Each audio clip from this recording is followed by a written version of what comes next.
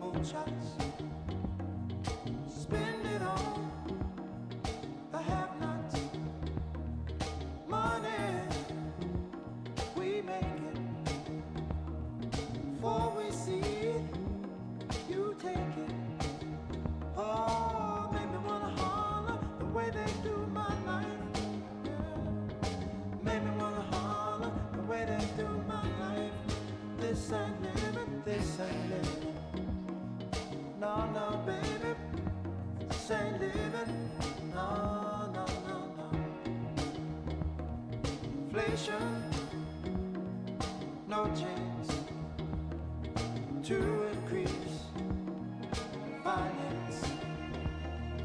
Bills pile up, sky high. Send that boy off to die. Oh, make me wanna holler the way they do my life. Yeah, make me wanna holler the way they do my life. Oh, baby.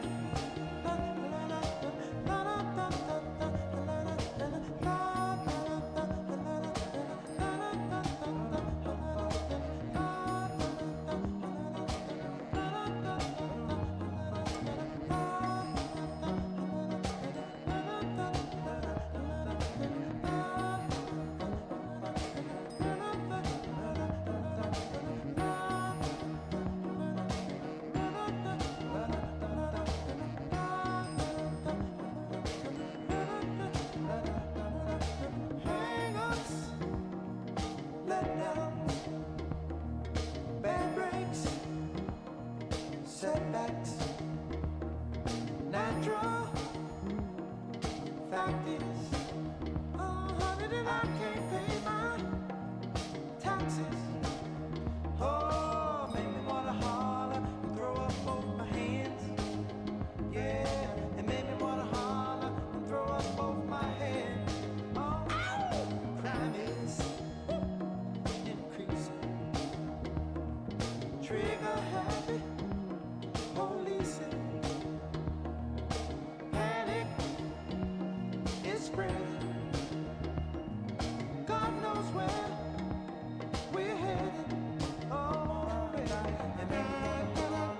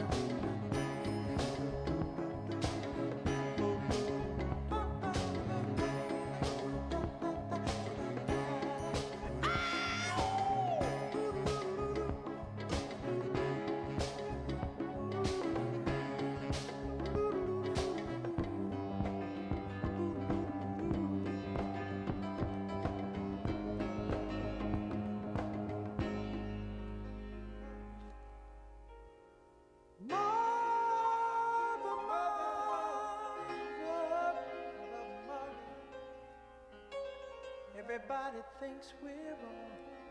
Mother, who are they to judge us? Mother, mother, simply cause we wear our hair long. Mother, mother, ooh.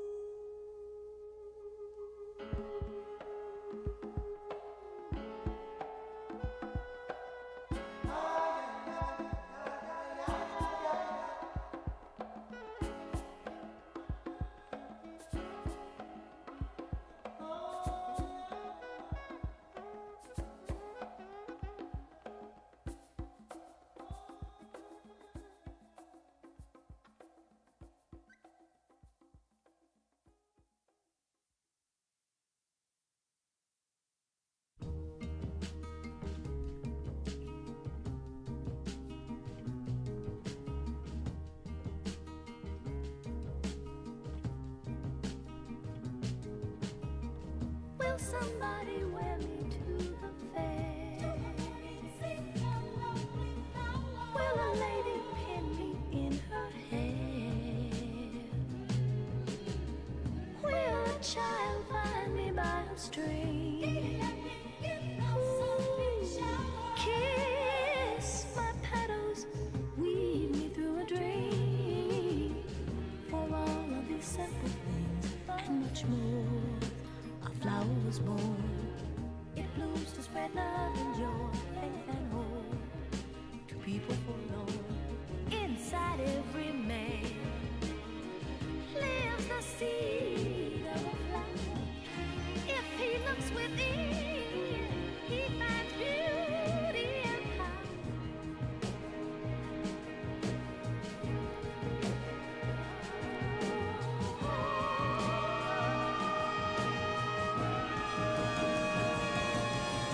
Ring on the bell, ring and tell the people everywhere that the flower has gone. Light up the sky with the flares of gladness and rejoice for the darkness is gone. Let go of your fears and your hearts beat freely at the sign that a new time is born.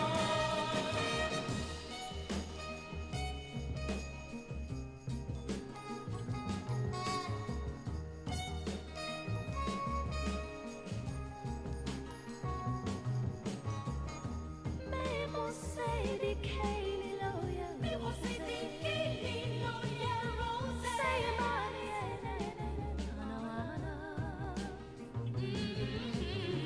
looking for a rain or table looking for me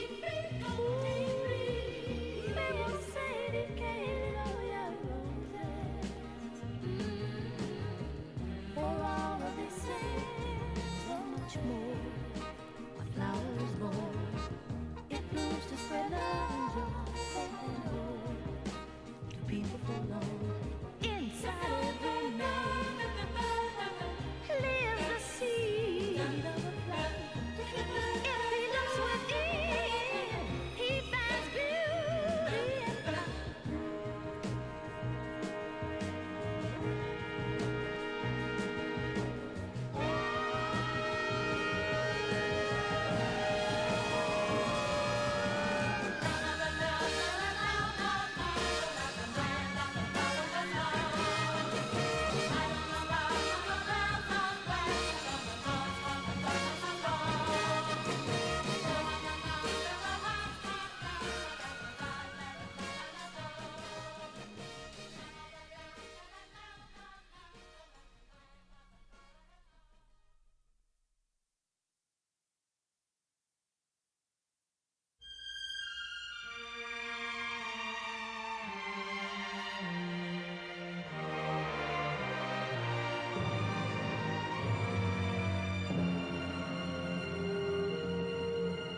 I was born by the river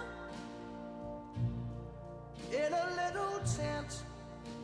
Oh, and just like the river, I've been running ever since. It's been a long time coming, but I know a change gonna come. Oh, yes, it will. It's been too hard living, but I'm afraid to die. 'Cause I don't know what's up there beyond the sky. It's been a long time coming, but I know change gonna come. Oh, yes it will. I go to the movie. What is going on, everybody? Downtown. Oh, what a perfect song. Somebody keep Somebody telling me don't hang around. It's been a long time coming, but I know a change Change gonna come. Maybe not in California, Oh, but yes it will. but yes, it will. Then I go to my brother What's going on, everyone?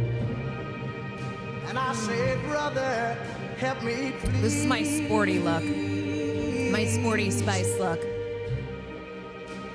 But he winds up Hi. Hello. knocking me Love a little matching back moment. on my knees. A little matching moment. There've been times that I thought I could last for long. But now I think I'm able. You know, I wanted to bring a little sunshine today. Carry on. It's been A long time coming. But I know. I just screamed to my husband, look how cute Caroline looks. You know, sometimes you just gotta feel cute. Sometimes you gotta bring a little sunshine. You do. Anyway, hi everybody, welcome in. Great song to kick off the stream here. Starting off with a little Marvin Gaye, and a little Minnie Riperton, a little Sam Cooke. There's something about a matchy-matchy. There is something about a matchy-matchy. Makes me feel youthful. I feel young today. Bringing a little sunshine to you all from here in Los Angeles. Caroline, do you have any comment on, I love when y'all ask me if I have any comment. Like you're a journalist, you're like, hi, Miss Kwan, do you have any comment on Jason Statham putting a Palestinian flag on the hood of his car? My comment is, I didn't know that was the case, but that's my beekeeper, baby. That is the beekeeper. Probably fake news, but unless it's Jason based, Jason based. Wait, did you all see this crazy bee story? Hold on. Woman uses bees to attack cops. Yes. Yes, this woman who used bees. Let me see if I can find a video on this. And set them on the cops. These bees gave their lives to attack these cops who were trying to evict somebody. We salute these bees. Here, let me show you the story. Also, Brew Balls, thank you for the 3 months. LaBallin, thank you for the 31 months. Astromias, thank you for the 10 months.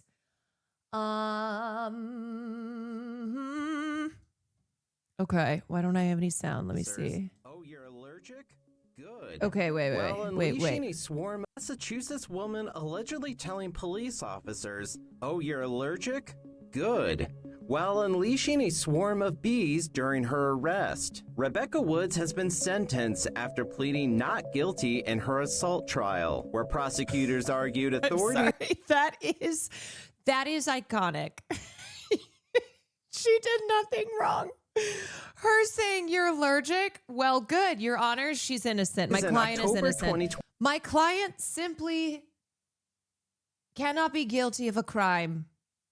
If she's guilty of anything, it's being iconic. 22 were enforcing a court-ordered eviction when Woods drove up with a flatbed trailer full of manufactured beehives, then unleashed a massive... Also, it was an elderly man who has cancer.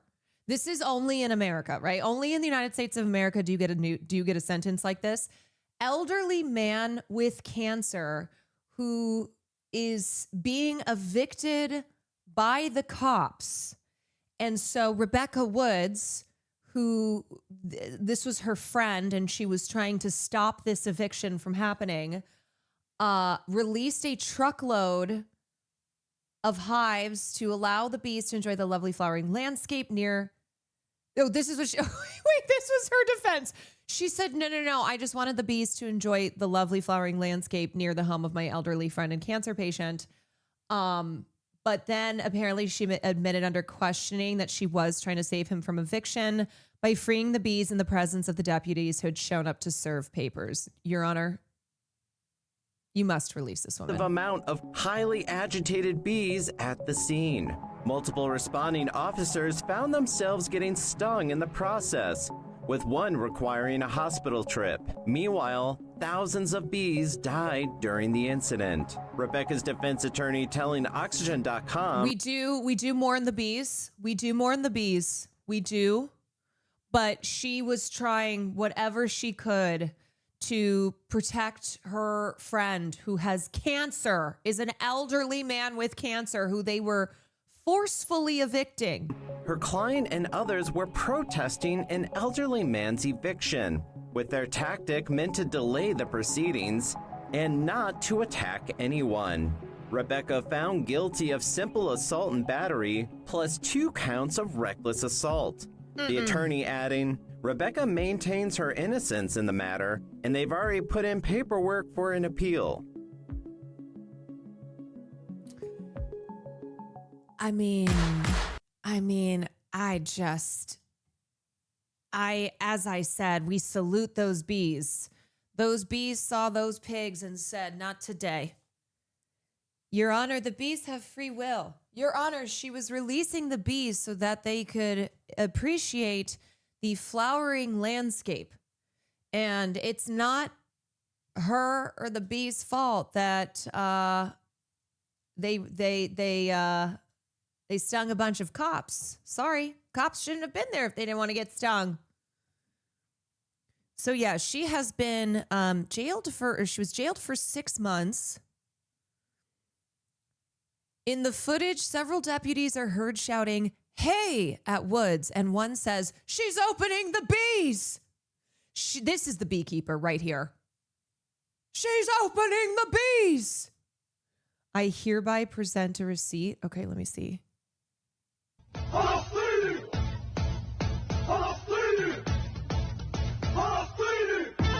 Oh, this is, I thought this was for the bees. This is Jason Statham, allegedly. Okay, so this is Jason Statham, aka the beekeeper.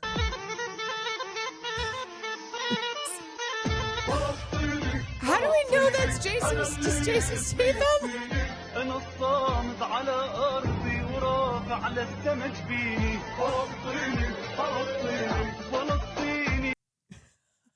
How many other bald guys are there? I don't know. The Rock?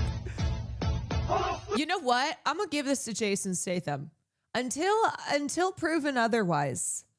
This is Jason Statham. Jason.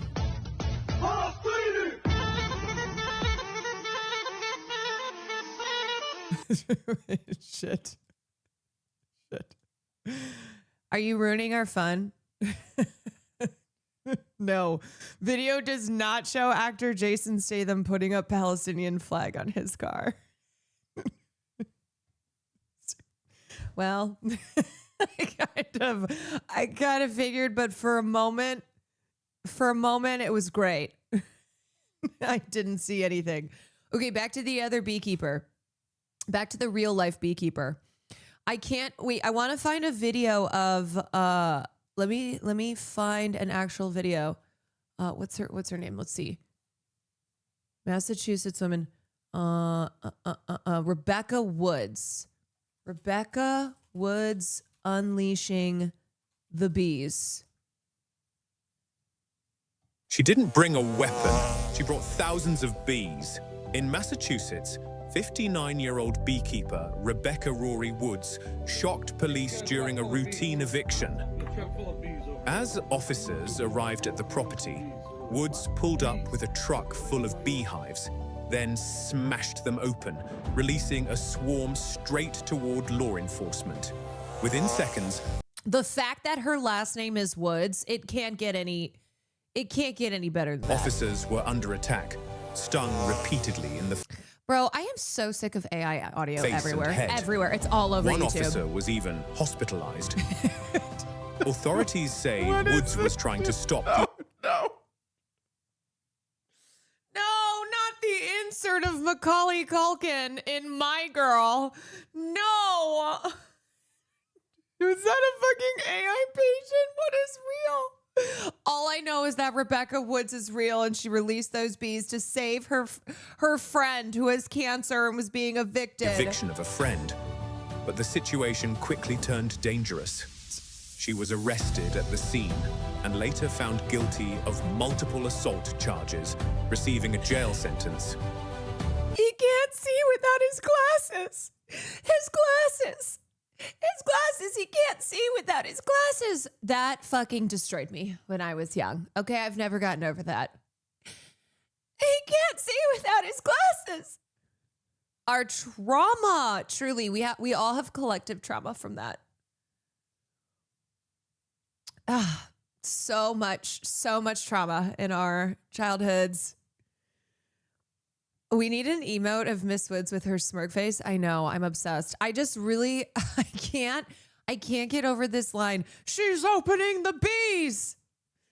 And it's just Rebecca Woods unleashing these boxes of bees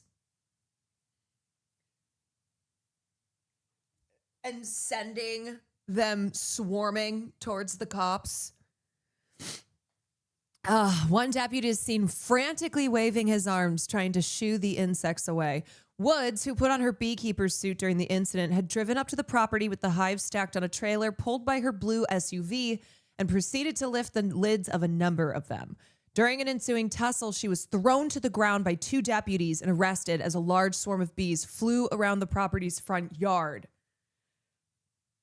You know what? These cops should have been arrested for doing all this and also taking out those bees, because those bees were alive and then they came in contact with the cops, and we know what the cops do. We know that they are the bringers of death. The court heard that Woods was told during the encounter that some deputies were allergic to bees, and she replied, "Oh, you're allergic? Good." Mary Saldarelli, iconic, Woods' lawyer told the Times that her client's words were a reaction to having your face put down on the pavement and being shoved there and kept there. Yeah, I'm with her. I am with her. And I'm with the bees.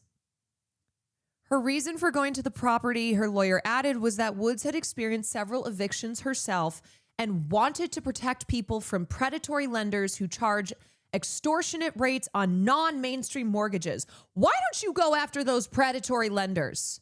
How about that? How about you arrest those criminals? Her friend was a man in his 80s. A man in his 80s who was undergoing cancer treatment. We just got everything happening here. We got predatory lending. We got forced evictions. We have, obviously, a man who's undergoing cancer treatment in a country that has no single-payer system, no universal health care. She had gone to a local library to see about filing a motion to halt the eviction. He had gone to the library and she drove the bees to his house. Oh my God. This 80-something-year-old man let's just take this in for a second. Okay, let's take this in for a second, because already we were with Rebecca Woods and the bees. Her friend, who is in his 80s and undergoing cancer treatment, had gone to the library to try and figure out, because he has no help, there's no support, how he could file a motion to halt his eviction. And that's when Rebecca Woods said, "Eviction? Not on my watch." And she drove the bees to his house. And she's like, "I got you. You are not alone in this. Be a beeviction. A beeviction." It really was just a sincere hope that he would not suffer the humiliation and devastation of going through an eviction, of losing your home. Now, I'm actually going to start crying here. This is queen bee shit. This is Rebecca Woods is the queen bee. Free her. According to the Times, a jury acquitted Woods of several felonies, but convicted her guilty of 4 misdemeanor counts of assault and battery and 2 counts of reckless assault.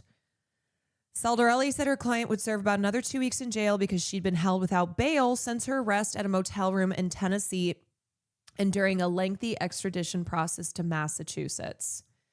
Woods, she said, maintained her innocence. She is innocent, Your Honor. Your Honor, my client is innocent. She is as innocent as they come. She maintained her innocence and has filed an appeal, so she's not acquiescing in any way, shape, or form. I love that she is not budging. She was like, "Oh, you're gonna come for me? No, you better come for me because I got more bees." Her friend, meanwhile, lost his home in Longmeadow, about 5 miles south of Springfield. Woods ultimately failed in her attempt to stop the eviction, which is a matter determined by the courts, not the sheriff's office, said the county sheriff. That's what the county sheriff said. What a fucking asshole. He added, "We don't just show up to enforce an order. We try to help people through difficult situations. That commitment doesn't change even in the face of something like this." Yeah, well, why did you smash her face to the pavement? She didn't have a weapon. Why, are you scared of the bees? Why, because some of you are allergic? Yeah, I love that they're like, we're just following orders. You come for the queen, you best not miss. Jody, thank you for the 4 months. Maple, thank you for the 22 months. NP, thank you for the 16 months. Man, she can control. I'm just like imagining the movie version of this where the bees break her out of jail. You know? You hear this buzzing sound. She's sitting there on the bench and you hear this buzzing sound and she just looks up. And you hear these thuds of bodies falling to the ground as the bees swarm through and knock out all the employees and then finally get to the cell and like blow the door open. Like Ant-Man, is that what happens? Is that what happens in Ant-Man? He's like the difficult situation of the landlord who has to get rid of this annoying 80-year-old tenant who just won't die. It really is like, just die. Just die. How many ways can we try and get you to die? It's B-movie and Shawshank Redemption. So in Hollywood, when you pitch a script, you have to do exactly that. You're like, okay, picture this. Picture this. B-movie meets Shawshank Redemption. And producers are like, I love it. I love it. We are going to buy your script and then not make it.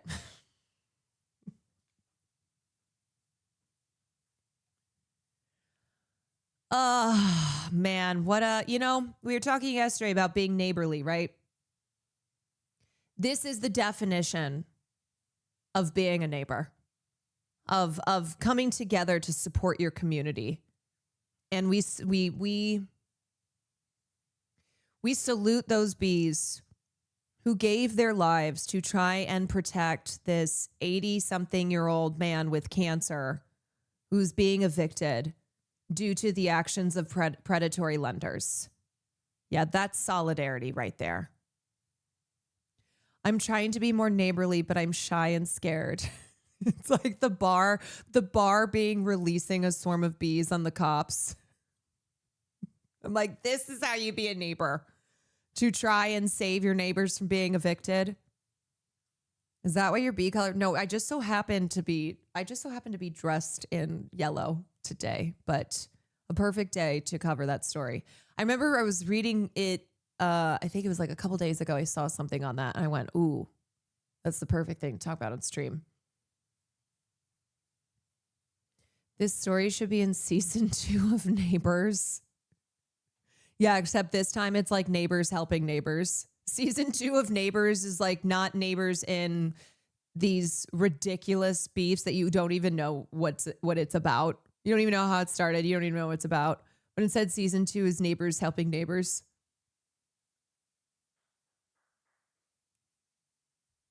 Ahem. You know, that's the thing is that, oh, where did you come from? Will, did you just did you just do something that was scary? Oh, that was, okay, that scared him. Farley just came in here and he's looking, well, then he left again, but he's scared. Apparently Will was clapping because the Knicks are winning. I guess, and it scared the boy. It scared the TT. He ran in here to mom. He's like, Will does have the loudest clap. It makes my tinnitus ring because it's so forceful. He said too loud. He's like, Dad, no team is worth it. Oh my God, he's right outside the door. I don't know if you can see his little blobby form. He's so scared. I get it. Yeah, Will has a loud clap. Oh my God. Oh my God. What?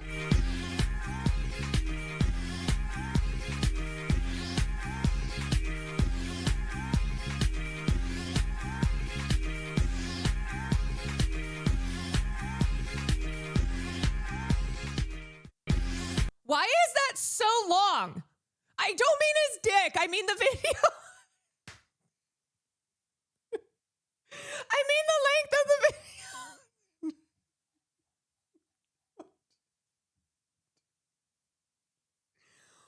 This has 14. Will, that video of you shaking your dick has 1,400 bookmarks. Have you seen this? Watch me get banned for watching this on my stream, but Will not banned for doing this on his own stream. Yeah, 1,400 bookmarks of your. Have you seen this? Did you do? Is it illegal to dance now?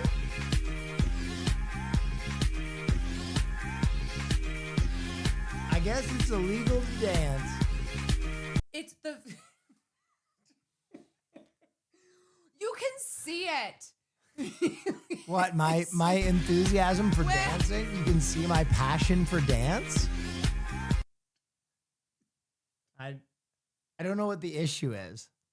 I didn't know that we lived in Footloose. This is 1,400 bookmarks. It has almost half the amount of bookmarks as likes on this.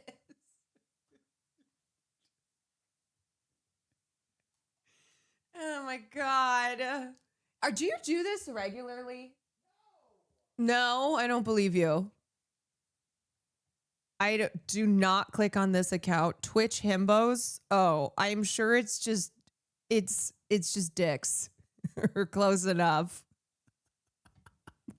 God, get that off the screen. Why do I feel uncomfortable?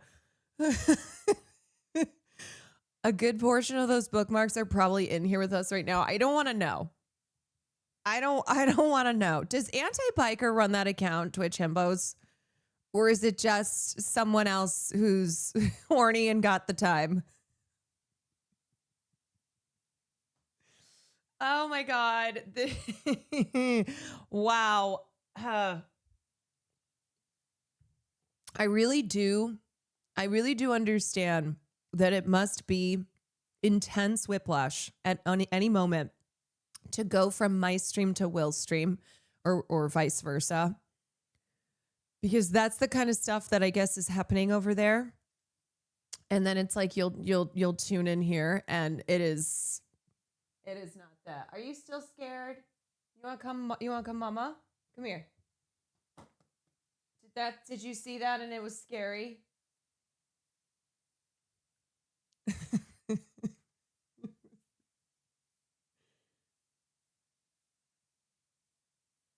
I know. Okay.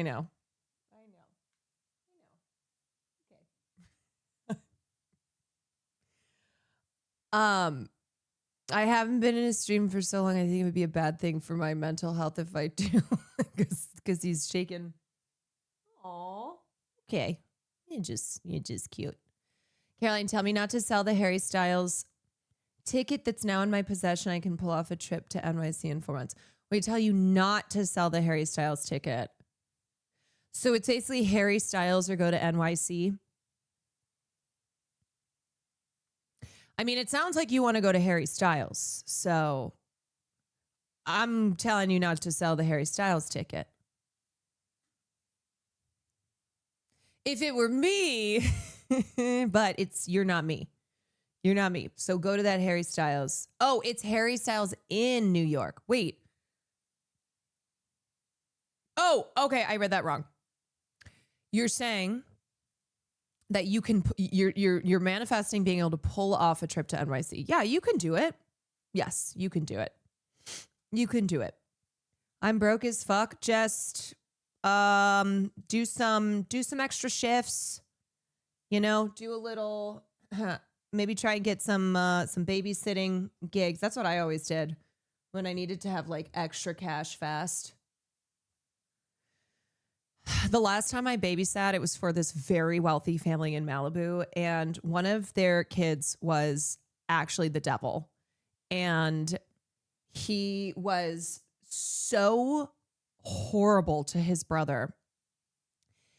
And I finally got involved and I was like, I have to protect this child. But in this family, the devil child was clearly favored by like a sociopathic rich kid, truly. Like I'll be checking in 10 years to see if there's like a true crime episode that features him. But the mom was like so mad at me when I was trying to tell her what had happened because she clearly favored the devil child. So that was the last time that I was asked to babysit. It's not really that you get fired. You just you get asked to come back. Yes, I was babysitting the Antichrist. There have been a few Antichrist children that I have babysat in my day. I feel like you've been blowing up lately. Christian Wake, we're talking about how important you are to the Twitch space today. What? That's so nice. And I have to agree. You know, we're just doing our thing here. You know, keep it consistent. Keep it positive and good around here, even when a lot of things we talk about aren't positive and good. But did his clapping pick up on the mic? It is so loud. I say that every day. That's really nice. I do appreciate that so much, even if it makes me blush and get embarrassed. Mike from PA also did a long react to your words last night. Oh, to my speech. I just am going to say again that the speech I gave is a general one, and it's not just about Twitch. It's about leftist spaces on the internet in general, because I just see people also go after each other on Twitter, and I'm like, let's take a breath. Okay, let's take a breath. We're on this Nazi platform, and we are preserving our ire for fellow leftists when we're disagreeing on a Nazi platform. Come on. Let's take a beat. Yeah. I just think in general on Twitter, you should really, when you feel mad, you put your phone down, you take a break, and then you decide if you want to tweet that thing. Like me today when I told Polymarket to die. Although I'm going to be honest, I did not take a moment, because this is objective. There is no need to take a beat here. Polymarket posted, new Polymarket HANTAVIRUS pandemic this year. And my brain immediately went die, and that's what I tweeted.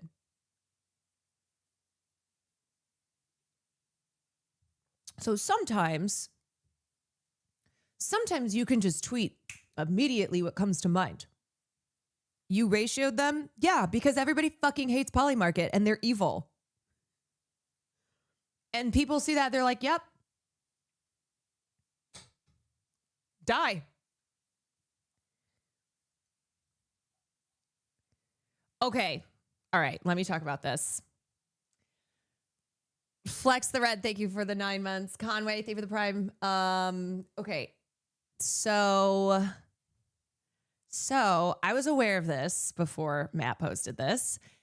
And what happened was, wait, let me just get this right. Let me get my facts. Hold on. Beep, beep, beep, beep, beep. Okay. So Mallory's team had reached out to Matt, and I guess they thought he would be it would be friendly territory, that it would be like a softball type of interview, and asked to connect and collaborate. So Matt has his podcast, A Bit Fruity, that I've gone on a few times. And he does sometimes mini episodes where, like in this instance, this would be a mini episode where he's interviewing Mallory McMorrow, who's running for Senate in Michigan.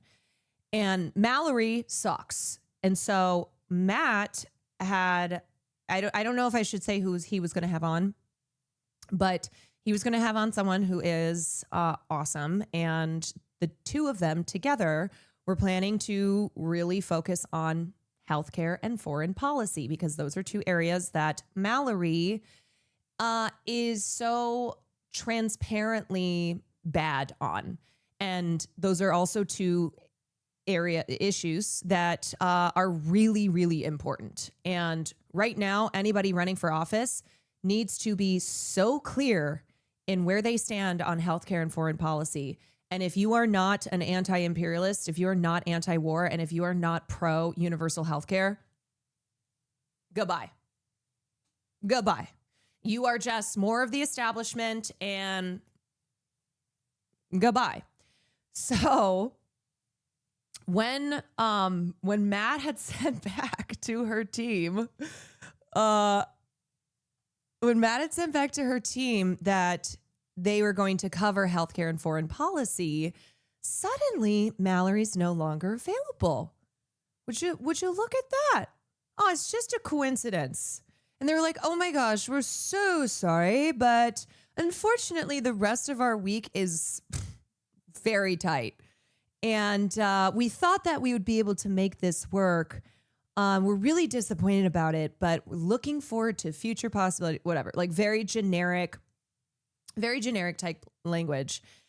And so Matt had it, because initially we were like kind of telling him some things too. He's like, just anything that you think is important to bring up in this interview, let me know. And so we were like, well, maybe you should post this online and see what happens. And so he posted this. I was really looking forward to interviewing Mallory McMorrow. Her team asked if I'd have her on my show, but they canceled after I said we'd cover healthcare and foreign policy and offered no possibility of rescheduling. Sad face.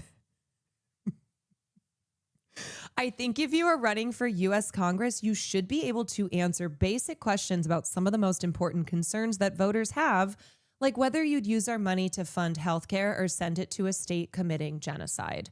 Hopefully this really was an honest scheduling error, in which case I'd love to have you on when you're free next, at Mallory McMorrow Hart. And this was really smart that he did it this way, because then it puts her campaign on the back foot. Because if he comes out and is like Mallory McMorrow is a fucking coward, what a piece of shit. Obviously she canceled because she has atrocious policies on the issues of healthcare and foreign policy. She's a Zionist. She's a corporate, just another corporate Democrat. Then her team can be like, oh, this, like, clearly he's so hostile. You know what I mean? But because he was like, this is really sad. I'm so disappointed. And I think if you're running for Congress, like, you should answer questions on these concerns that voters have. And so would love to, hopefully this really was a scheduling error, and would like to be able to, be able to have this interview at a later date. He put the ball in her court. Yes. And he put the ball in her court very publicly for everybody to see. So, Kenny Cliff said, anyone know if healthcare or foreign policy is important? Well, according to Mallory McMorrow, no.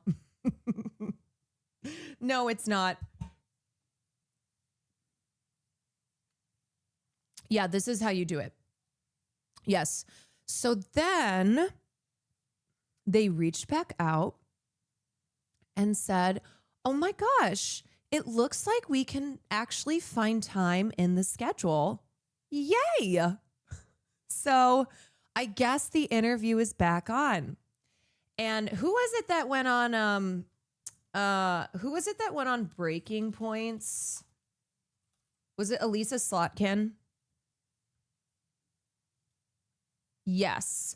Elisa Slotkin, who went on Breaking Points, and Crystal Ball did an amazing job revealing how hollow and what a corporate shill and Zionist Elisa Slotkin is. And I think after that happened, other Democrats have been similarly they've been like not wanting to get caught in that same kind of situation. They cannot do an interview with any pushback because they don't have real values or policies. And they are used to getting to have these nice softball, mainstream media friendly type of interviews with people who are allied with them, with people who are on the same side. So the second you talk with somebody who is going to push you on your positions, well, there's going to be some friction. And voters are going to actually have to, voters are going to hear you clearly stumble through trying to support really, really bad positions. Same thing that's happened to several guests Jennifer Welch has had, Rahm Emanuel and Cory Booker. I am surprised that people keep going on Jen's show. I mean, I'm sure some people at this point have put her on the do not appear list. Ask her about the secret AIPAC letter and J Street endorsement. Yeah, ask her about her ridiculous, disgusting, false smears of anti-Semitism against her opponent, Ann Hassan Piker. Whoa, Valky. Hi, Ray. Valky Raid. What's up, Valky Raiders? Welcome in, everybody. Thank you so much for the raid, Ray, and I hope you all have had a fabulous day. Hello, hello. Have a good stream. Thank you, doll. I hope to see you soon. If you're afraid of hard questions, then you shouldn't be running. Exactly. And that's what I was saying about Katie Porter yesterday, where it's like Katie Porter crumbling in that interview that was so easy. And she then was like, I'm not doing this anymore, and stormed out. It's like, that is not somebody who you should believe is going to be challenging the established, is challenging power. Not fit for the role. I just want someone to ask her what her definition of anti-Semitism actually is and then grill her for past accusations. Yeah, you just don't, you don't let up. That's the thing. With people like that, you have to keep pulling that thread because the contradictions are so apparent and they will just have their support for genocide on display. She's going to make some shit up about a miscommunication or something about canceling in the first place. Yeah, so just trust that Matt and who he's going to have on with him to do this episode, that they're going to do a good job here. Trust in that. It took me so long to realize something. Not only was her backing out homophobic, it was anti-Semitic. They thought it would be an easy interview with someone whose last name Bernstein and is gay. Yeah, I really am so confused as to why they... What happens here? Is it somebody on the team who's like, oh my gosh, Matt Bernstein, he's a really popular gay Jewish podcaster. He does pop culture stuff. You should go on his podcast. And it's like Matt has been a staunch anti-Zionist Jewish voice for the past few years now. He is very much a leftist and has no patience whatsoever for any of this, for any cries that opposition to Israel is anti-Semitism. Like, he calls that shit out. Probably thought it would be a soft. I really do think that it is just somebody on her team probably watched some of his a bit fruity episodes that were about, I don't know, Amber Heard or Blake Lively or other pop culture topics, and thought that, thought it would be just a fun, easy time, and that Mallory would have access to his big audience.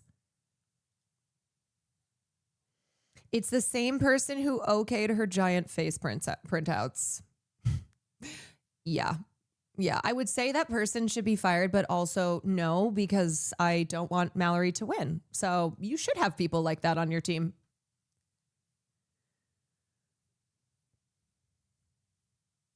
Palestine isn't purity test, not doing genocide denial or apartheid apology as a bare minimum requirements. There's no nuance here. It's a black and white issue. You are either against genocide or you are for genocide. This is not a, well, but it's complicated. Well, see, the thing is, no. And when you have every major human rights organization calling Israel an apartheid state, conducting a genocide, when you have the ICJ that is investigating Israel's genocide, it's a yes or no answer. It's a yes or no answer. Do you believe that Israel is an apartheid state? Well, okay, so that's a no. Do you believe that Israel's committing a genocide? Well, okay, so no. But if she says yes, then it's like, okay, so then you believe that we should not continue to support a state that is committing genocide with our dollars. Well, see, here's the thing. I am here from a bit fruity. Your episode with FD really put me on to tuning into the stream. Yay. Yes, that was a great episode. We talked about the incel to ICE pipeline. Instinctively, thank you for the gifted sub. Rude Corleone, thank you for the Prime. Mumblecat, thank you for the 36 months.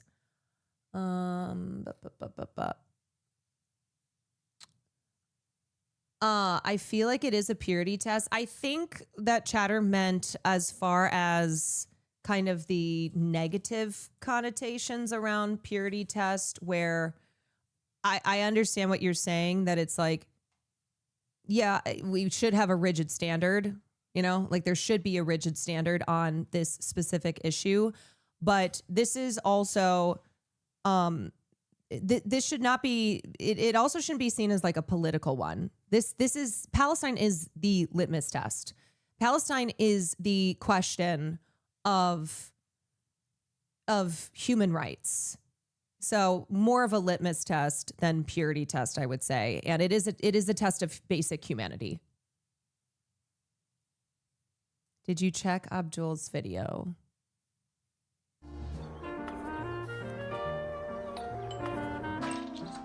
Yeah, hey, PBM Pizza here. I'll be $20. Perfect, thanks. Just give me a second.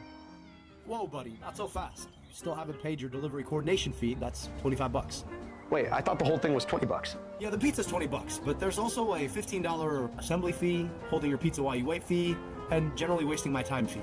So, wait, did you even I love that he's playing both roles. It's a one-man show. make the pizza? Well, no. Are you even the delivery guy? Yeah, and no. So What do you actually do? I manage pizza benefits, and I'm also here to collect all the fees that you owe me. Now imagine ordering a $20 pizza, and bro shows up and says you owe him $70? Yeah, that's exactly how our pharmaceutical system works. And the culprit?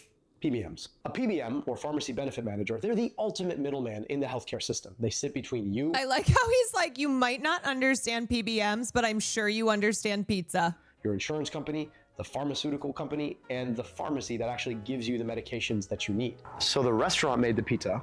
Yep. My insurance paid in part for the pizza. Yep. And the pharmacy is the one that actually sent you here with the pizza. Yep. So why am I paying $70? Oh, because the of the pizza fees. economy. And they use that position, in theory, to negotiate what drugs are going to be on the insurance formulary, how much they're going to pay pharmacies and pharmaceutical companies. But really, they use their position to figure out how to fleece every single one's pocket. And all that money comes out of yours. Oh, I am super hungry, and this pizza's all I got. Oh, I almost forgot one more fee. What? The fee for explaining the fees. Healthcare shouldn't work like that pizza scam, but that's exactly how PBMs operate.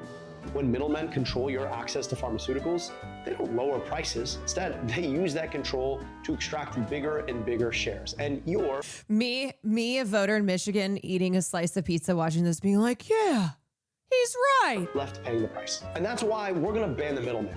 Turns out we don't even need PBMs. Instead, we're going to empower the federal government to negotiate prescription drug prices on all of our behalfs, and we're going to empower local pharmacies in the process. And look, pizza got cold too. Great. If you accidentally give the pharmacist an old insurance card, the pharmacy has to pay a few bucks to the PBMs for checking and rejecting it. PBMs don't manufacture prescription drugs. They don't dispense prescription drugs. They just extract profit from patients. Let me explain. This kind of reminds me of Robert Reich's style of videos, which he does a really good job at these easily digestible, usually under 3-minute style videos, usually taking economic issues and then boiling it down and doing so in a way where it's like, hey, you know pizza, right? Robert Reich was my introduction to the left. He's great. He is a really great entry point for a lot of people. Okay, so I've been asked to suggest songs for Hassan to walk out on stage. What do we think about WAP? Or my other suggestion would be, which I know he'll love this one, because we were singing it all throughout China.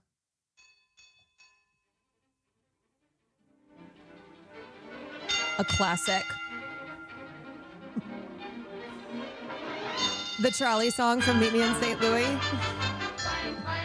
Goes the trolley, ding, ding, ding, goes the bell. Sing, sing, sing, wet my heartstrings as we started for Huntington Dale. This, honestly, it goes so hard. Clang, clang, clang goes the trolley. It's good for SF. Yes, it's good for SF with the trolleys. Can we get the Quando bass boosted remix? How about a little Quando? What do we think about that? We have not heard that enough. What's the worst song we can come up with? What would be the worst? What would be the actual worst song? If I were a rich man. If I were a rich man. See, I'd have all the money in the world. That'd be pretty bad. We Are Charlie Kirk. Unfortunately, We Are Charlie Kirk goes really hard, but what about Donald Trump's favorite, YMCA?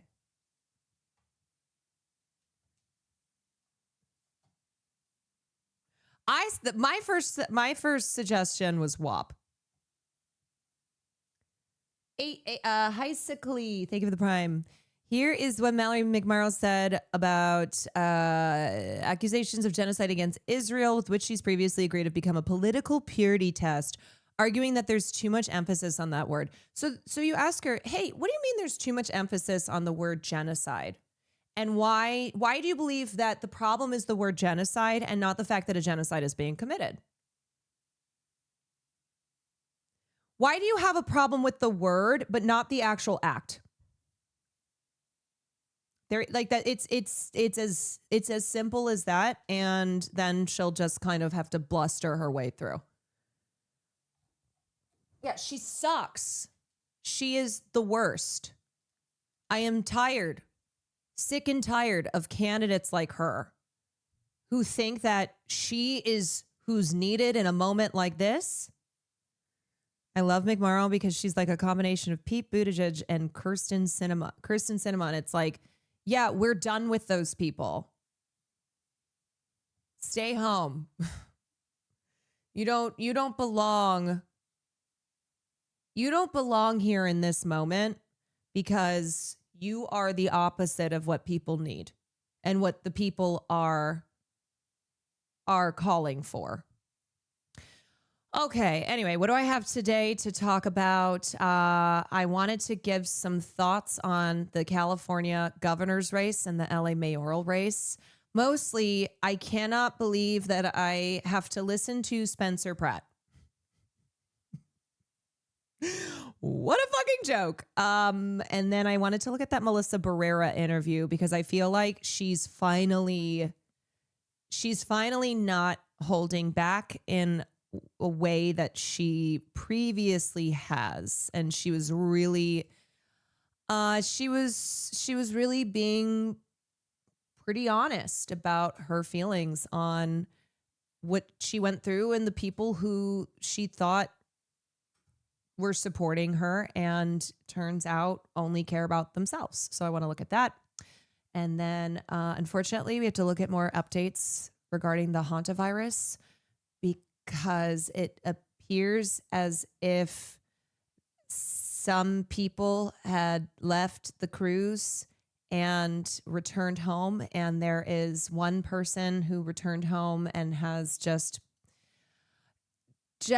been found out to have the virus, which is really scary and not good. And it's why it's concerning that people who are in a petri dish style situation, like on a cruise ship where there's hantavirus breaking out and then they are traveling. And of course, they're not wearing any protection while traveling. So who knows who they're spreading stuff to? Yeah, so we'll look at the updates there.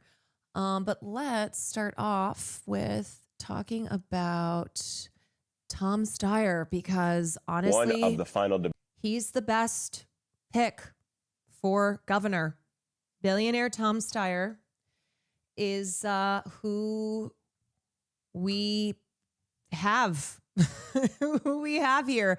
And he is saying that he's a class traitor. So we'll see. I mean, I do think there's a difference in like being a millionaire and being a class traitor and then being a billionaire and one who made his money through he started out as a hedge fund manager. So I'm definitely skeptical because he was a member of the financial elite and made his money there. So definitely caution and skepticism, but he is better than the rest of them. And he's got a real shot here at going to the general and probably will be facing off against, if he's the one who wins the primary for the Dems, he'll be facing off against Steve Hilton, who's horrible. Ray is so serious about this, guys. Go follow her. Yeah, it's really disappointing that Ray was not able to be a part of the debate tonight. So much of the language that Nithya is using tonight sounds so familiar. It's almost like she saw someone mention not voting for the status quo earlier today. Yeah, it was pretty shitty to be watching some of the debate tonight and not have Ray up there on stage. Ray is too good. She's too good for the for politics, honestly. She is the type of person who should be voted into power because she truly is there to represent the people. And because she has very clear, defined, consistent values that are apparent in the vision that she has for Los Angeles. Nithya stole so much, but still did absolutely horrible in the debate. It was bad. It was just bad all around. It's like, great. Okay. Would be so nice to be excited for the mayoral election here, but we got Spencer Pratt, Nithya Raman, and then Karen Bass. And Karen very clearly wants to go up against Spencer Pratt. I feel like Ray's an election cycle away from being able to get some traction. I agree. And I do hope that Ray, this is not the last time that she runs for office.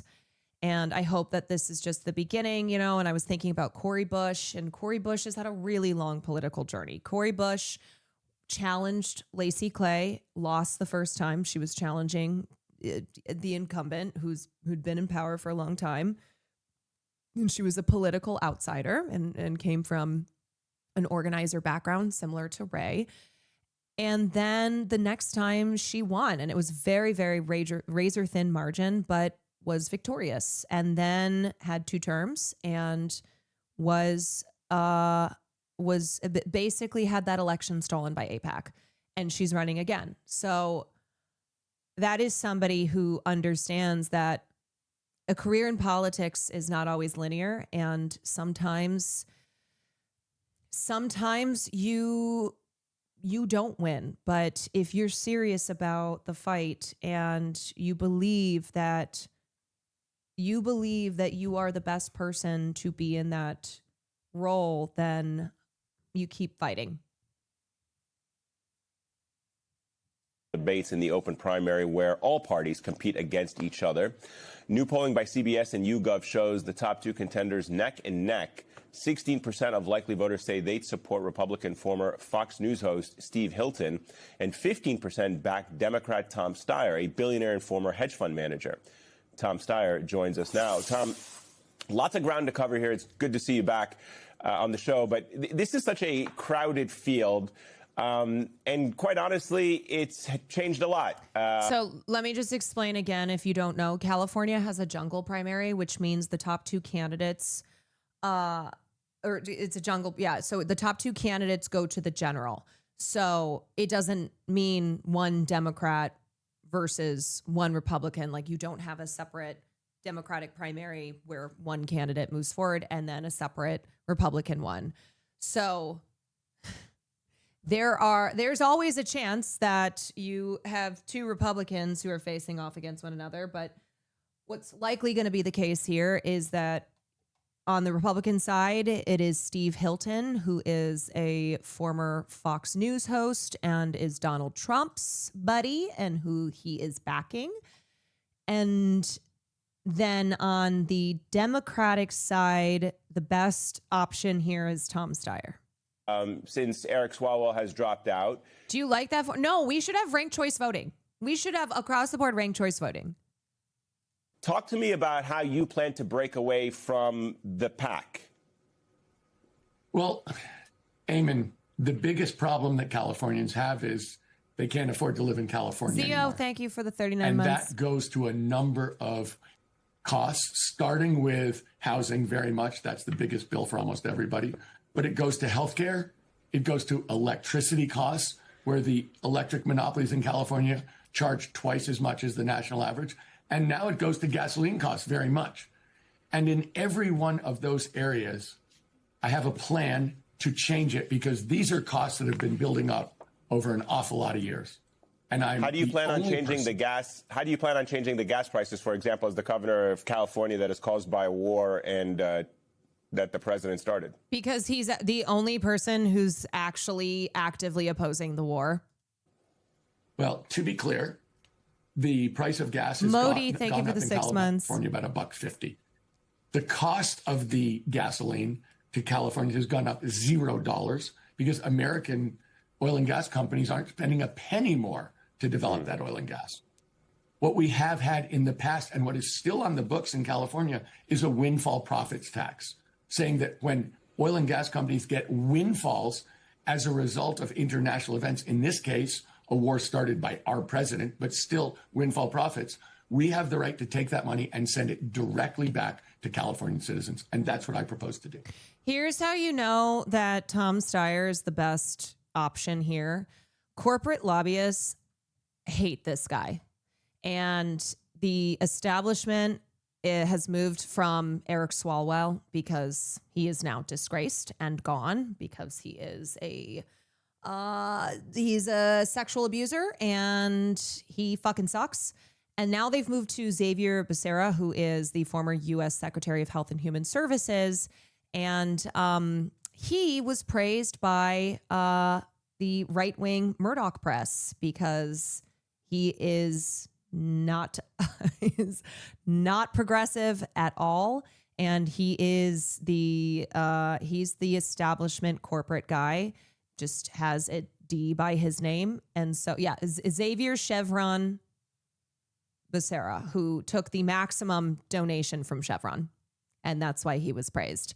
And so he is the guy for big oil. He's the guy for all the big corporate interests.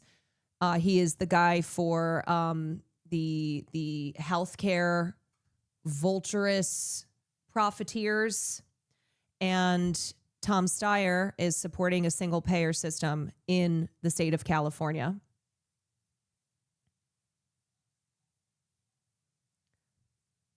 Pronounce Javier. Tom, of all of the candidates in the race, you arguably have the most ambitious housing plan. The Not housing like the goals, X-Men. I should say, that you want to build 1 million houses in 4 years, but you've offered relatively few specifics on how you would reach that goal other than talking about having... You know what I will say too, even though there were painful moments when he was on Hassan's stream, he still went on Hassan's stream. I think at least Tom Steyer has demonstrated his willingness to go and speak with actual leftists and to speak on a stream where it's going to be pretty hostile towards him. The bar is low. I know, but at least that demonstrates that he will go have his feet put to the fires. And that's more than a lot of these other candidates. Newsom, who keeps being like, I'm sorry, I don't know who that is. He's pulling a J-Lo. He's like, who's that? Hassan Piker? I don't know. You know, my kid really loved Charlie Kirk and also Nick Fuentes or Clavicular, whoever the fuck he said recently. But yeah, when it comes to Hassan, it's like, who? Sorry, I only know right-wing influencers. I only know. Newsom who went to TwitchCon. I know. Imagine my shock when I'm sitting in the lounge and I look up and I see Gavin Newsom right there. I'm like, why is Gavin Newsom in the partner lounge? I was also the one who texted that to Taylor Lorenz, who then tweeted it out. I was her inside source. Gav's been pretty quiet about the Hassan meetup, of course. Newsom dodging leftists like Neo dodging bullets. Yeah. Yes. Because he does not want to, he doesn't want to be challenged on stuff. He would rather sit there and break bread with Ben Shapiro. Union-built manufactured housing, which is an industry that, as I understand it, doesn't really exist yet. Meanwhile, you have LA only issuing something like 7,800 new housing permits last year. San Francisco, I think, issued fewer than 3,000. Those are numbers that are not going to easily get you to 1 million new units built around the state. So how do you actually get cities to build? Okay, so let me say this. The problem that you're alluding to is the fact that for a lot of cities and counties, issuing building permits How old and is allowing Tom? that developers to build either new single family or multifamily units 68. Is in effect an unfunded mandate to deliver services to the people who are going to live in those houses or apartments.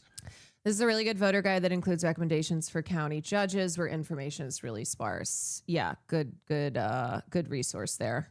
For education and healthcare, and they don't have the money to do it. And that's why they've been pushing back, and that's why they've not been issuing permits. Let me say this. I am the only person in this race, the only person running for governor who has an actual revenue plan. In my case, on day one, I'd call a special election and close a corporate real estate tax loophole. Why is this the photo that they picked for Tom? It's like, it's giving mugshot. This feels intentional. I know there's got to be some photo of him smiling like everyone else is. It is giving mugshot. That feels intentional. Worth over $20 billion to California that would go to the cities and counties. So that now, instead of having an unfunded mandate to take care of the people in those new houses or apartments, they now have a funded mandate. So just to be clear, you think that the only obstacle for permitting more housing is about tax revenue. That's a smile on Antonio's face. As Smile enough. opposed to sort of NIMBYist efforts to restrict the building of new housing, which, as I understand it, is really a problem, or other kinds of regulatory burdens that might make it more difficult. I didn't say that it was the. Let me clarify then. I didn't say it was the only problem, but it's the overwhelming problem. And having that much money to be able to deliver also changes the relationship between the governor and the cities and counties. And let me say this. Today, I was out in the East Bay talking with the governor of one of the cities there, talking to him about this plan. And honestly, this guy was gushing. He was so happy to hear what I was saying. Just so you know, he was agreeing with everything I said. Hey, and I know, I'm not dumb. I know that there's such a thing as NIMBYism. But I also know that the people in California are at a place where everybody knows that this is a real crisis. gusher. And everybody knows that as a state, we need to follow a plan just like mine. And so I will say that when I've talked to county commissioners, when I've talked to mayors and explained what I'm trying to do, they are thrilled. And let me say this too. The reason other people aren't saying it is they are scared to go out there and say they'll do it. No one else has a revenue plan. This is it's not there are 5 steps to my plan. You can go on tomsteyer.com and see my housing plan. But this is a critical element of it, and it's completely different from everybody else who's running for governor. Yeah, he's not Tom, wrong. Let's talk campaign finance. And a topic that you talk about frequently. You say that billionaires have too much power in American politics. And you do not hesitate to say that you will tax billionaires more in the state of California. But what I want to ask you is you've been... Yeah, so one of the issues that's dividing Democratic candidates and supporters or allies is the California Billionaire Tax Act. So that was launched by SEIU workers. And that would be a one-time emergency tax on the 200 richest individuals in the state of California to help bolster healthcare. And Steyer supports that. He is also unequivocally supporting CalCare universal health coverage, so giving California a single-payer healthcare plan. And so this Billionaire Tax Act is one that, of course, you have the usual suspects who are on the opposing on the opposing side because there are a lot of billionaires in California, namely in Silicon Valley. So you have the Google guys, Sergey Brin and Eric Schmidt, who have been spending money to lobby against the Billionaire Tax Act. He's a fucking loser. Wasn't there something where he's dating some isn't he dating like some MAGA influencer? Sergey Brin. He's got some MAGA influencer girlfriend. He's dating AI. Yeah. Is Tom taking money from AIPAC? No, Tom is self-funding his entire campaign. He's spent $130 million. Able to put, at least according to some estimates, over $100 million into your campaign in this primary. But the school teacher that wanted to run, the firemen, they would not have the same resources. And it does distort, as to your point, it distorts the playing field. Do you support a cap on how much candidates Also, this is not the kind of race that AIPAC would spend in. can self-fund? I support a complete change to the way we fund elections in the United States of America, and I believe that Citizens United is a terrible thing. But let me say this. I am the only billionaire on the ballot, but I'm not the only billionaire in this race. The billionaires That's a good line. and the big corporations in the state of California are spending big. That's a good They're line. spending big to support other candidates, and they're spending tens of millions of dollars to fund independent expenditures to stop me from winning. They are scared that I'm actually going to do the things that I say I'm going to do and stand up for working Californians. And every dollar they're spending is against me. And every dollar they're spending to support other candidates, you can look and see. This is a place where the reason I'm spending my money is I'm not taking anyone else's money. Yeah. And that means when I say this is my housing plan, it means I'm doing it for the California people. When I say I'm for single payer, that means I think that's the right thing for California people. When I take on the electric monopolies or the oil companies, I'm thinking about the people of California who are suffering because they can't make ends meet. And no one else is standing up to those companies. And I think, honestly, you can look and see some of the other leading candidates like Javier Becerra are taking max contributions from those companies. So I think in this case, I'm not the only billionaire in this race. I'm just the only billionaire on the ballot. But so those billionaires think that their cause is noble and right. So what makes your principle more right than theirs necessarily when it comes to how you use your money? And what's the separation in being able to, just because you can do it, does it mean it's the right thing to do? Well, your initial statement was they think their cause is noble and right. I don't think that's true, to be honest. I think that they think their cause is She kind of got them Eric Kirk eyes. self-serving. I think there's a completely different question here. I believe, look, my whole campaign is built around shared prosperity, that we're an incredibly successful state in so many ways in terms of GDP per capita, in terms of growth. California is booming. We also have the highest percentage of people in poverty. And I'm saying, look, I don't want to do anything to compromise our success.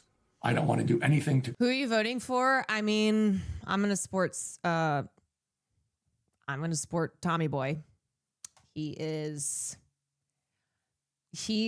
the best candidate in this race here. Compromise our prosperity.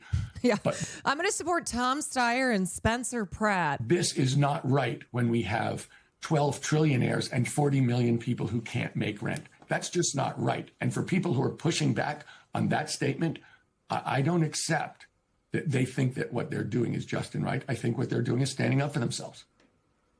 Tom Steyer, thank you for being with us tonight. Yep. So we'll see if he's going to prove to be the class traitor that he's branding himself.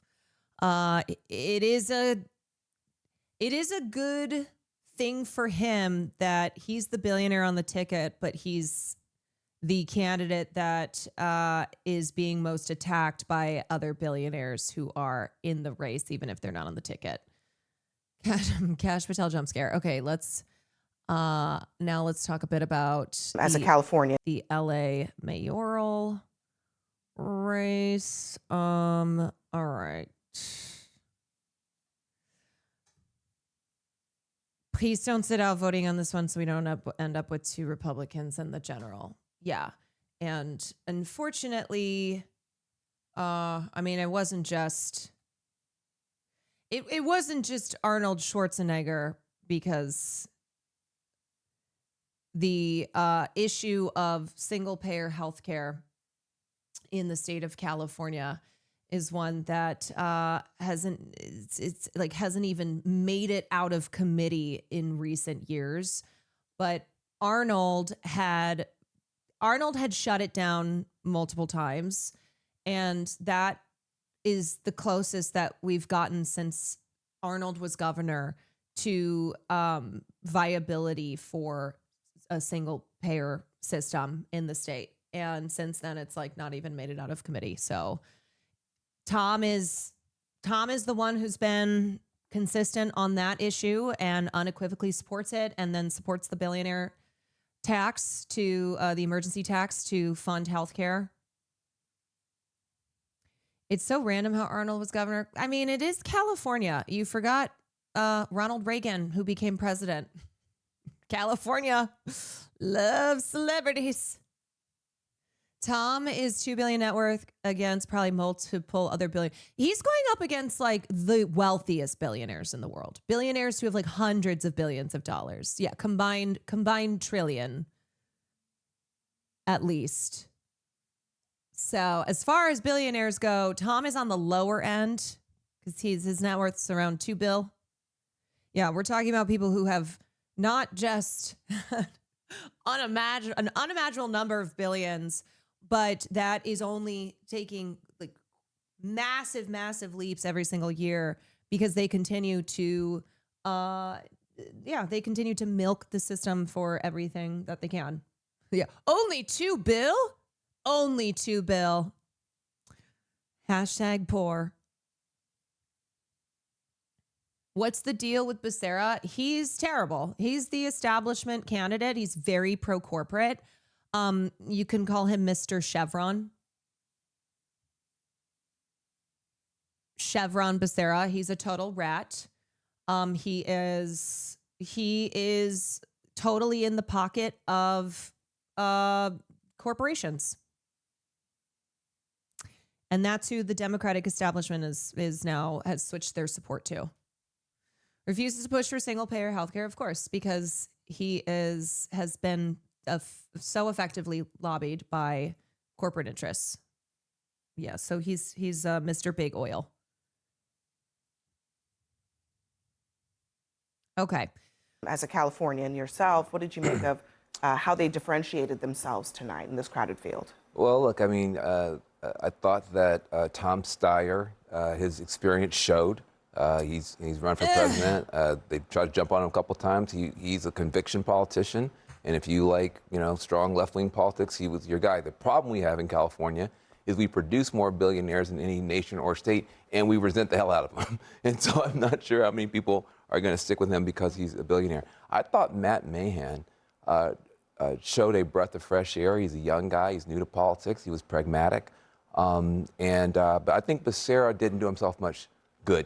I think he looked pretty squirrely on the Medicare for All issue. He was a little bit squirrely on some other stuff.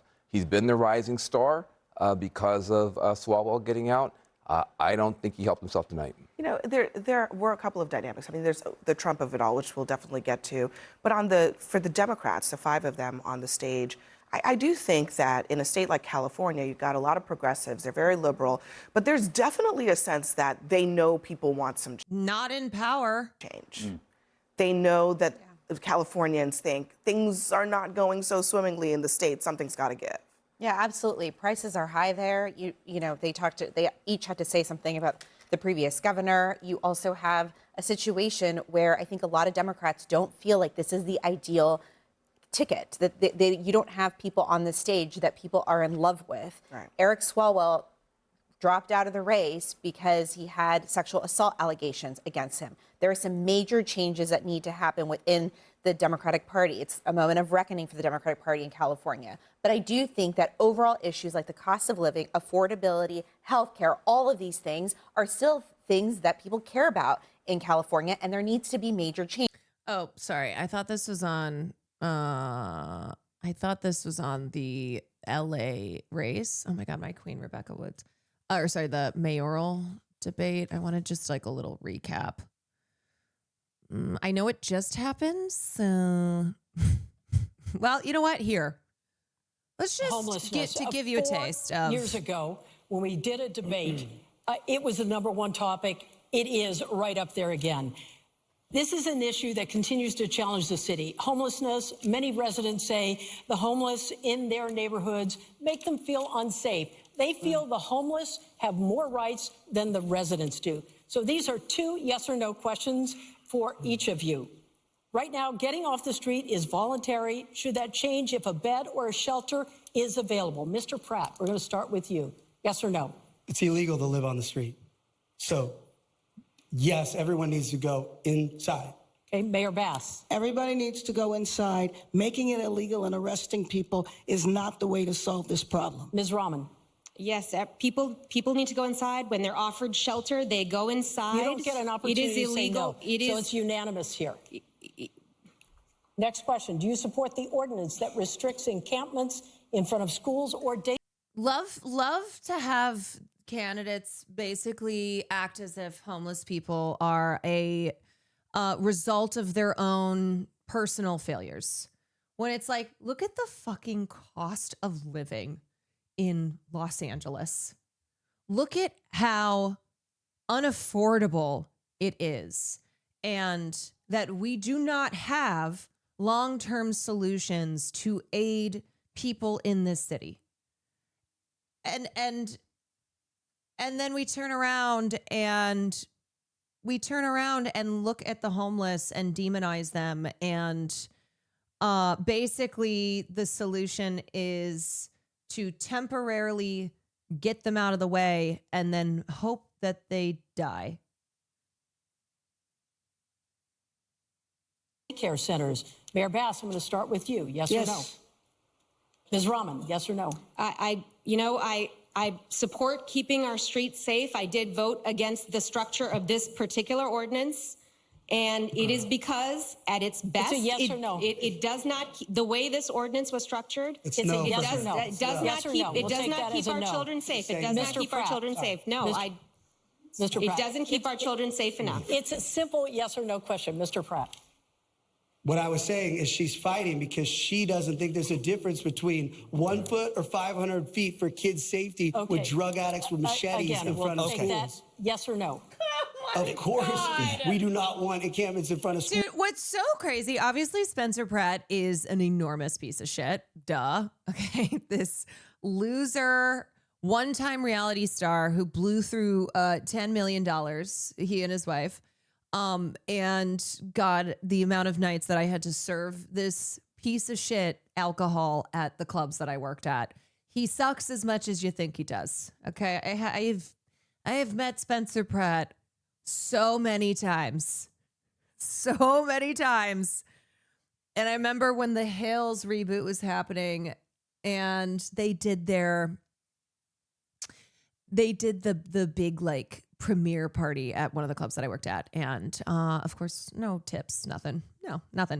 But anyway, Spencer's whole thing is, I am running to be mayor because Karen Bass burned my home and my parents' homes and my friends' homes down. Like he does kind of, it's Karen Bass bears responsibility for how bad the fires were in Los Angeles. They should not have been.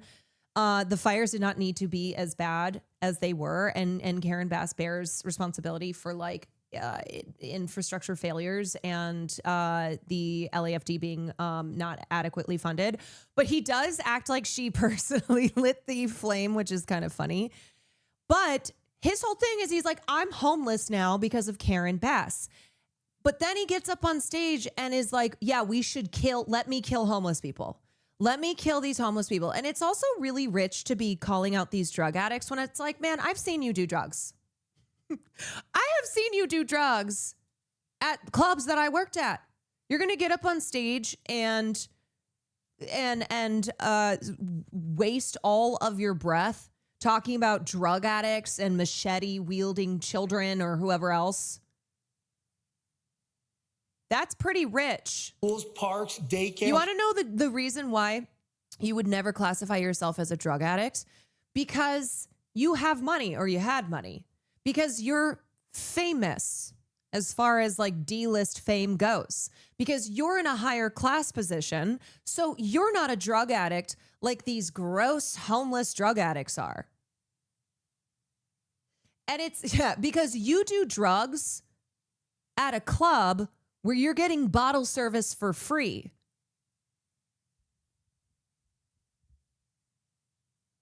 Yeah, Coke versus crack. God, he's cannot believe he is on stage. Hey, Right. vehicles, Mayor, you had talked about Inside Safe. Let's go into that a little bit. You've suggested that there has been progress made, but even the Los Angeles Homeless Services Authority, which the city contracts with, has said that upwards of 40% have left and gone back to the street. I mean, there's a concern that a lot of money is being spent. There's been some progress, certainly not enough. I'll have you defend your program. Critical, thank you for 38 I declared a minutes. state of emergency on day one because I know that what Angelenos want to see are their streets clear. Inside Safe is the only citywide program that we have had that has reduced homelessness 2 years in a row. Then how come there's a 40% there's a 40% return rate, Karen Bass? Why is it that this Inside Safe program that you tout as your greatest, one of your greatest achievements, 40% of people who've gone through Inside Safe return to the streets? And the problem is because there's not a permanent solution here. And that is why Ray Huang should be on this stage. It's so frustrating. It's so frustrating that the person who has actually dedicated so much of their time and their energy to permanent housing solutions, to genuine care for our fellow Angelenos who are on the streets, permanent solutions to homelessness that centers on building actual permanent supportive housing at scale. That is what is needed. Not these wasteful where we know all that money is not going to the housing that you claim it does, but it's very wasteful and it's ultimately not resulting in actual long-term solutions to help people to provide lasting pathways out of homelessness. It's like what somebody has, it's 6 months. You expect then they're just going to be able to get back on their feet and get their way out of the situation that they are in. It disturbed me so much to hear all three of them say they'd make people return to the office to revitalize downtown. As a disabled person who can only work remotely, this is possibly the most disheartening thing I've seen this entire election cycle. Yeah, this debate tonight was just a headache. Prior to that, there was no citywide strategy, and homelessness was going up year after year. We need to have an entirely new system that is frankly independent in the city of Los Angeles because we need to build out services once we get people off the street. The same report also said that 60% of the people in Inside Safe stay inside. So it is a program that is working. Absolutely. Does it need to be better? Does it need to be more cost effective? And we're working on that right now by building temporary structures on city-owned property. We can do this, Los Angeles. We have been doing it for the last 3 years, and it's the first time homelessness has gone down. Councilmember Raman, so you promised to clear half of the encampments by the Olympics and all of it by the end of your term if you get elected. Yes. My question to you, you've been in the city council for 5 years. Why are we barely seeing this plan yesterday, I think it was posted on your Instagram. And is this realistic? Absolutely, it's interesting. realistic, and it's realistic because I've done it in my own district. This is Also interesting the timing on Nithya entering the race after Ray had entered the race. Interesting. exactly the plan that I've operationalized in my district to get a 54% reduction in tents and 5 encampments years? in my district. Just saw Ray post saying that she's going to be included in the debate on May 13th on Fox. Good. So in 5 in 3 years. years. Okay. In 3 years. Yes. And I am one council member and proposing a plan for an entire city at this time. It is absolutely realistic. But what I Ray's want to go been back talking to shit on is Twitter, the as idea she that we are should. satisfied with our homelessness system right now. I don't think anybody in Los Angeles right now can say that we are satisfied with spending extraordinary amounts of money on our homelessness response and getting only incremental progress in response. I want to change that. Let's use the dollars that we're spending. Let's actually build out a real system that can get as many people indoors as possible. Let's not put them into $100,000 a year motel rooms for a year or more per person. This system is not fiscally sustainable, and we must work to end this crisis with urgency and with accountability right now. So you'll make a I hold DSA LA responsible for Ray not being up there. Yeah, them deciding not to endorse. And for someone like Ray, that type of support is a lot more crucial than it is for Nithya, because Nithya has been a councilwoman. She has name recognition. She already has supporters, but DSA is the real mess.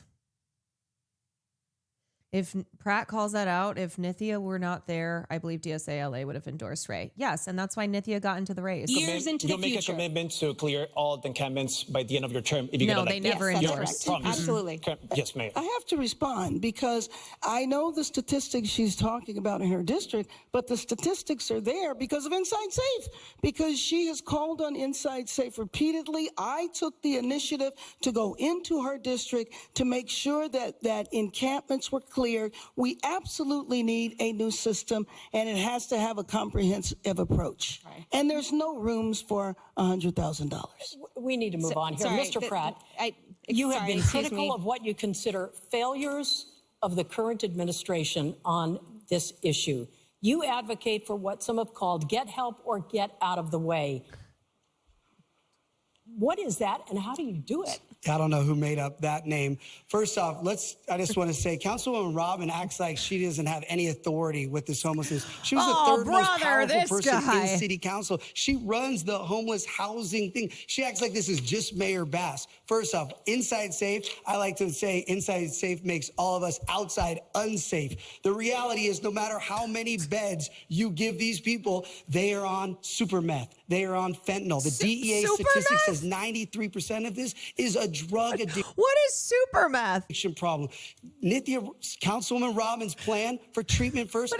What is that? Some superhero in The Boys? Oh God. Here comes super meth. Go below the Harbor Freeway tomorrow with her, and we can find some of these people she's going to offer treatment for. She's going to get stabbed in the neck. These people do not want a bed. They want fentanyl or super meth. These ideas cost us over $400 million to house for 70, what did you say? 3,000 people for $400 million? This is an absolute failure for both of them. They're a team. So, Councilmember super meth and crack woman. seconds to respond. I want to just say to everybody who's watching today, you're going to watch today as Mayor Bass and Spencer Pratt attack me because they want to run against each other in the general election. Each of them thinks that running against each other is what's going to help them win. And they don't want to run against me because my ideas, which are based on real results in my district, The which are fantastic based fentanyl. on real data, a real analysis of the system, and a focus on accountability and using every dollar as effectively as possible, which we have done in my district. I want to take this citywide. This is why this is Hey, you know happening what? today. Councilmember Rahman, we're out of time. I'm going to give each of you 30 seconds to respond to this. I would Mr. love Pratt, to I'm going to start with Thank you, and then I'm going to go to Mayor Bass. First off, Mayor Bass and I are definitely not working together. I blame this person. for burning my house and my parents' house and my town and all my neighbors down. I am not working with Mayor Bass. Second off, if I wanted to run against anybody, it would be the council member who is terrible. Mayor Bass has at least been a mayor for almost 4 years and has, as she talked about earlier. Also, both Spencer Pratt and Karen Bass want to run against each other. The unions, all the unions endorse Mayor Bass. You think it's easier to run against the incumbent mayor with all the unions or a random city council member who's been a failure for 6 years? I would much rather run against Councilwoman Rahman. Thank you very much. Very much, Mr. Yeah. So let's take a look at this LA Times article on some of the big names that are supporting the candidates who were up on stage there. So, what do Jenny Buss, Colin Jost, and Dave Winfield have in common? A stake in the LA mayor's race. Do you remember last mayoral election when all the celebrities like Katy Perry, all the celebs, including Katy Perry, were all supporting oh my God, why am I blanking on his name? Billionaire Rick Caruso. Yes. Yep. And some of them now are backing Spencer Pratt, which is awesome. Okay, so Colin Jost is he is supporting Nithya Roman. Karen Bass has former Major League Baseball star Dave Winfield. Lakers governor and part owner Jeannie Buss is there too, supporting Spencer Pratt. I think Spencer Pratt he's raised the most money since January. All three gave the maximum contributions to their chosen candidates. With Los Angeles at the center of the entertainment industry, big names like Jost, Winfield, and Buss, none of whom responded to requests for comments, are par for the course in local elections. There might have been even more celebrity contributions were it not for the late-breaking entries of Pratt and Rahman in the race. It's a very short timeline that's not usual for a mayor's race where you are challenging an incumbent. It takes a while to get these celebrities. Trujillo said he expects more names will contribute if no candidate wins a majority in the June 2nd primary, which would trigger a runoff in the November 3rd general election, which means that we would have more months of this. And I don't think right now any of them are going to get the majority. So it looks like this is going to be a general, which means then more people are going to more names and money is going to pour into the race. I think Joe Rogan's a big Pratt guy. Yeah. Yep. That tracks. In 2022, ET director Steven Spielberg gave $1,500 to Bass's first campaign, as well as $125,000 to the Independent Expenditure Group Committees United for Bass for LA Mayor 2022. J.J. Abrams also gave $125,000 to that group. Jeffrey Katzenberg, co-founder of DreamWorks Animation, gave nearly $2 million to the Pro Bass Group. Winfield and Buss weren't the only names associated with the sports world to wade in. Brian McCourt, cousin of former Los Angeles Dodgers owner Frank McCourt, contributed to Bass's re-election campaign. Magic Johnson's son, Andre Johnson, also has contributed to Bass. She's also collected donations from Grey's Anatomy actor James Pickens Jr. and Pauletta Washington, Denzel Washington's wife. She has support from Edith Broad, the widow of billionaire developer Eli Broad and co-founder of the Eli and Edith Broad Foundation. Rahman, meanwhile, has received dozens of contributions from successful Hollywood writers, producers, and directors. She is married to Vali Chandrasekaran, a writer for hit TV shows including 30 Rock and Modern Family. She took in maximum contributions from stand-up comedian Adam Conover, as well as musician Joanna Newsom, the wife of Andy Samberg. I wish that I were closer to Adam Conover so I could text him and be like, so why did you decide to support Nithya and support pretty early on in the race? And remember that Nithya stated that she was supporting the entertainment industry, but when the Writers Guild staff union was on strike, she stayed completely silent on that. and just other questionable relationships she has had with studio power players that emerged during the strikes in 2023. Adam is her comms guy and is on her ethics sheet as being paid by the campaign. Really? I didn't know that. She wasn't just silent. She was hanging out with one of the CEOs, if I recall correctly.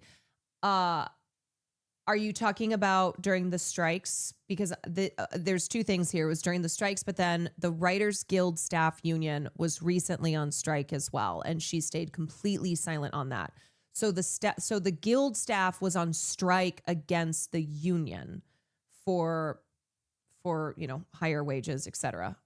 Yeah, so that was a recent strike. So it's kind of confusing because there's the 2023 strikes where the unions were on strike, and then there was the Writers Guild staff that went on strike recently. Mort, thank you for the 25 months. Okay, so Raman has a lot of Hollywood writers, producers, and directors. She also has wife of Andy Samberg. Most recent campaign contribution reports showed Pratt raising nearly $540,000 since January 1st, more than any other candidate. Among the itemized contributions, he has gotten support from Rick Solomon, the professional poker player who's known for a 2004 sex tape with Paris Hilton. Hate this guy as well. Solomon's daughter, Tyson Solomon, a social media influencer, gave $1,250 to Pratt. Two other mayoral candidates, tech entrepreneur Adam Miller and community organizer Ray Huang, also raised more than $200,000 each, though there were fewer household names in their contributions. Miller loaned his own campaign $2.5 million. Yeah, really the worst people supporting Spencer Pratt. Shocking. Did you see this AI video supporting Spencer Pratt's campaign? A dystopian scene playing out in this viral AI-generated video that's adding fuel to an already fiery race for the next mayor of Los Angeles. It depicts a burning Hollywood sign and Republican mayoral candidate Spencer Pratt, a former reality TV star, He really as a Batman-like. He really is like in the Trump camp. Diet Trump over here. What are we doing? Is that AI Joe Rogan? It sure is. Timu Trump? Yeah, yes, Timu Trump. Character. While his Democratic foes hosting a lavish dinner are portrayed in an unflattering light, to say the least. It is so absurd for Spencer Pratt to be positioning himself as like the proletariat. It's like taking on the rich establishment.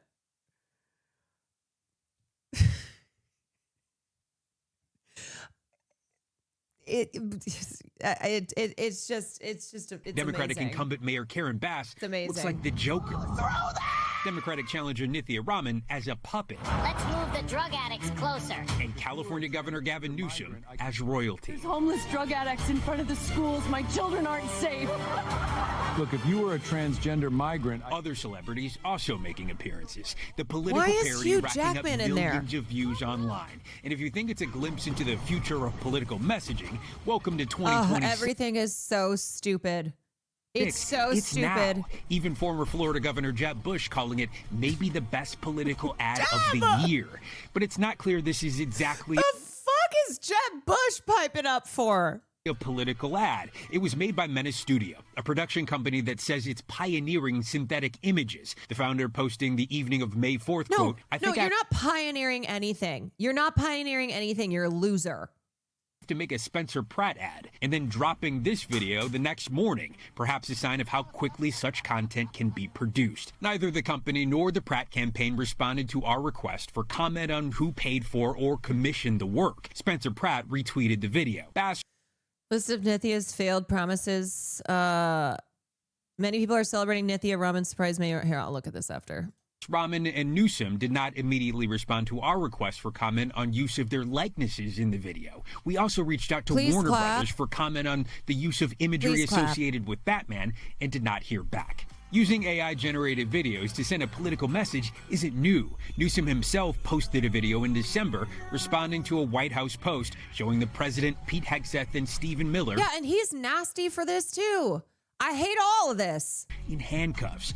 The White House is also not shy about using AI for shock factor. Just yesterday on Cinco de Mayo, posting this fake photo of minority leaders Hakeem Jeffries and Chuck Schumer in sombreros with a sign that says, "I love illegal immigrants." At least 15 campaign ads featuring AI-generated content have run since November, stoking fears the new tech could mislead voters ahead of the midterm elections. With AI, you more and more can put words in people's mouths. You can have all sorts of candidates say things that they never really said, positions that they never really took.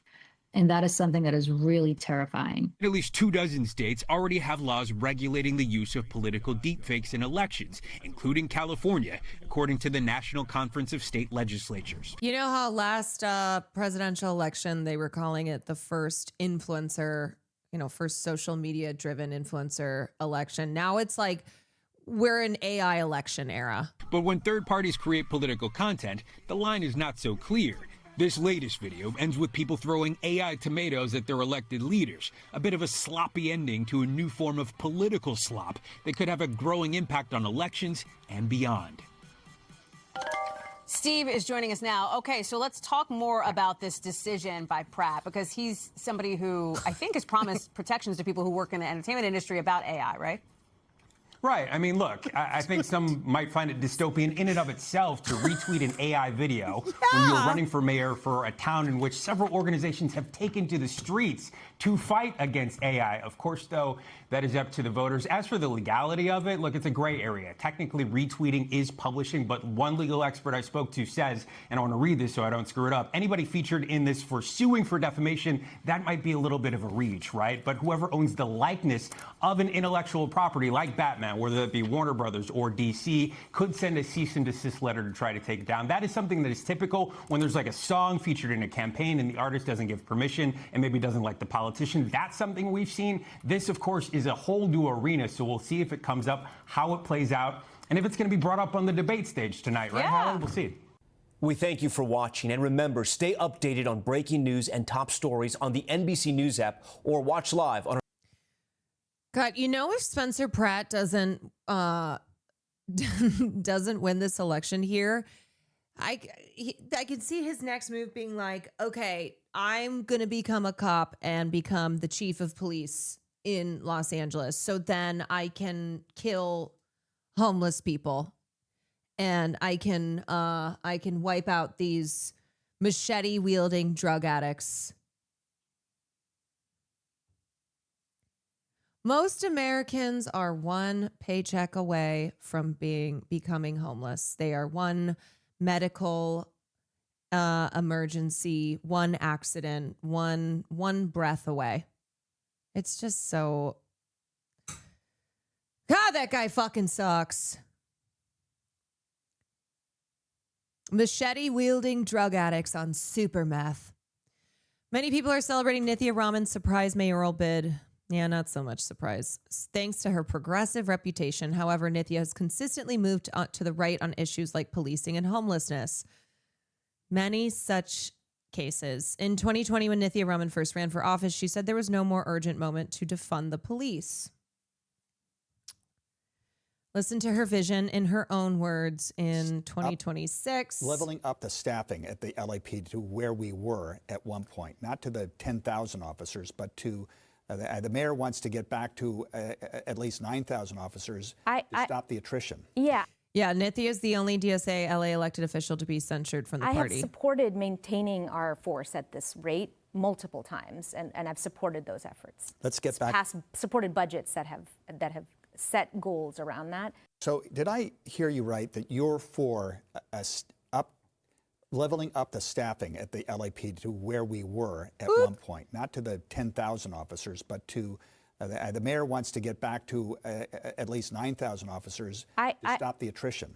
Yeah, and remember that the LA fires that inspired Spencer Pratt to run, the LA fires, one of the major issues with how the response to the fires was, had to do with the fact that in order to give the LAPD billions of dollars a year, the city consistently defunds other city programs and other departments. And the LAFD was one such department that had money and jobs cut. And we live in a state that deals every single year with fires and all the damage that results from these fires. And yet, all the money goes to the cops. But I thought Trump saved us by flooding Central California. Well, remember Trump said only good things are happening. We're only winning. In 2019, Nithya Raman denounced 41.18, a local law that criminalizes poor people. She said it must go in 2026. 4118, that is part of the municipal code, which requires that homeless encampments stay 500 feet away from a school and a child care center. Why were you opposed to that? Well, 4118 is a multi-part law, and there are pieces of it that actually regulate how homeless encampments can exist that I fully supported and that we have to enforce in our districts every single day. You were opposed to 4118. That is part. Yeah, she's a phony. In 2021, Nithya understood the only way to house the unhoused is with housing, not shelter. Most shelters have prison-like conditions. They're revolving door back onto the street. Of housing first. In 2026. So for people to understand, this is the philosophy that somebody's mentally ill, they're drug addicted, you put them in housing. They're on super meth. And you stabilize them, and then you try to address their problem. Yes. Well, so housing first actually often refers to, especially when people criticize it, it's about offering permanent housing first. I actually really believe in shelter. And shelter is an urgent response. We've tripled the number of shelter beds that we have in our district. We've increased shelters across the entire city.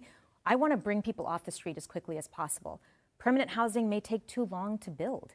You're a big advocate of housing first. No, man, no. Okay. The only good shelter is the Rolling Stone song, Gimme Shelter, a true masterpiece.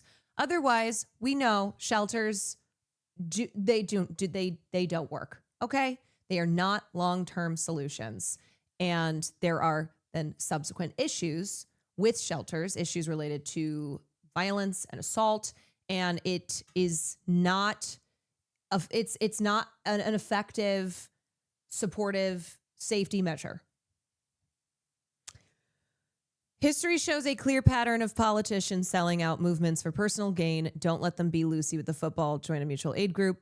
Tenant union or community patrol, get organized. Your future depends on it. Nithya's co-optation may seem like politics as usual, but politics as usual is deadly for many people. Get organized. Your community needs you. Yeah. And it's a real bummer that this is right now shaping up to be Nithya, supporting Nithya or supporting Karen Bass, unless you throw Spencer Pratt in there as well. Yeah.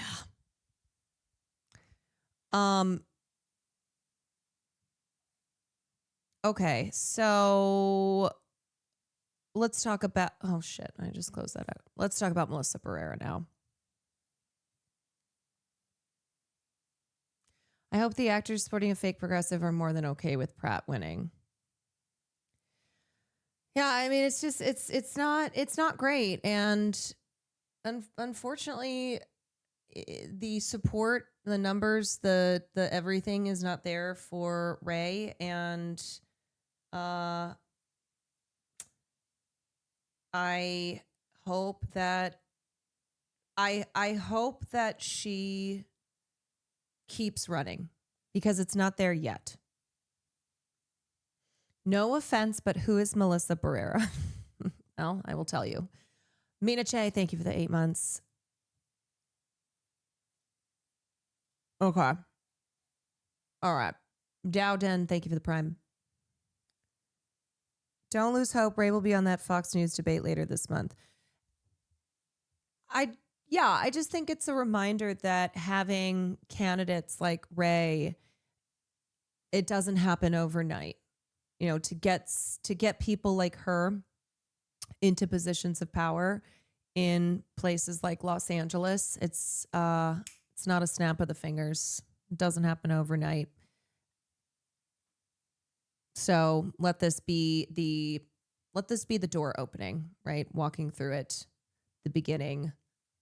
People who are people who live in Los Angeles, who this is the person that they want. These are the policies that they want. And it's just going to be a matter of when it can be accomplished.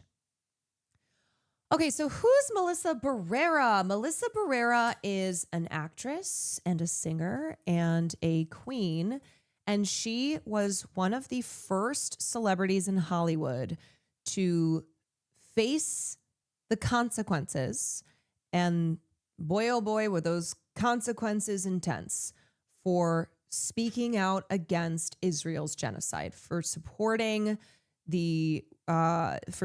Palestinian lives and liberation. And she was fired from Scream 7. So Melissa is known for a number of films, but you may know her best from the Scream franchise, because when they rebooted it, she came in to play the lead role in Scream 5 and Scream 6. And Scream 7 was in the early stages of production. And she, because of her posts that she had made in October, November of 2023, she was fired for it and smeared as an anti-Semite. And for a while, it looked like she was not going to have a career anymore, but slowly but surely started to book work again. And as the tides shifted and as more people started to speak out, it made it easier with that collectivism. It made it easier to speak out against Israel's atrocities. But still, people like Melissa, people like Susan Sarandon were heavily punished because they were some of the first. And because someone like Melissa Barrera is an easier target. She is Mexican. She is a woman, and she did not have the industry power that someone like a Mark Ruffalo has, which has been able to shield him more in his advocacy. But she will go down in history. Absolutely. She will go down in history, not just as an actress, but a person of clear convictions and principles, and just being a great example of how people in Hollywood should be. Okay, so this is an interview that she did. Melissa Barrera was canceled by Hollywood for speaking out against Israel. She's still fighting her way back. Man, is it rare to see a headline in Variety about someone like Melissa Barrera that's not. Melissa Barrera was canceled for being an anti-Semite, where they do the thing where they are still continuing to smear her disingenuously. And so what a rarity to see that they frame this as speaking out against Israel and not Melissa Barrera as an anti-Semite. In late 2023, as Israeli bombs decimated Gaza in retribution for the October 7th attacks, Melissa Barrera took stock of the carnage and spoke out.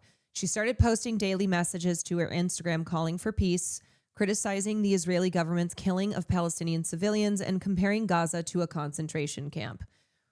Remember how much Zionists absolutely hated the specific usage of concentration camp as referring to Gaza, because they believe that concentration camps are only associated with the Jewish Holocaust, committed by Nazi Germany, when it's like a concentration camp is not specific to any particular era of history.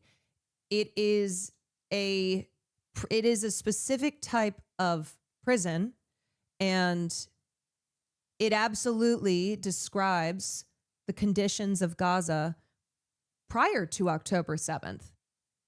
America has concentration camps right now where they are where they have imprisoned migrants and immigrants, and where a number of horrific abuses are taking place every single day. And the conditions of these detention facilities are heinous. And in fact, there was one in Texas that was used to intern Japanese during World War II that now they have turned into they're just using it now for immigrants. So it's like history just continuing, just the change being what group of people are targeted in such a cruel way.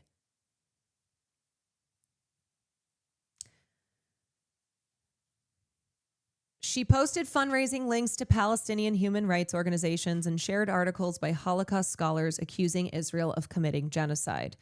The Hollywood powers that be took notice, and a month later, she was fired from her lead role in Scream 7 and pushed out of her talent agency, WME. And it wasn't just that they fired her. Spyglass issued a statement about her firing and said, "We have zero tolerance for anti-Semitism or the incitement of hate in any form, including false references to genocide, ethnic cleansing, Holocaust distortion, or anything that flagrantly crosses the line into hate speech." Gross. Barrera rejected Spyglass's claims of anti-Semitism and the incitement of hate, responding, "I believe a group of people are not their leadership and that no governing body should be above criticism. I pray day and night for no more deaths, no more violence, and for peaceful coexistence. I will continue to speak out for those that need it most and continue to advocate for peace and safety, for human rights and freedom. Silence is not an option for me." They fired her in the early days after October 7th, when Melissa Barrera, when her position was that I'm against violence. She was not supporting Hamas. She was not like saying things that now people say after 3 years, almost 3 years of genocide. It was so tame, and it was so, it was so like general in her position being against the targeting of civilians and the gross violations of human rights that she was witnessing and then posted about on her Instagram. Yeah, she was just a person with a conscience. For nearly a year after her firing, Barrera's offers completely dried up. Few messages of support came. She was in a dark place, overcome by the notion that she had lost the thing that she loved most, the thing that she dreamed about as a child growing up in Mexico and during the years spent cutting her teeth in telenovelas. I'm seated across from Barrera at a bustling restaurant in Manhattan's Theater District. She's in a much better place now, currently featuring in Titanic as Rose, the besieged damsel navigating the chaos on board the Titanic and the complicated dynamics of her mother, played by Jim Parsons, the Victor Garber character, played by Frankie Grande, and the unsinkable Molly Brown, played by Deborah Cox. And if that weren't enough, there's also none other than Celine Dion, played by Marla Mendel, who's somehow convinced that she was on the Titanic. It's a wonderfully campy Broadway musical that earned 4 Tony nominations, including Best Musical. Which is exactly why they were so quick to make an example of her. The chilling effect of her firing was the goal. It was basically, if you say anything about what's happening right now that is not full support for Israel, it's over for you. Though Melissa says she's never felt happier, more fulfilled, more at peace starring on Broadway, which was always a goal of hers, she's still struggling to make sense of what happened to her. I feel like I have this fatal flaw where I think I can do anything. It's my biggest strength and it's my biggest weakness at the same time. Okay, so this is her opening up about what happened. And I've read pretty much every interview with Melissa Barrera in the couple of years since she was fired from Scream 7, was smeared as an anti-Semite, and pretty much run out of the industry. And this is the most, this is the most that I've seen her no longer holding back and being very honest about her feelings on the matter. I have a feeling you'll be surprised by the next poll that comes out. Ray's got the people on her side. Nithya got her clock clean tonight. She can't stop the Bass Pratt matchup. Sorry, I had to wait 10 minutes to send this. I know you've moved on, but Ray is the only anti-Zionist in the race. Ray is the best candidate by far. Unfortunately, she just does not have. I mean, I hope so. I'm still with Ray, but she doesn't have the name recognition that other candidates do, and does not have nearly as much funding either. So those are two really tough obstacles, but everyone who meets her, becomes aware of her, is really taken by her campaign. Detank, thank you for the 4 months. 23 Ender, thank you for the tier 1.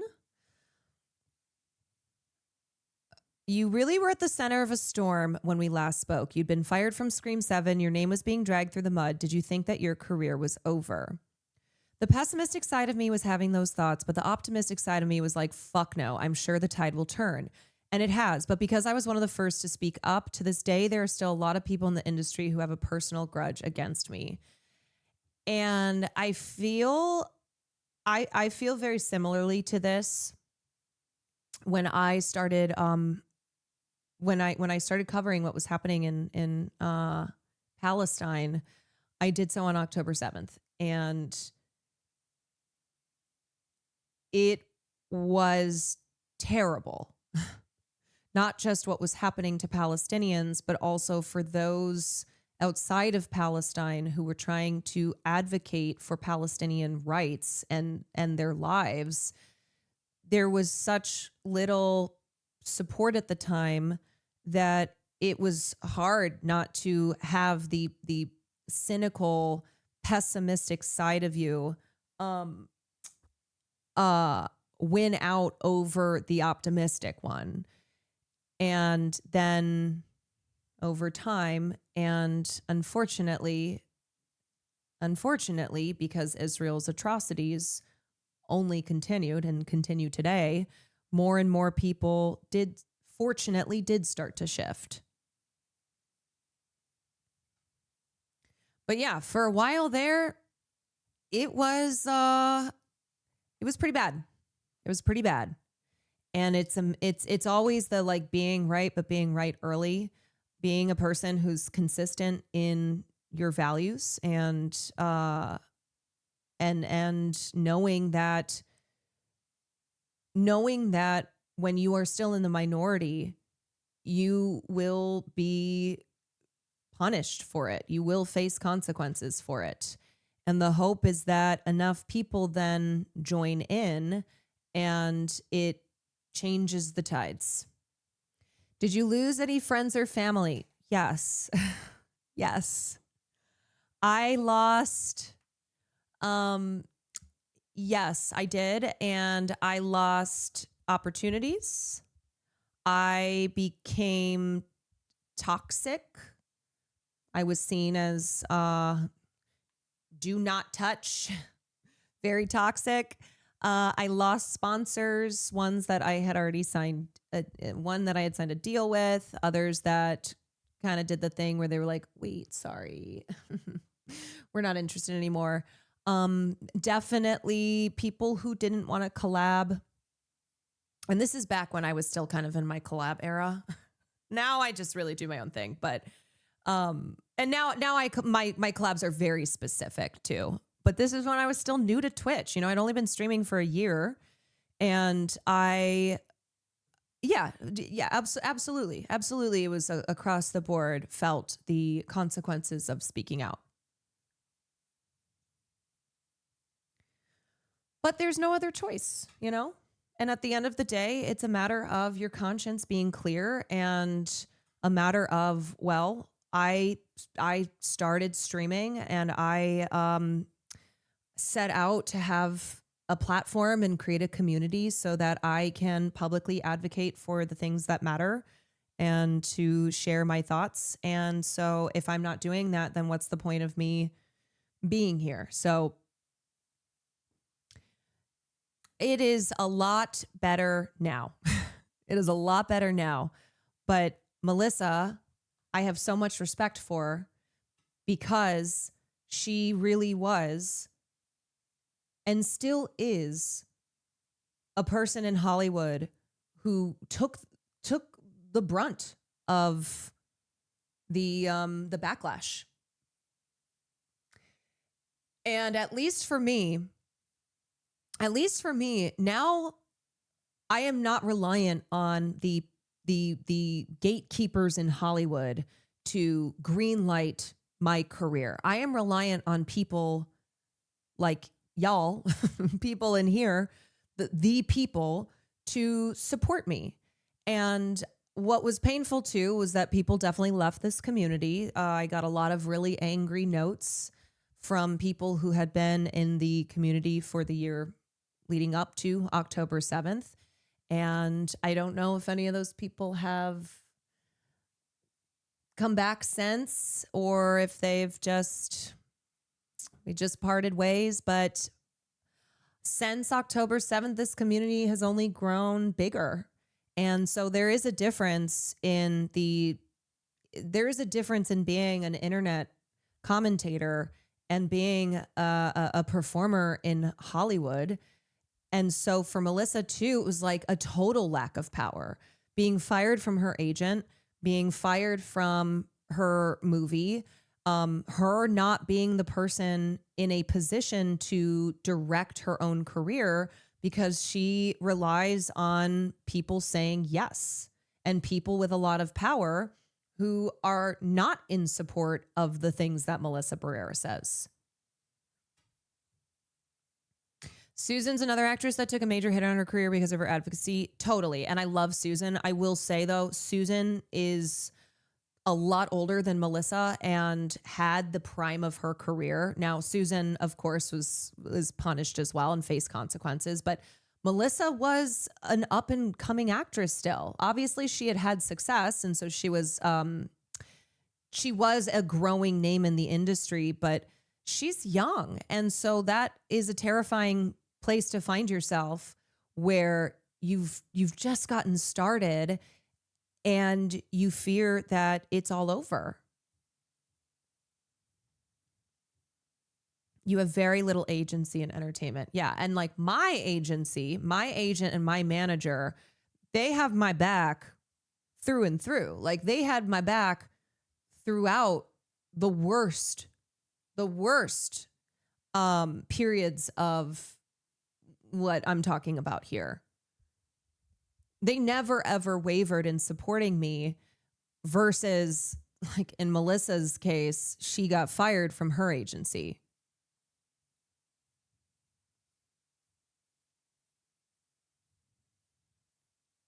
Susan is so much more established and comfortable too. It's a lot scarier for newer entrants to be that courageous. Yeah. Okay, so going back to Melissa, because I was one of the first to speak up, to this day, there are still a lot of people in the industry who have a personal grudge against me. It was wildly misreported what you had posted. To this day, nearly every article about your firing states that you had shared a Jewish current story on social media alleging that the Israeli government was distorting the Holocaust to boost the Israeli arms industry, labeling it anti-Semitic. But in that story written by Israeli Holocaust scholar Raz Siegel, he writes, I have written about settler colonialism and Jewish supremacy in Israel, the distortion of the Holocaust to boost the Israeli arms industry, etc. He was listing previous stories he'd written, not discussing the current situation. And the actual story that Siegel was referencing in The Nation was about how the Israeli government allowed Bulgaria to whitewash their World War II history to secure an arms deal with the country. Those people still deny that what is going on is a genocide. So no, we're never going to see eye to eye on that. What do you mean when you say those people? I mean the people that accuse me of being anti-Semitic and the people that run Spyglass, and they're wrong, just factually wrong. It's been rather gendered as far as the people who've had to face repercussions for speaking out against Israel. You were fired from Scream and essentially blacklisted. Susan Sarandon was dropped by her talent agency. Maha Dakil was forced to resign from the board of CAA. Tom Cruise W, I will say, because that's his agent, and he basically threw his weight around and stepped in to ensure that she was not like completely 100% blacklisted, and he was advocating for her. And Miss Rachel is constantly under attack. Our fave Scientologist, Tom Cruise. Why are mostly women facing repercussions for this? I have my theory as to why that happens.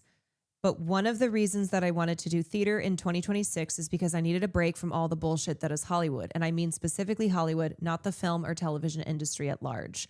I needed a break because I'm still blocked from certain places to this day. I only have a myopic vision of my own life, but I don't think anyone in the entertainment industry was affected the way that I was. I was looking at the promotional poster for this new show, The Sweetest Kill, and the tagline said, "She knew the cost, she did it anyway." And I was like, that's me. I became the face of it, and I didn't want that, nor should I have been. And it's not lost on me that Melissa Barrera, as I mentioned before, is a Mexican woman. Of course, she is, as far as on the spectrum of easy targets, she is one of the easiest targets. She already faces systemic barriers in this industry. She already has to deal with misogyny and with gendered issues. And so that absolutely contributed to the treatment she faced versus others who have spoken out as well, but are not Melissa Barrera. Your post didn't even seem incendiary. They criticized the Israeli government for its destruction of Gaza. The specifics of my situation were like a perfect storm. Oh, here she says it herself. I'm a woman of color in this industry. I'm on the rise, but I don't have a big enough name to be untouchable, so they can make an example out of me. I am well known enough that you can write articles and create all the clickbait propaganda that you need. Oh, and surely Tatiana Siegel, who used to write for, what was it, Variety, but now writes for Page Six. Oh, she took full advantage of that. But also not big enough that people are going to care enough or revolt or do anything in the industry for me. I was the perfect scapegoat. Melissa, I want you to know, if you ever see this, I want you to know that this community, we were going to war for you. Okay, we cared. We cared. We continue to care.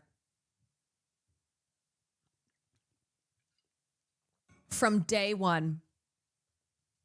Didn't Matt talk to her? Matt had dinner with her, and I am definitely not jealous at all. And he said that she is the kindest person. He was like, everything that you think about her, it's true. Everything that you believe to be true about this woman, it is so true. But that means I am 1 degree closer to Melissa Barrera.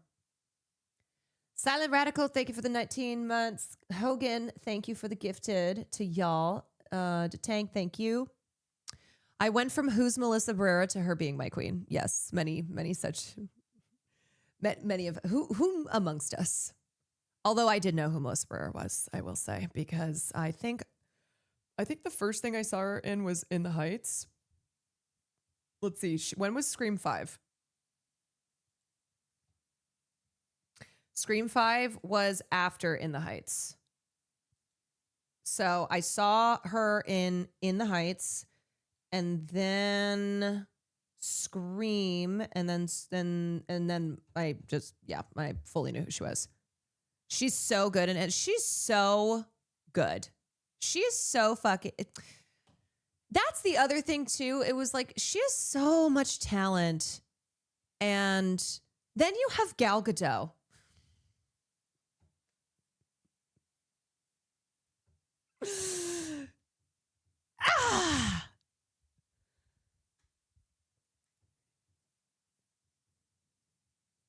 Yeah. Yep. Okay. Did anyone reach out to you to support you during that time? At least Jenna Ortega dropped out of Scream. Shakes head. That's not the reality of things. Really? I got some messages of support from people in the industry, but what I found is that private messages with no action mean nothing.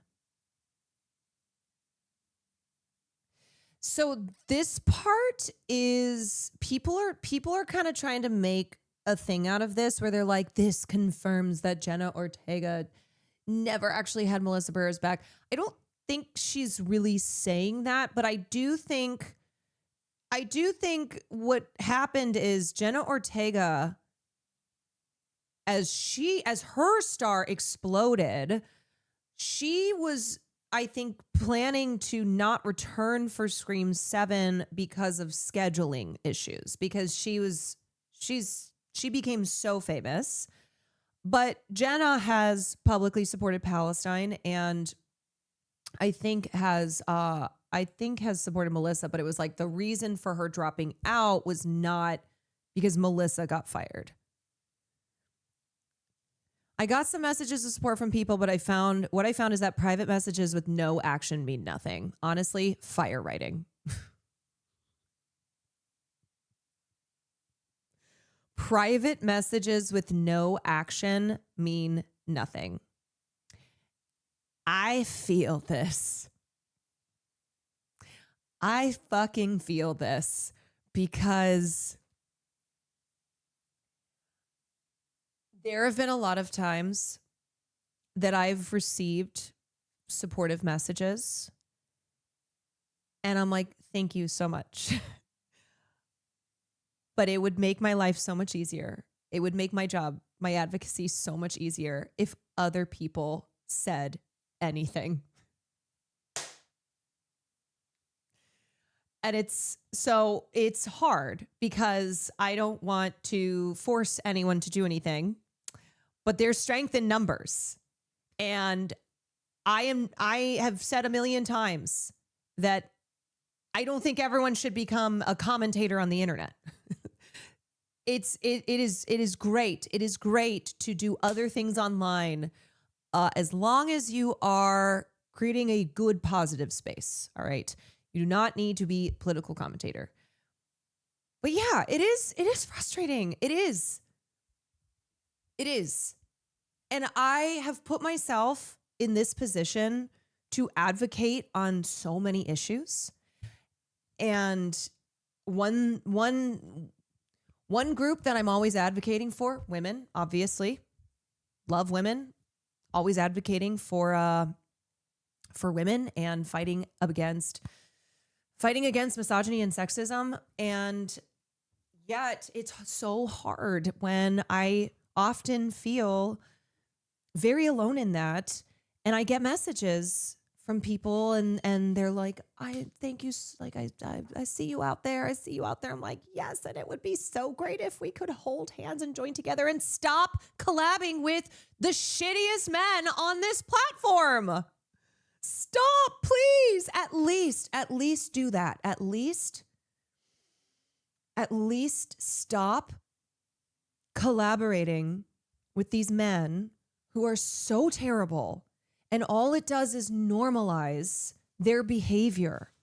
Women are used to soften misogynist image. Women are used as a way to kind of make things seem okay. Yeah, they're tokenized.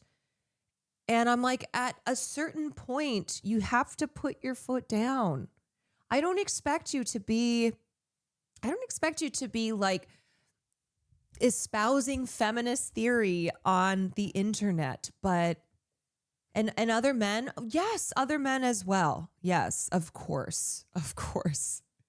Kyan, thank you so much for the 5 gifted subs. I appreciate you. Thank you.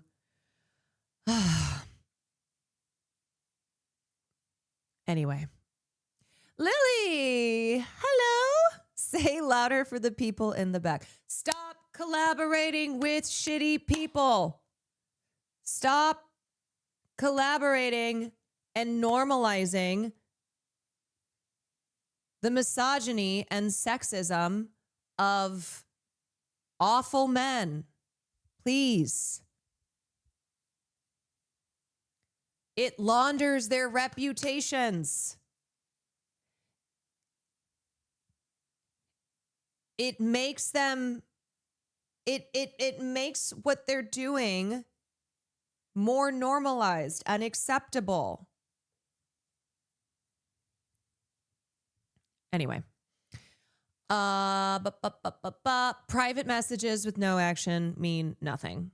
Right. Why couldn't they at least send a tweet or have the message be public? Exactly. And I had faith. I was like, someone is going to reach out to me and help me. It's just a matter of time. And you know who was the only person? Wait. If you didn't see that, does anyone want to take any guesses? Yeah. Stop. Don't collaborate and listen. Anyone want to take a guess who's the only person who reached out? I saw it. Sorry, that's okay. Boots Riley. Boots is Boots. Boots Riley is the only person, according to Melissa Barrera, who reached out to her. He reached out to me. I had 10 torturous months of uncertainty, no work and suffering, and not even knowing if my team was on my side. It was terrible. And Boots sent me a message in August of 2024 and said, I have a part for you in my movie. And he offered me a part in I Love Boosters. And for some reason, once Boots sent me that message, I suddenly had 5 messages with offers in my inbox. It's like he flipped a switch. I call him the wizard. The energy shifted and I got the Copenhagen test and did that because it was a longer job and I wanted to work and be back on set. And it was money that I hadn't made in a while. So I couldn't do the Boots movie, but I credit him because he's literally the only person in the industry who reached out and said, let me help you. Legend. Who is this king? Boots Riley, the sole communist, or at least the sole the sole communist who makes it very clear that he's a communist. If you call him anything other than a communist, he will correct you.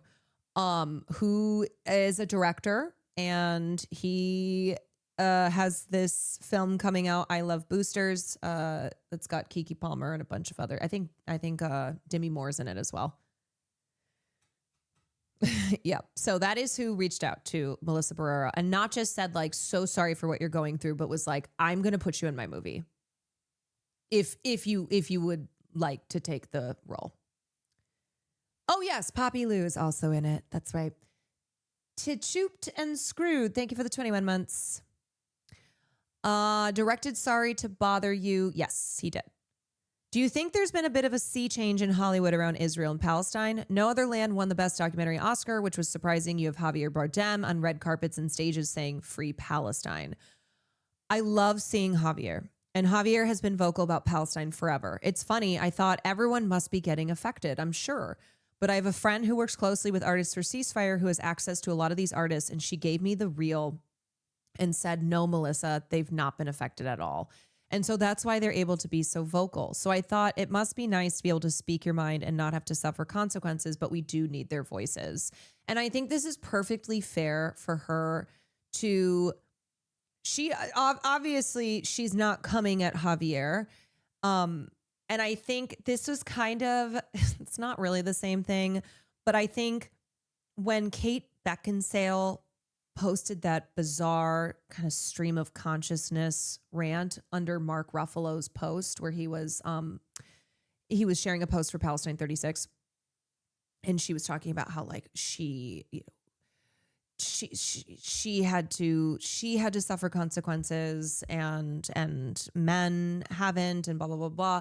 Whereas like Mark, don't take your anger out on Mark. Mark's one of the good ones. Mark's, he does a lot of good advocacy. And I know she wasn't mad at him, but she was mad at the system. She was mad at, she was mad at the,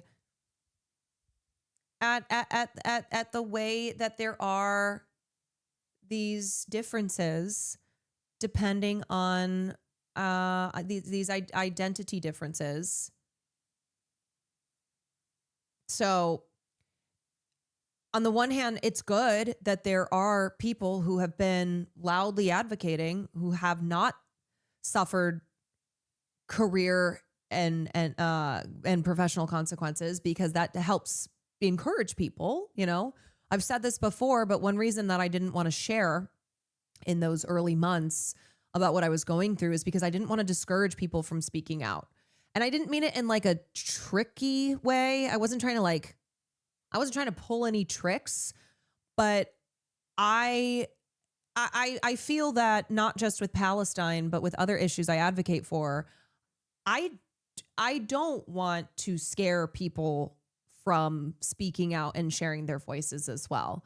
So a lot of that shit you tank, because it's more important that more people speak out, speak up, and are not consumed by the terror that they will face repercussions for it, that are repercussions that can potentially derail their careers. It's a safer and a larger group, so it's smart to bring more people on board. Yeah. Going back to mostly women being targeted over this, I think that's largely been the case. Susan Sarandon was someone who's been affected by this, and she's been super supportive of me. She came to the opening of Titanic. She's a fucking icon. I love her. She's such a good role model, but now I'm here and I'm so happy.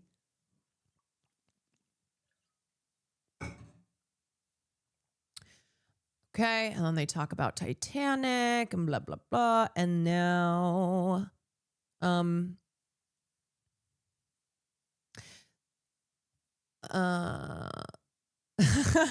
okay, the journalist says, and let's be real, the 7th Scream movie sucked. Melissa goes, I know. And I think they lied about the numbers. I don't think it made that much money. But at the stage door, I sign Scream things every night. People who love me from those movies are coming to see the show, and they can't ever take that away from me. I love that she was like, oh, they're fucking lying about the box office numbers. I don't believe that for one moment.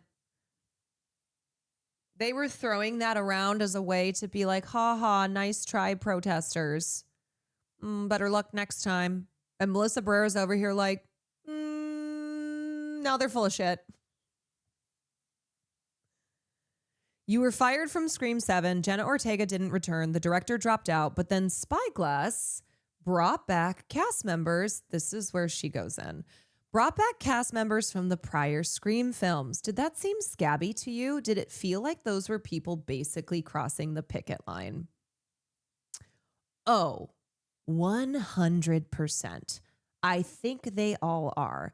And they have to live with that. The only way they were able to make that movie after what happened was to nostalgia bait as much as possible.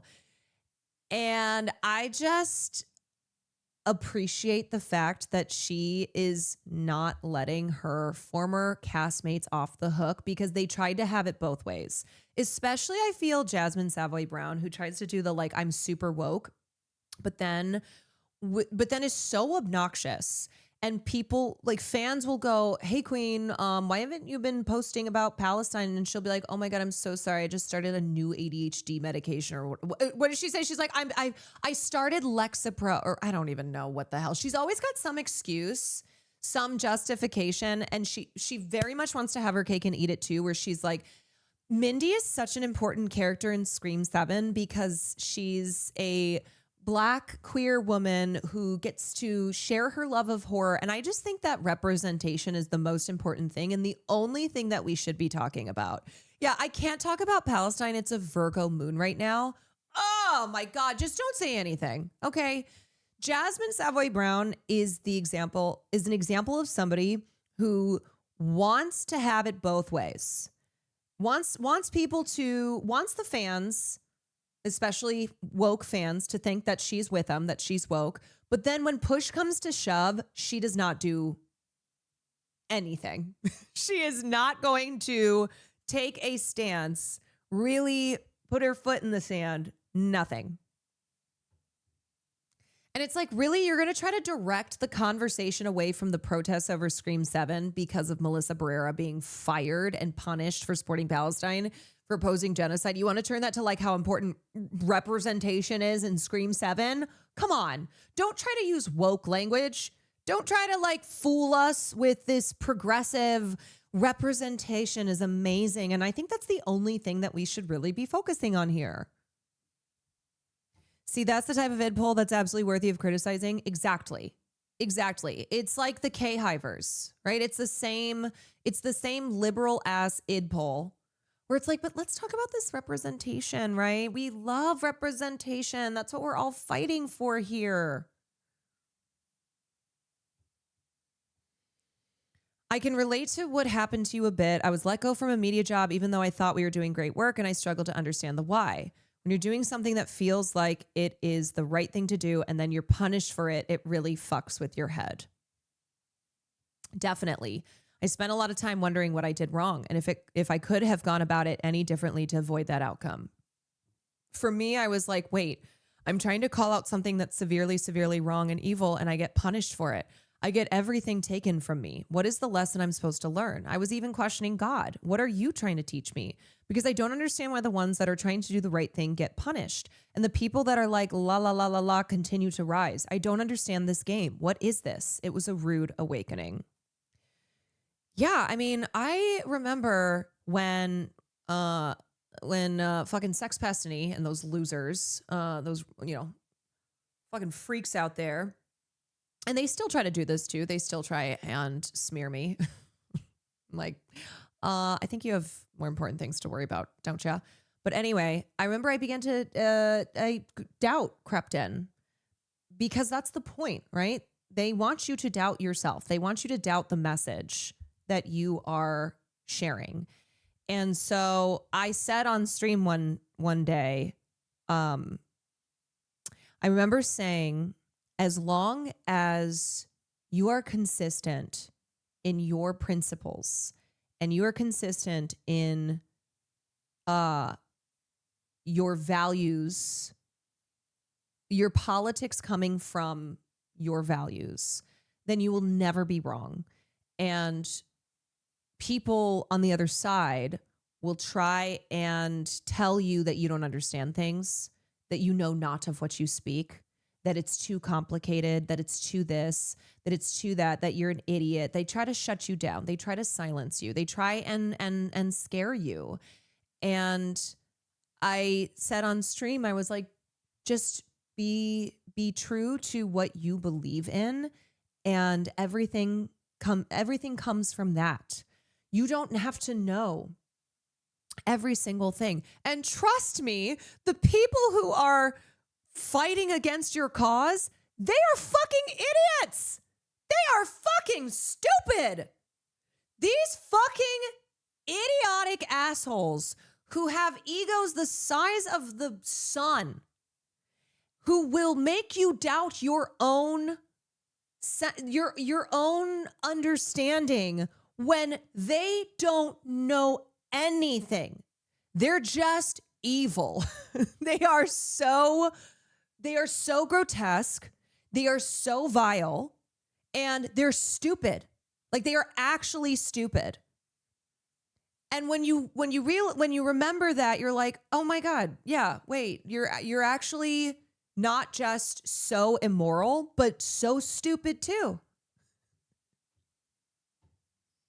A person who's saying that they didn't know anything about Israel and Palestine on October 7th,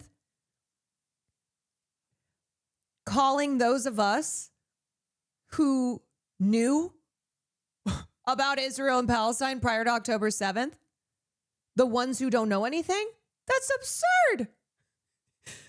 That's what Mike says. You're going to let these dumbass losers beat you. And when you realize that they are dumbass losers, you go, oh.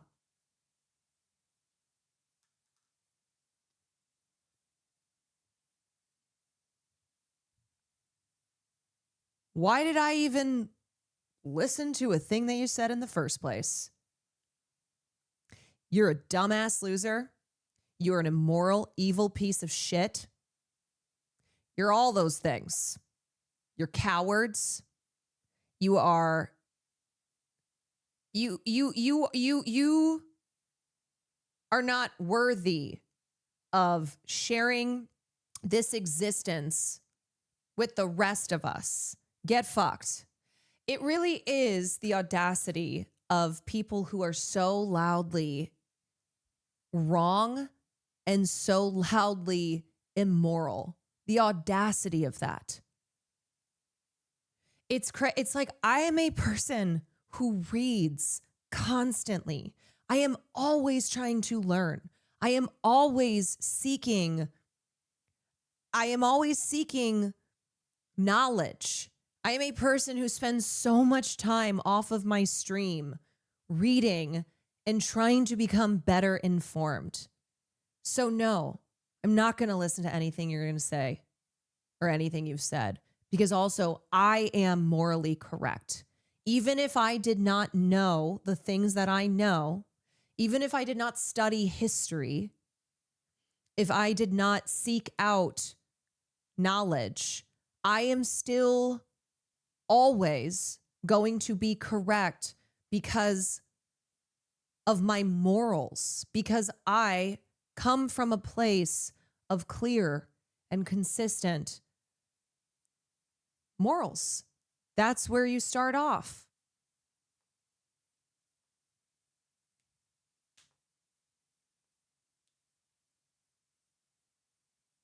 Having principles and staying true to them, and you will never be wrong.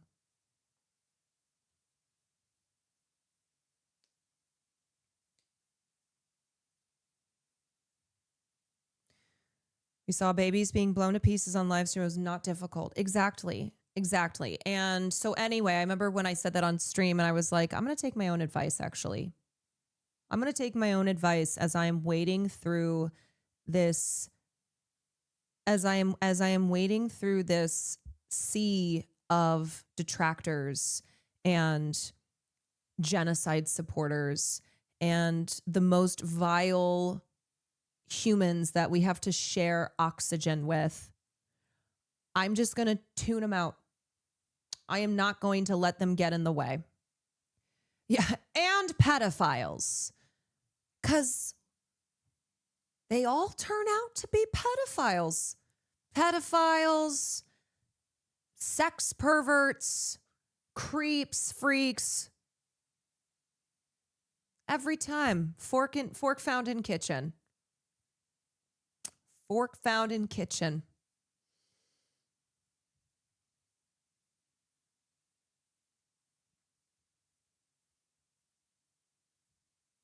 Okay, anyway. You grew up very Catholic, but this had you questioning God? Yeah, because it didn't make sense to me. What lesson am I supposed to be learning? Am I supposed to learn to just shut the fuck up? Some people that claim to follow the word of God are so far gone that they're unable to see how problematic what they're supporting is. Like that they would blindly support someone like this president. We live in a crazy, crazy world. When I was let go, I thought a lot about how too much of my identity and sense of self was tied up in what I did for a living, and that there's a lot more to me than what I do for work. When all of a sudden, this is Melissa, I found myself in a position where potentially everything could be taken from me and I would never work again, I had an identity crisis. I was like, I am the actress. What am I without that? So I really had to dig in. And I had a lot of people around me, like my family, my sisters, my husband, my mother, who were reminding me, you are so much more than that. And after I came out of that hole, I was like, you know what? I got to that point in my career because I'm a badass and I can do that in any industry. If I have to change careers and do something else, I know that I will achieve success and be great at what I do. I love the challenge of starting over. It also reminded me of that hunger that I had when I was younger and starting out that had kind of dissipated. It reignited that for me. I wanted to fight for things again. What's in the pipeline for you? Okay, so this is exciting. I'm starting my production company. I'm very excited about that. Thiki Mori, thank you for the 10 months. Ink Frog, thank you for the 8 months. You've spoken in the past about writing a lesbian rom-com that you intend to direct. Not a rom-com, a romance. It was meant to be a rom-com, and then I got inspired, and it became less of a rom-com and more of a romance. I'm focused now on building a slate, producing, and finding good companies to partner with. I want to give opportunities to good people. I have lists of all the people that I want to work with. If I were not a streamer, if I were not a creator on the internet, I would be doing everything in my power to try and go work for Melissa Barrera's production company. Our first film being a lesbian romance. Hello? Hi. Get me in. Get me in. This is the type of stuff we need to let 90% of the films be lesbian romances. You'll unfortunately just have to join the cast of the movie. But that's the thing is like when you have people such as Melissa Barrera going, I'm not just going to try and wait for all these other production companies, all these other people to give me a yes. I don't want to now, obviously, like you're still working in the industry, but it creates more avenues. It creates more opportunities for people who are otherwise not getting them. We are Lebanese and gay. That's right, baby. Sorry to derail the convo, but have you covered any of the hantavirus? I covered it yesterday, and then I'm going to cover more in just a little bit. How do you start a production company? I can't imagine you get loans for films easily. So, yeah, you need to secure funding. You need to bring in you need to bring in money so that you can have funding for projects that you want to make. So you need money.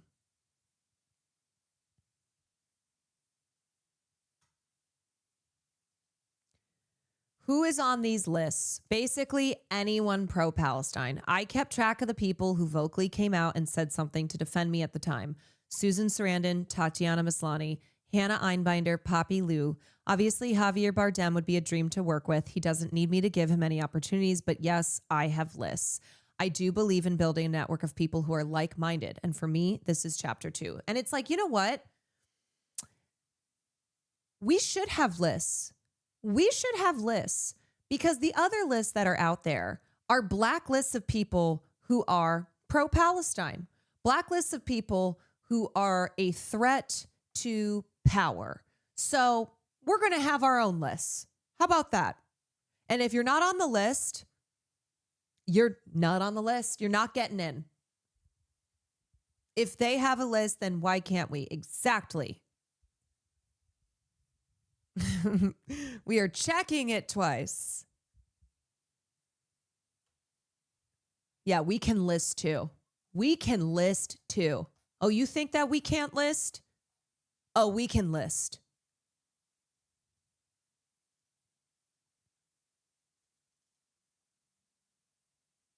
Love it. Alrighty. Once again, Melissa Barrera, if for some reason you ever see this, just know that this community, the Quantarage, we've had your back since day one. We have been with you. We have been with all others who have who suffered consequences and continue to face repercussions for being on the right side, for being morally consistent and principled and advocating for what is right. We are here. I certainly have a long list of celebs I no longer fuck with after they came out as massive Zionists. It's easy. Yeah, we got our lists. We got our lists. And Melissa, if I ever decide to go back to the film industry, maybe I can work for your production company one day. We'll see. IDK. Okay, let's talk about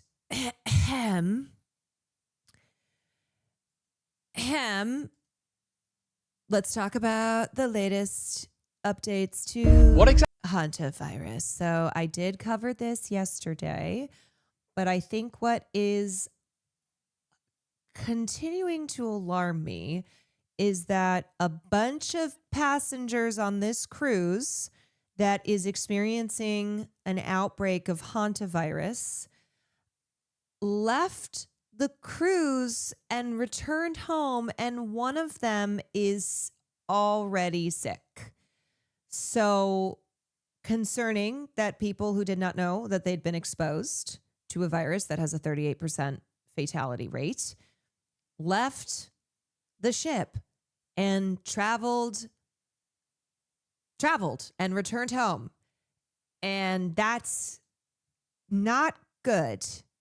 Exactly is hantavirus. Hantaviruses are common in rodents, and people can get infected with this. 3 cruise ship passengers have now died, others are being treated in hospital, and dozens more are stranded at sea, all after catching a strain of a disease that's usually spread by rats.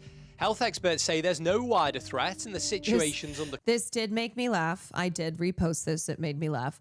The hantavirus kills you too effectively for it to become a full-blown pandemic is the kind of jaded analysis that I look for from a virologist.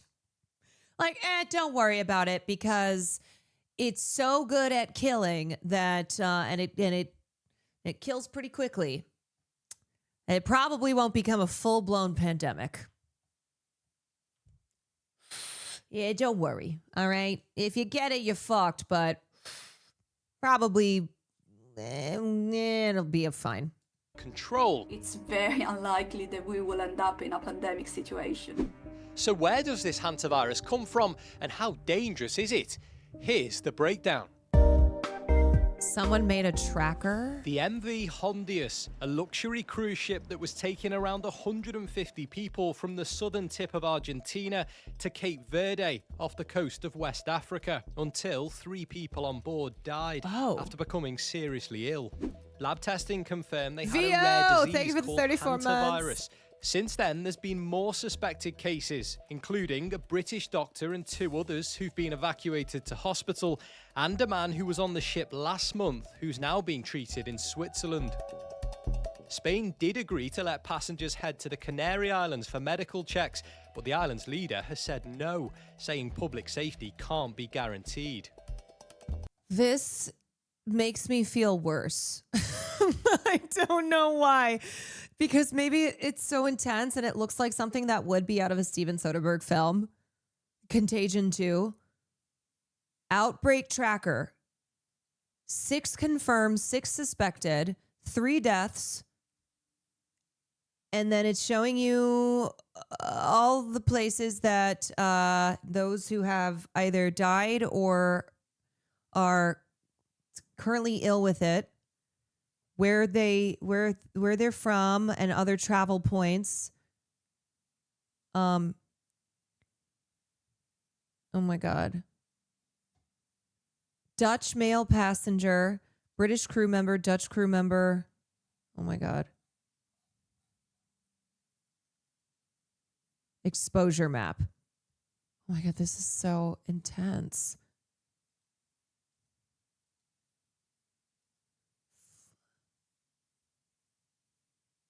Timeline. Wow. Okay. That's like too hard for me to even read. So what actually is hantavirus? It's usually spread through the saliva or excrement of infected rodents. Even dried feces is a risk because it can release tiny particles which are easily inhaled. Symptoms can take 1 to 8 weeks to show and can feel like mild flu. But phase 2 can lead to lung damage, heart and kidney failure, and in the most severe cases, death. Unlike a disease such as COVID, hantavirus normally can't spread as easily from human to human. However, cruise ships are known for being prone to virus outbreaks. Back in 2020, COVID spread to more than 700 people on the Diamond Princess. Being in the same space for weeks, sharing buffet food and limited medical access at sea all contribute to the risk. That's why the World Health Organization has said MV Hondia's passengers could have spread hantavirus between each other. We know typically most people are infected through contact with rodents or their saliva or droppings, but this one particular virus has been associated with some limited human-to-human transmission among close contacts in past outbreaks. Those scientists have... I'll never stop kissing rats. You can't make me. Well, just use protection. Stressed hantavirus isn't a global threat. Pastrana, what we thank you for the 2 still months. don't know is how or where the virus was picked up. Bossa Nova, thank you for 31 months. Fratello, thank you for 20 months. Experts have now confirmed some passengers on the cruise ship had the Andes strain of hantavirus, which can be spread from one human to another. So what does that mean, and how does it change things?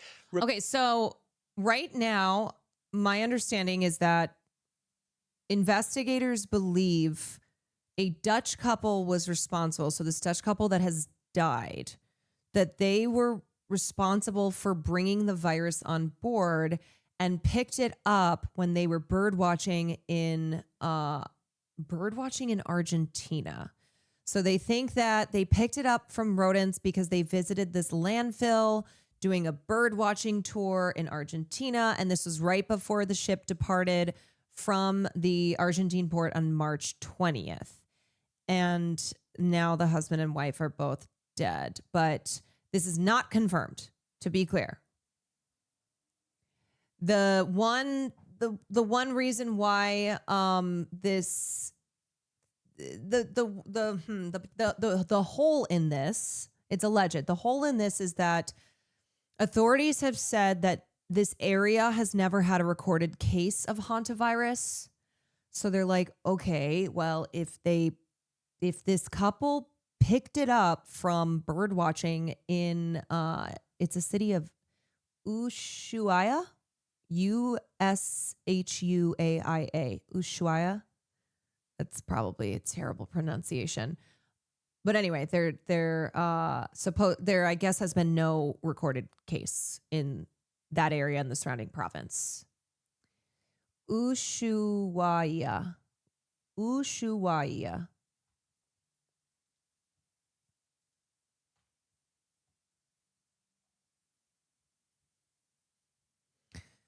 This is dangerously bad, sloppy reporting by CBS. A French man is being monitored because he came in contact with a sick cruise ship passenger, but CBS says here that he contracted hantavirus from a flight with that passenger, which would be an alarming new escalation of the outbreak. From Le Monde, this Dutch woman is one of 3 people who have tested positive for an Andes hantavirus, which is transmitted via the respiratory tract.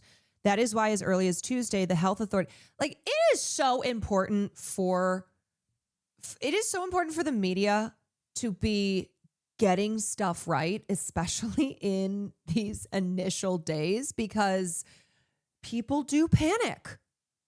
We are trying not to panic. And so if you're saying that a Frenchman picked up hantavirus from a flight that he was on with a passenger who was on the cruise ship, that is a major escalation.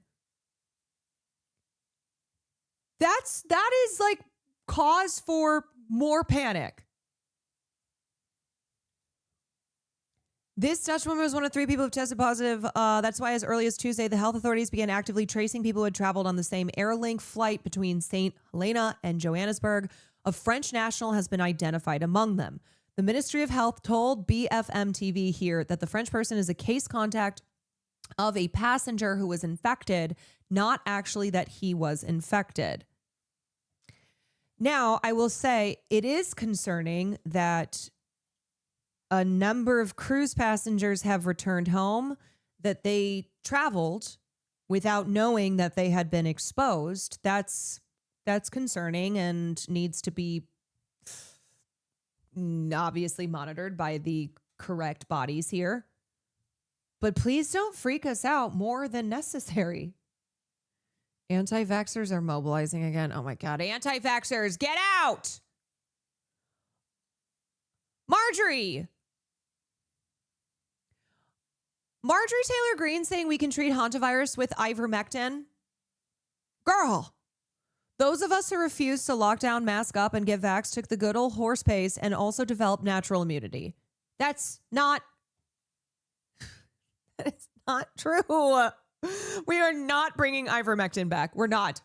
We can't. Please. Please, no. Please. Please don't start with this again.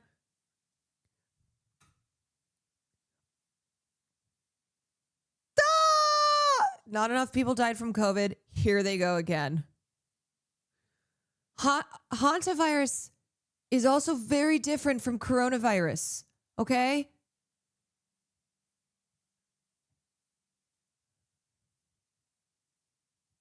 Two base poster Pastor Ben. I recently became aware of who Pastor Ben is because he followed me on Twitter. And I was like, who's Pastor Ben? I have a lot of mutuals. And then I saw that he had replied to, who was it? Shannon Watts. Shannon Watts, who keeps coming after Hassan, like a lot of others. And she hid his reply. Shannon Watts was trying to say Hassan is like anti-black and then was hiding the replies of black people like Pastor Ben. Shannon Watts, man, once upon a time thought she was awesome when she became a public figure because of her advocacy for gun protection. And now she's just another one of these people who are like, yeah, you fucking suck. She hit all the black people telling her she was wrong. Not a good look, Shannon. Not a good look when you are hiding replies from a bunch of responders who are black, and you are trying to smear someone as being anti-black. Mary Bowden is an MD, BT dubs. Hantavirus is an RNA virus. And ivermectin should work against it. Ivermectin blocks RNA viruses from entering the nucleus, inhibits viral replication, disrupts integrity of the viral membrane, and can prevent viral replication. No, this is not true. We're doing this again. Oh my God. Oh my God. And then what happens is right-wingers go, well, this person's a doctor. Fun fact, MDs are not epidemiologists. That is not their job. Yes, I'm sorry, but somebody who is a medical professional does not mean that they actually know everything and should be listened to on everything. Why are we so obsessed with ivermectin? I don't know. What is up with the ivermectin? Who started that? Who was like ground zero for really pushing ivermectin? I'm trying to remember. Well, Joe Rogan, I know, popularized the idea that ivermectin is a cure-all. Take ivermectin every day. Also makes your dong bigger. But I don't think Joe Rogan is not the first person who ever comes up with anything. He's often the person who helps to popularize. But somebody gave him the idea. Like, he got that from somewhere. I'm guessing Alex Jones did before Joe Rogan. But he's another guy, too, who he doesn't come up with something. Who was the first to push?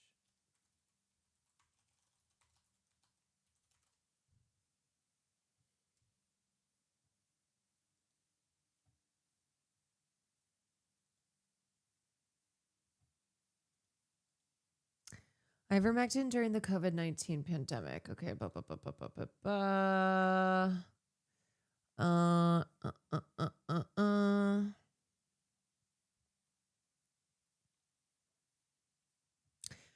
Okay. Ivermectin has been championed by a number of social media influencers. American podcaster and author Brett Weinstein took ivermectin during a live stream video and said both he and his wife had not been vaccinated.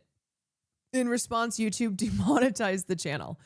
In the United Kingdom, retired nurse educator and YouTuber John Campbell has posted videos carrying false claims about the use of ivermectin in Japan as a possible cause of a miracle decline in cases. In reality, there's no evidence of ivermectin use in Japan. It's not approved as a COVID-19 treatment. On Twitter, a tweet spread with a photograph of William Campbell, the co-inventor of ivermectin, alongside a fabricated quotation saying that he endorsed ivermectin as a COVID treatment. Campbell said, "I utterly despise and deny the remarks attributed to me on social media," and said his field of expertise was not virology, so he would never comment in such a way.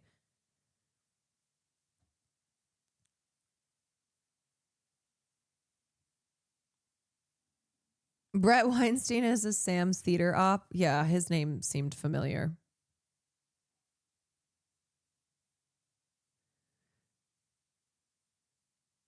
The co-creator said, "Fuck off." This guy's like, "Get me out of your bullshit."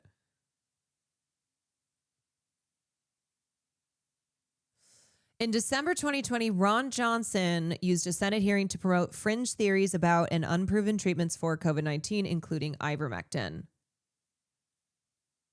Video footage of his statements.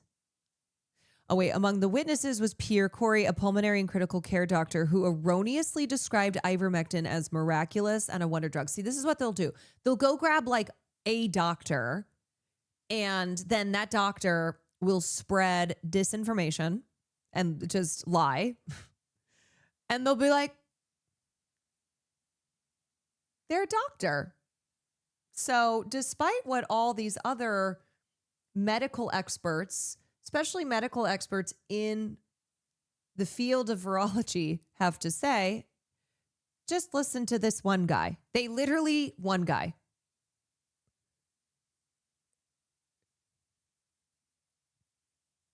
As a published researcher, my biggest flex, the studies justifying ivermectin for COVID are absolute bullshit. Well, that's not true, because this one guy said that it's a wonder drug and he's a doctor. So, sorry.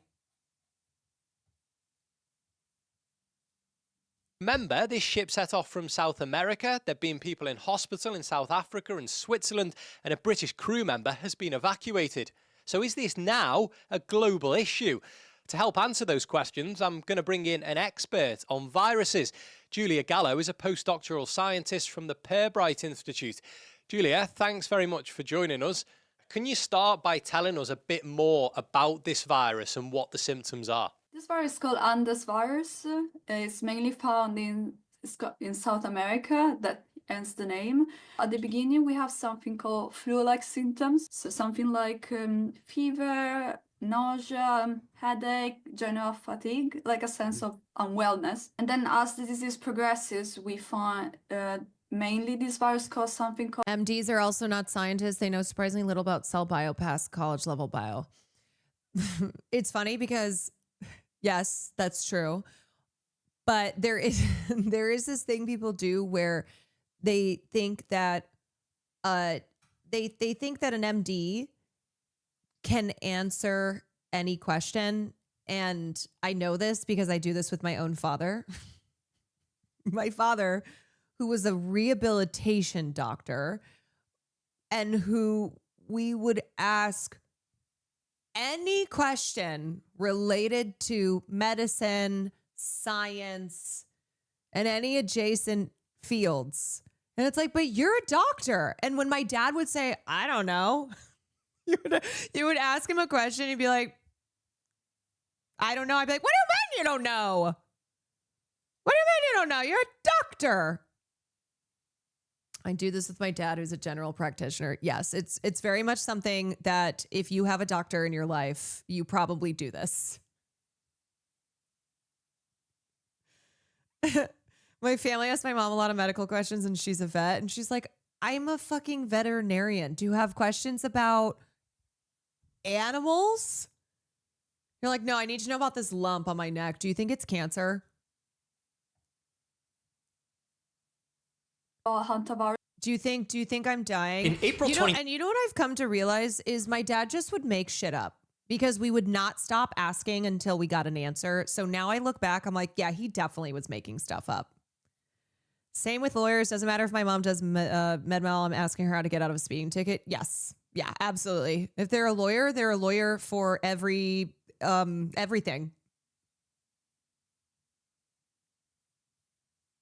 Everything. he was so sick of y'all.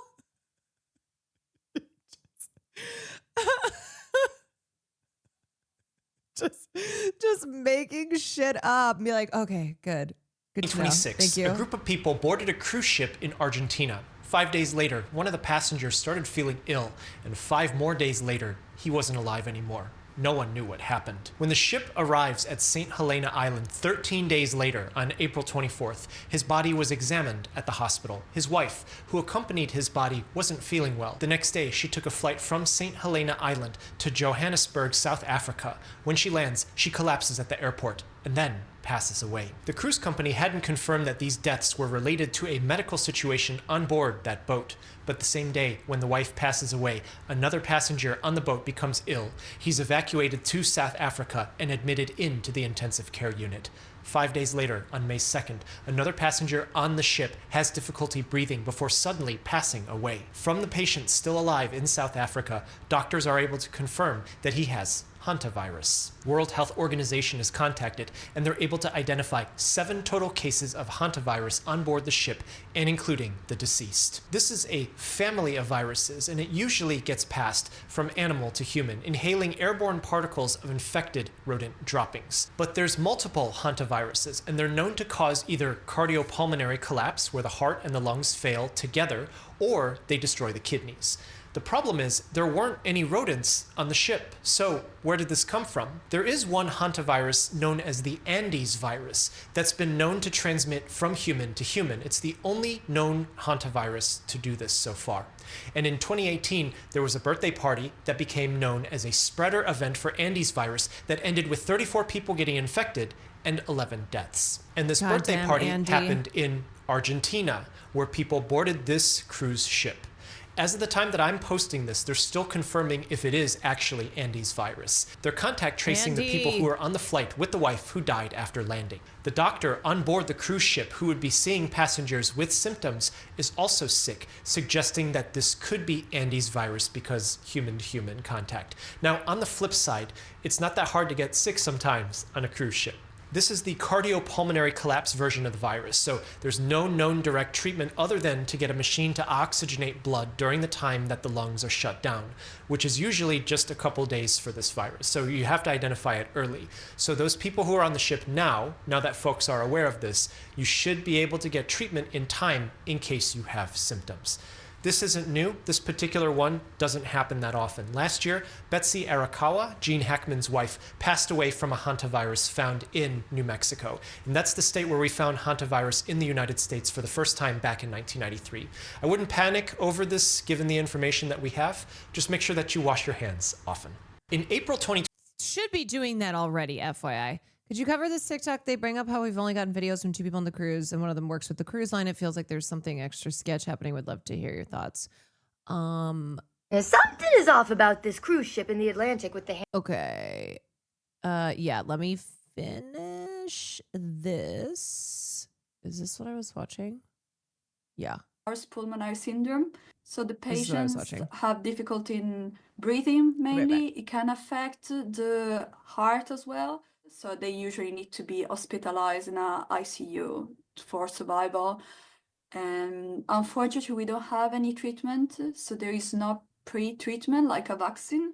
You said there's no treatment for this at the moment. Could there be, in theory, a vaccine for this developed? Yeah, absolutely. I think at the moment it's not something that a lot of the funding agencies are focusing on, because this is a bit scary because it's something that feels new. In reality, it's not new, but it's rare.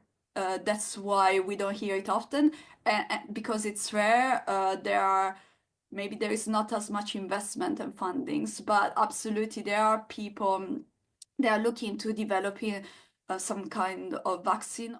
This virus, as we understand it, is usually passed on by rats. Can you explain for us how we are in a situation now where it's in humans? How does it transfer? What can happen is that, especially in rural areas, people might come into contact with excreta of rodents. And then, for example, you can imagine if you're cleaning an old house in the countryside, there are excreta rodents, and then you maybe try to throw them away or with a broom. And when you move those, the viruses, the particles that are in these excreta becomes aerosol, and they can be Chris, thank you inhaled for the by 6 people. months. And so that's mainly how the contact happens. So even a little bit of exposure can be a problem. Yeah, we don't know the level though. We don't know if how big. Usually for these viruses, the exposure has to be quite a high number of particles.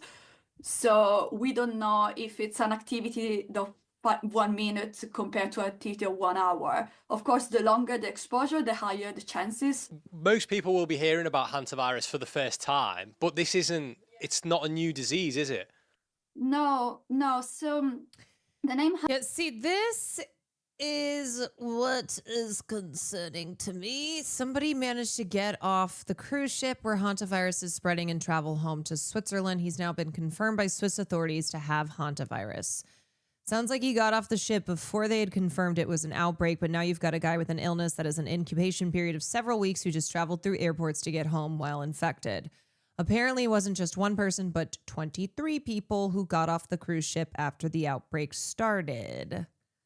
There are Spanish passenger on the Hondia said there are 23 people who got off on St. Helena and have been wandering around.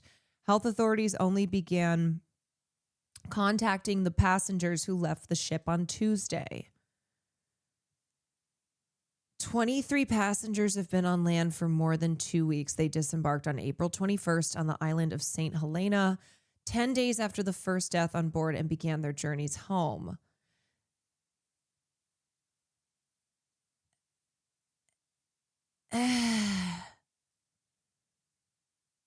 Any Americans? Yes.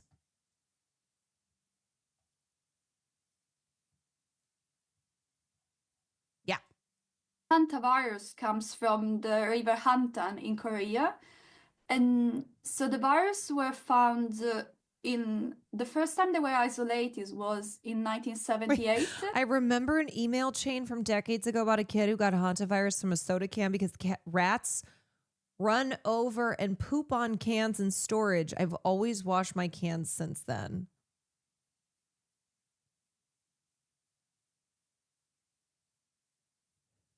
No. Please. Y'all, just a reminder again. Just new fear unlocked. New fear unlocked. I'm like, but going back to the 23 passengers who got off the ship and have traveled, wear masks when you are traveling, especially when it's busy, when you are traveling internationally. Like just wear them.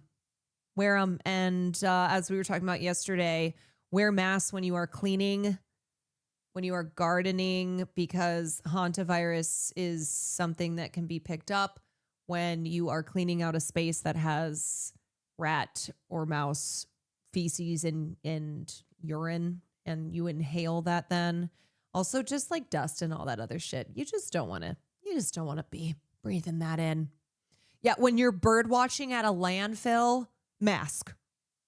50 years old.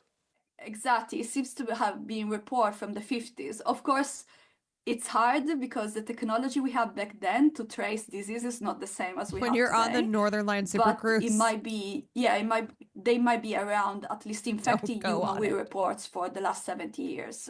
Do we know how we went from it being in Korea to, there being the Andes strain, for example? Because that's quite a big distance, isn't it? A very different part of the world.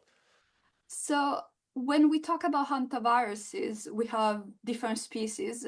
And broadly speaking, we distinguish them between old world antiviruses and new world antiviruses. So Andes is a new world antivirus, and Hantan, it's an old world antivirus. So they are different. They didn't move around. They were already in different parts of the world, and we believe that new world antiviruses such as Andes, they cause, as I described earlier, a pulmonary syndrome, while viruses from the old world, so Europe and Asia, cause another type of disease which affects mainly kidney, and the fatality rate is much lower. Do we have the rat version in the US? Yes. So we talk about 1% for viruses in Europe to 15% to viruses in Asia. Shut the fuck up. You're getting toilet paper ads on Twitch. Shut up. No. Please. No. No.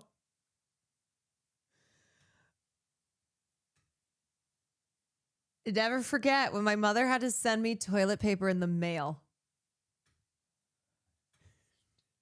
No, please. Asia. So they're very different. They're very different diseases.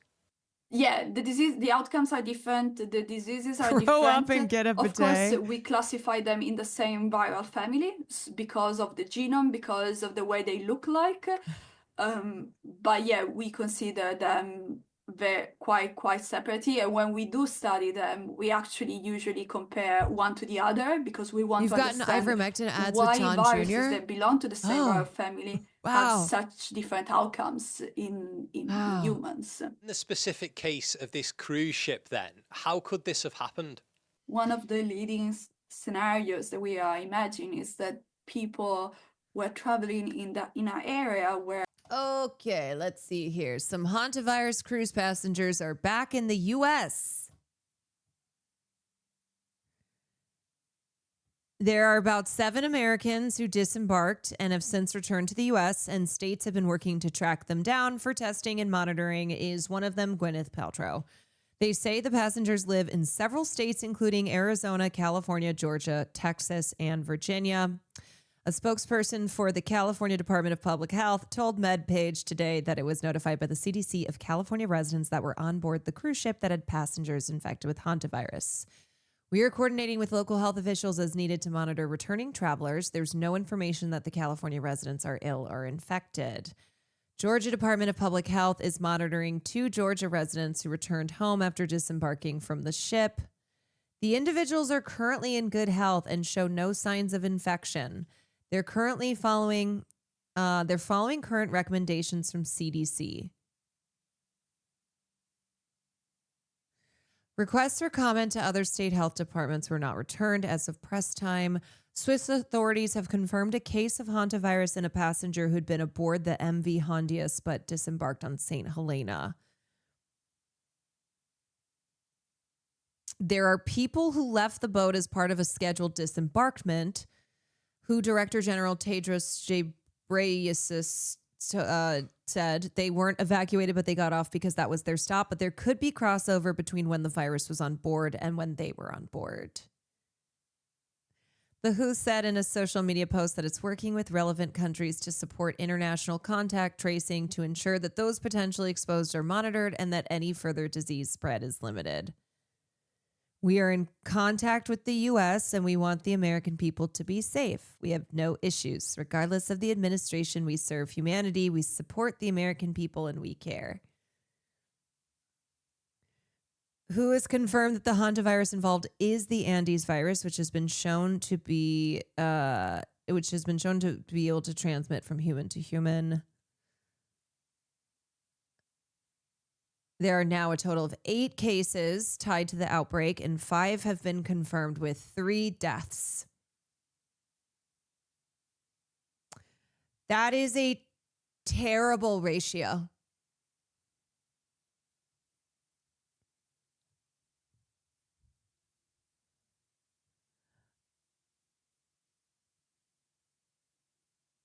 Health officials are trying to trace more than 80 people who were on the same flight as the passenger who disembarked the ship at St. Helena and flew to South Africa. A 69-year-old woman fell ill during the flight and subsequently died on April 26. Her husband was the first hantavirus death aboard the ship.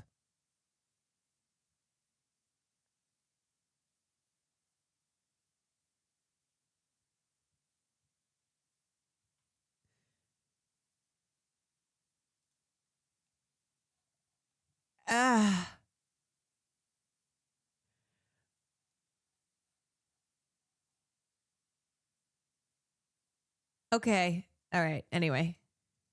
And this is I'm really, y'all, you know that I try my best to not sensationalize and create panic where there should not be panic, but it's not awesome to hear any of this. And we do have PTSD, and not even just PTSD, current T. It's like post 2020 how we have T. Yeah, TSD. We have TSD.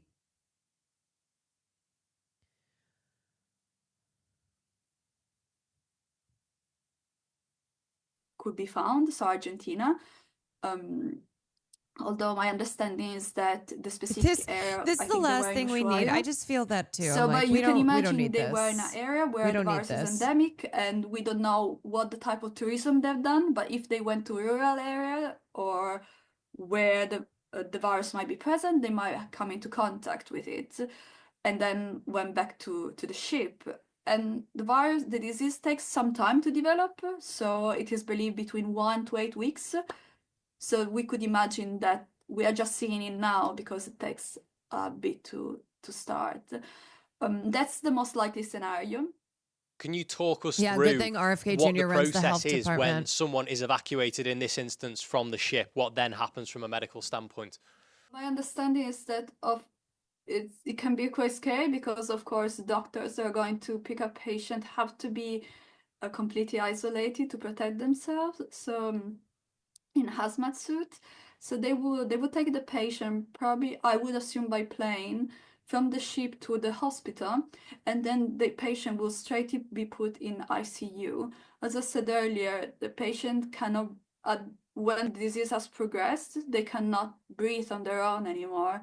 So they would just be attached to a respiratory support machine and just wait out, see how the disease progresses. Okay. And would they? Hold on. Let me look at this. Footage captured aboard the MV Hondius shows the ship's captain informing travelers that a passenger in the cruise had passed away. Well, good morning, everybody. This is my sad duty to inform you that one of our passengers sadly passed away last night. Tragic as it is, it was due to natural causes, we believe, and also whatever health issues he was struggling with, I'm told by the doctor, not infectious. So the ship is safe when it comes to that. Of course, it's a very, very sad circumstance that will have an effect on our operations. Who gave him that info is what I would like to know. Also, why is this footage just coming out? Leave the details to Hans. Look, it happens at sea sometimes. Very sad, very tragic.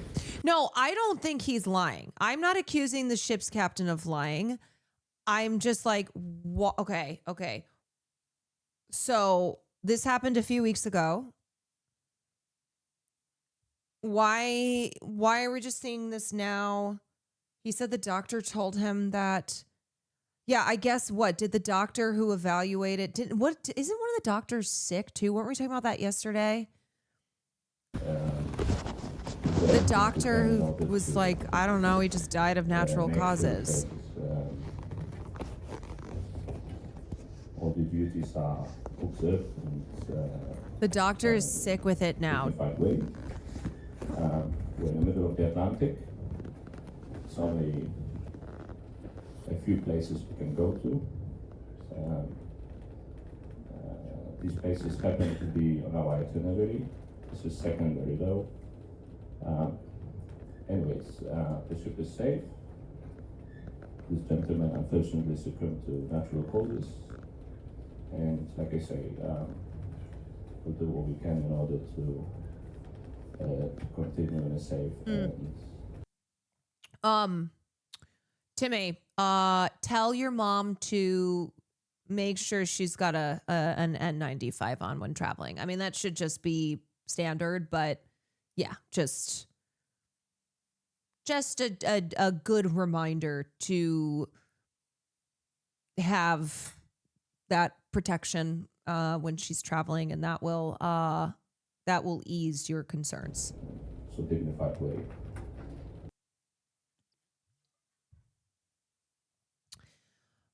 Okay. Why was the captain of the ship telling passengers the person who died, the first one wasn't infectious? Did someone tell it to the captain? It's becoming a little clearer why so many people on the ship ended up sick with hantavirus. Okay, what is this? I was gonna watch this. Who is this? The Dre dossier? I read the documents they don't want you to read. Tech, power, politics.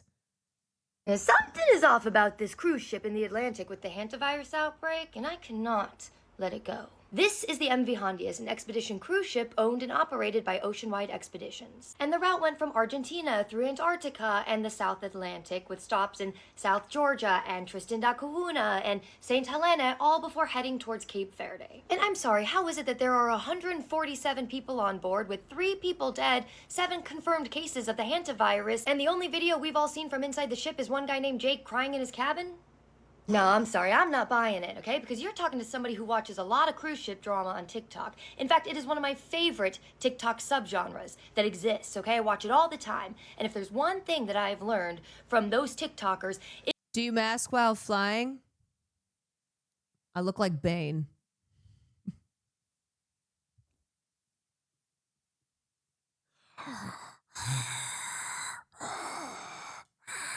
When I remember when I was flying through O'Hare at Christmas, and thank God I had my mask, because everyone around me was like,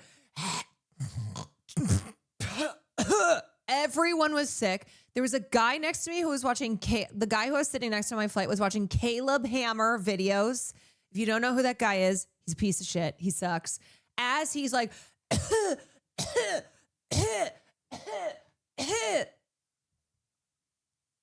watching his Caleb Hammer video, I'm like,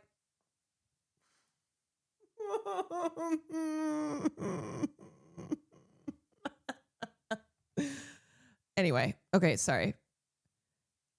Okay. It is that if someone so much as catches a stomach flu on a Carnival cruise, there are 19 TikToks, 4 Facebook Lives, and some woman named Brenda locked in a closet filming herself saying, please help us, like it's the frickin' Blair Witch Project. So I decided to investigate. Not a full rabbit hole, because I have other investigations that require my attention right now, but what I did find... I know this just started. I don't know if I'm buying this. ...was interesting. So first I went looking for the original Jake video, because like many of you, the first time I saw it was on the CBS TikTok account, which is a company owned by Larry Ellison now, but I digress. I couldn't find the original video anywhere, but luckily CBS did put in the tippy top corner of the video Jake's username on TikTok, so I went to his page to see if I could find it there. No. So I started scrolling through Jake's page, and I learned that he is a Boston travel content creator, and he's been to like hundreds of countries, although none of his videos have gotten like a super high amount of views, but yet he's got 5.6 million. I just know that's weird. Anyways, he's got sponsorship links. Well, the other thing is that it wasn't a standard cruise. Yeah, it was a bird watching expedition where it was mostly old people going to very remote places. It's a different crowd. Okay, this is not your like carnival cruise. It's not your Disney cruise ship. It was. It's also not technically what is it? It's not technically a cruise. It's an expedition vessel, I think is what it's called. He's got collaborations, he's got a Yahoo email, and if you go over to TikTok Shop, he's hawking a bunch of, travel consumerism junk. And I'm scrolling through his posts, and he's got this weird PR statement as one of them. Mind you, he didn't even post the video that he sent to CBS on his own account, remember? So, I don't know, it's weird. But then I hit this penguin video from the trip, and it's a stunning video with a high resolution camera, and I mean, look, the sky is insane. It's clearly very beautiful. But just keep in mind what this sky looks like, okay? Because it's gonna come back later. In fact, his photos and videos are so beautiful, it is kind of hard to believe that it's not AI. No, but Michael.Elizabeth08, I'm with you. So I went to Google and searched for the name of the ship, the MV Hondius, filtered the dates to be before the outbreak became public, and went to videos to see if I had missed anything, because this is the exact kind of trip where you would normally— What kind of mask? A Sport N95. Those are great because they have their high filtration, and it's a lot better for breathing. See people posting pictures of wildlife or videos of the sunset or rough seas with the yo-ho sound, cabin tours, meals, anything. The only videos are from Jake Rosemarian. This is weird. And then I read about one other passenger who was quoted in BBC and AP coverage named Kazem Hato, also known online as Ibn Hatuta. Sorry if I mispronounced that. This guy. And he sent over footage over WhatsApp to AP News and BBC, and he gave them quotes specifically saying, actually, morale is high. People are watching movies, reading, and drinking hot drinks. I'm just kind of like waiting to get to the thing. What it's a okay, and what are you posing here? 3 people are dead. And then it gets even weirder because he's posting stuff like this on his story. You can pause to read it, but the second paragraph says, this whole situation has been blown out of proportion partly because of one person panicking on the ship whose video has been circulating on the media. While his reaction is valid, it doesn't represent the situation on board. Everyone else, 148 out of 149, has been calm. The situation is under control, and we just wish those who are sick a speedy recovery. I don't. And his videos also look cinematic, except if you'll notice, his sky is blue. His video clips around a lot, but from every which angle, it's the same blue sky. You mean to tell me that both of these content creators were there during sunset and Jake's the only one that got a video with the beautiful pink orange sky? Fools. They think we're fools. I mean, come on. Also, here's the thing. I'm a content creator. I don't know if I would be making TikToks if I were stuck on this thing. You know what I mean? I don't... It's like, I'm a content creator. I ain't even making TikToks now. Expect us to believe that after the outbreak happens and people are locked in their rooms forced to quarantine, and the only 2 passengers from inside the ship we hear from are 2 travel influencers? Nope, absolutely not. As a dedicated consumer of cruise drama TikTok, I reject this whole premise. Look, maybe the cruise company told them they weren't allowed to post, maybe the Wi-Fi's bad, or maybe everybody on that cruise ship just genuinely has great self-control, in which case, good for them. But I'm just saying the silence to severity ratio is weird. Something is off about this cruise. The silence to severity ratio. But I mean, we have... Yeah, we have this. I guess if the media and the ECDC and the World Health Organization, I guess if these like institutions were saying there's no outbreak and then it were to come out that there is an outbreak, then you can go, well, hold on a second. Why are they clearly covering this up? But we do have quite a bit of information now that we've talked about the last couple of streams. Maybe she wants more like, do you want the 76-year-olds on board to be making these TikToks for you? Is that where you need to get your information from? It does. This does feel very TikTok coded, I will say. It's very TikTok coded.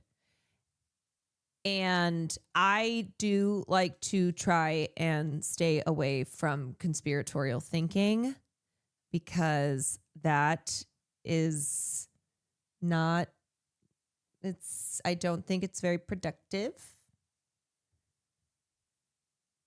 So the linchpin of her argument was that two different people didn't post the same exact picture, even though they could have just taken.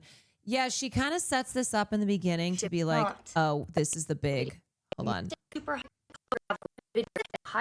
When she's like, remember this? It's weird. But then I hit this penguin video from the trip, and it's a stunning video with a high resolution camera. And I mean, look, the sky is insane. It's clearly very beautiful. But just keep in mind what this sky looks like, okay? Because it's gonna come back later. Like this is a crucial part, the reveal that comes at the end. Then, but she's like, keep this in mind. I thought she was gonna show that this had been clearly faked. It's like actually all these people are dead, and that that there are people who are running these accounts pretending to be these influencers. And then her big reveal is the sky is blue. Drama TikTok. I reject this whole premise. Look, maybe the cruise company told them they weren't allowed to post. Maybe the Wi-Fi is bad, or maybe everybody on that cruise ship just. I think you're right. She heard cruise and didn't realize that this was a birdwatching expedition trip. It isn't surprising for there to be only 1 to 2 young internet coded people on there. Yeah, I don't think she's actually getting information outside of TikTok. Considering that she's only using the 2 TikToks that have been posted in her own TikTok. It looks like the other guy used a difference filter over this guy to make it orange. Yeah, I think that this is something that if it crosses your timeline, you're like, okay, you just move on. Maybe one of the old ass farts went to sleep early before sunset and the other one didn't.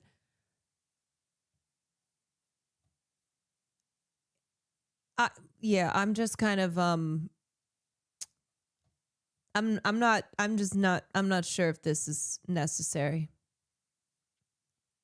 Maybe she should read through this. Because that's the thing, her whole thing, her TikTok said, let me go back. Her TikTok said, I read the documents they don't want you to read. Okay, so read the documents. Here's one for you. Are you reading the documents? But I guess it's specifically the ones they don't want you to read. I don't know.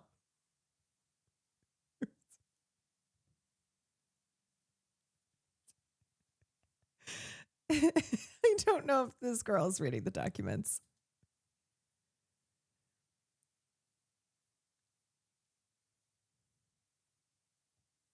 We need to teach our families critical thinking before the disease, snake oil, misinfo industrial complex starts up again, because why did this exact situation happen with my own mother last week? What happened, Mom? They discovered cure for corona in India. Pardon me? Our government does not want you to know. Are you sure that— Boil onion in hot water. Then take out onion and put ginger in hot water, and then boil ginger in hot water. Take out ginger and then drink hot water, and then corona is cured. Wow. Mom, that sounds fake. Respect your mother. I saw it on WhatsApp. Also, a very famous Hindu pundit said corona will end in August. You are literally Muslim. Actual thing my mom said in 2020. I am very glad that my mom is not online. I'm very glad for that. But she is way too much in the New York Times comments. So, I don't know. Like, Mom, they're telling you basic soup broth is the cure. Too soon to bring this back. I swear to God, if this is the Imagine video. Imagine there's no heaven. Luna. It's easy if you try. No hell below us. My eye is twitching. I'm not kidding you. My eye just started twitching like crazy. Imagine all the people. James Marsden, why did you waste your beautiful voice in this video? What are you doing? Living for today. Yeah. Imagine there's no countries, yeah. It isn't hard to do. Nothing to kill or die for. And no religion too. My favorite one. Imagine all the people living for today. Why was Sia so extra in this? I hope someday you'll join us. Why did Sia have multiple verses? The world will be as one. I feel like Sia probably recorded that and they were just like, okay, I guess we'll give you both. Obsessed with the gay guy on the Hantavirus cruise, and tomorrow the sun will rise again. As I mentioned, we are being well fed and taken care of. Dinner in the cabin, pumpkin risotto, and Coke Zero. This is so Austin coded. Yeah. Wait, also, where's TikTok Detective? Isn't this another post? Is it because it's not specifically a TikTok? Yeah, I hope he watched that can. Also, girl, the boycott, come on. Like, no offense that... like, no offense, but there's hantavirus in that risotto diva.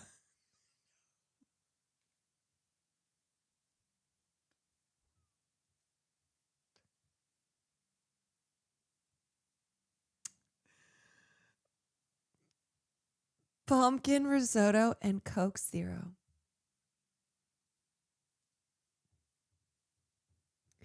Yeah, they're gonna be calling it haunted virus. People have just heard. Professor, would you say it's time for everyone to panic? Yes, I would, Ken. People are just hearing hantavirus for the first time and are like, haunted virus. It's a haunted virus? Oh my God. Should he just not eat and die? Pumpkin risotto and Coke Zero heart. This is now a gay reference.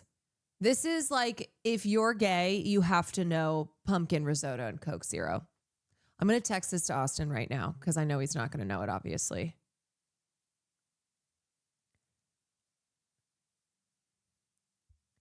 Pumpkin risotto and Coke Zero heart.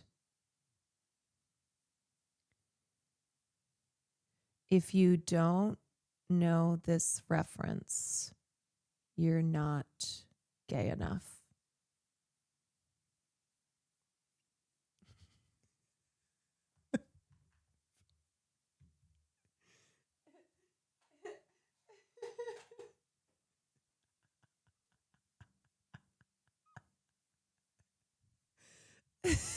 Pumpkin risotto and Coke Zero heart.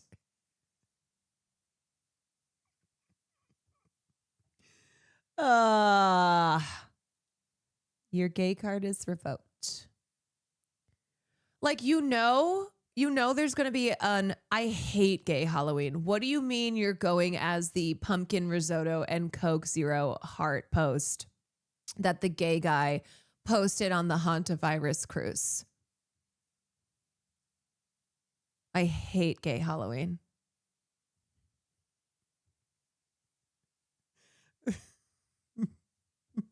A gay couple's costume. What if we went as the pumpkin risotto and Coke Zero heart?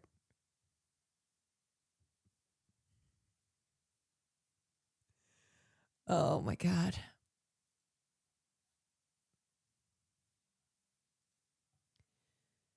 This person has only 5 tweets, all from 2022. One is not like the others. Oh, here we go again. Here we go again. Everyone is happy today and weep tomorrow. Stunning. Love is jealous with limitations. It's possessive, but never greedy. 2023, Corona ended. 2026, hantavirus. From 2022, real and true. If a person makes you smile and laugh for how many times already, for sure that person can make you cry real tears too. This is just the world we live in now. Yeah, also Corona didn't end, babes. Corona didn't end. Okay. Wow, I'm already at 4 hours. Wait, I just saw this. Christy Yamaguchi Main said, I'm not ever going to say how I know this, but Mr. Beast is currently filming season 3 of Beast Games in North Carolina, and he's running this season as non-union, unlike the first 2 seasons, because he doesn't want to pay healthcare or pension.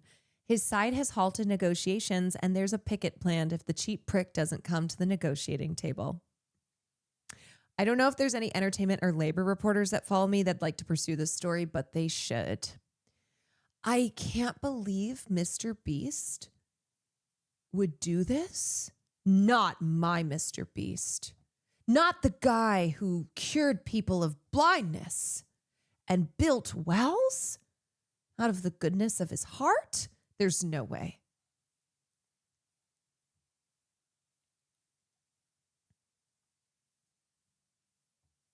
He's practically Jesus.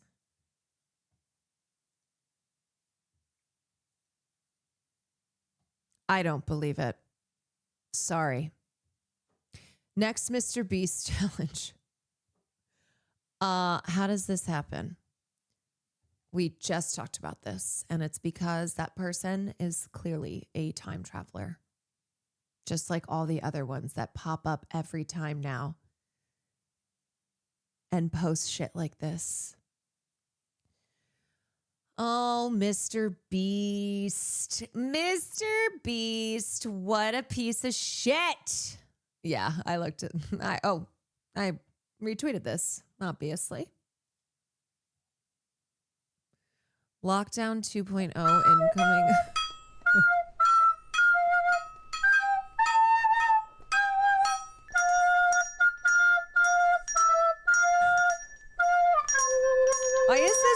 Why is this Christian coded? Is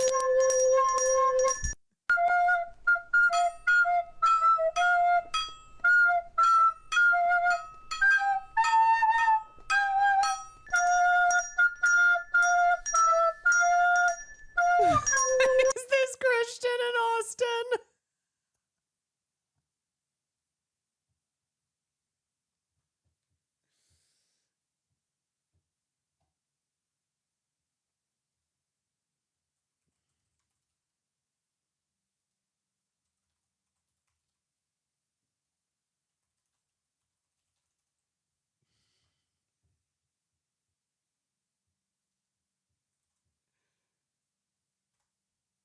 Why? Why is this the most Austin show and Christian coded? Austin just ringing the bell. Austin's gonna, he's gonna be like, I guess I do shake my ass like that. It's like, Austin, nobody on planet Earth thinks that you are the girl shaking ass and playing recorder. No one. Did Austin text back yet? No, not yet. He's probably going to be like, wait, what is that from? Wait, I don't know that. What is that from? I'll be like, well, I'm not telling you.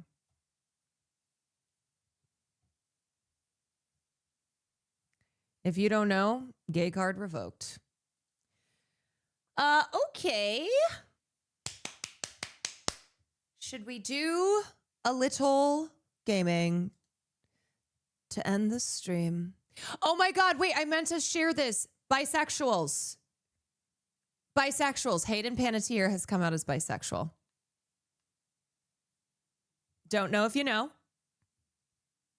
but you have added another bisexual to the club.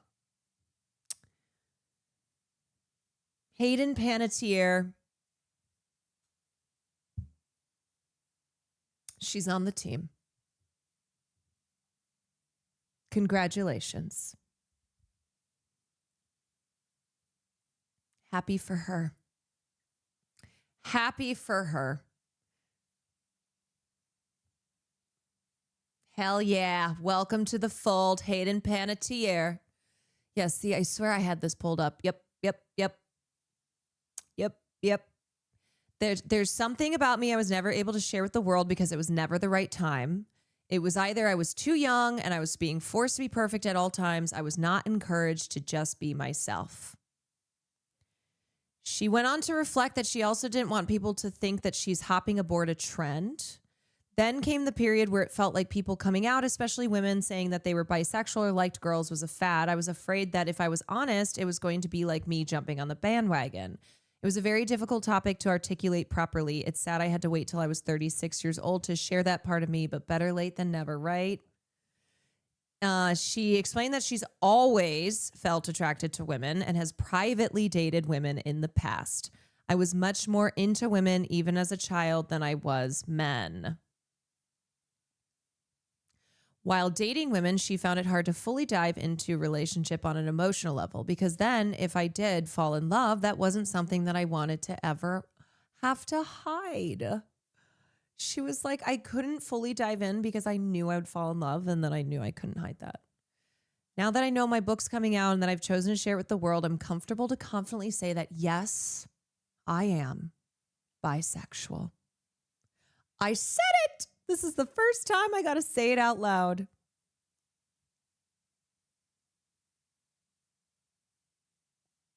You go, girl. Let's go, bisexuals. Let's go. Yeah, this is like the least surprising news ever. Yeah, I think this was really just her finally saying publicly, let's go, girls. Let's go.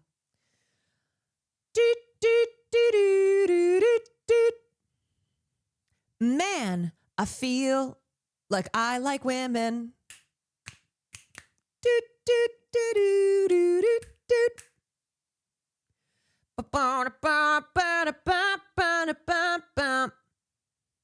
How come she didn't come out as pan? Oh, Hayden Panettiere. Hayden pansexual tier. It might still be the case.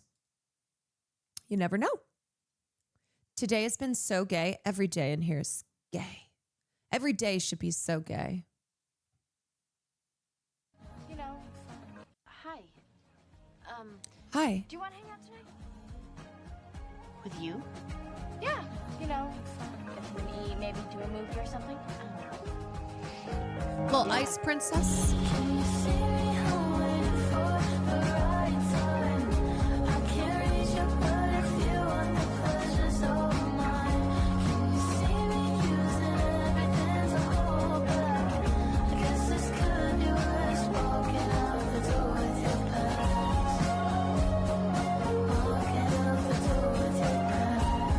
Very gay movie. Hi. Also with Kim Cattrall. Yeah, preheated rivalry. There's also this one. Let me see. So we can, oh.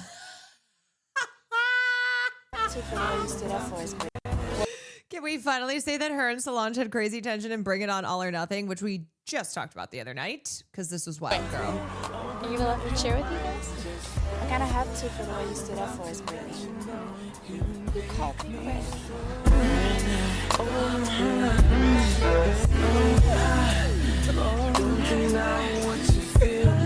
Crazy tension. Open up your mind and just rest. I'm about to let you know you make me so. Wait. Are you gonna let me share with you guys? I kind of have to for the way you stood up for us, Brittany. You called me crazy.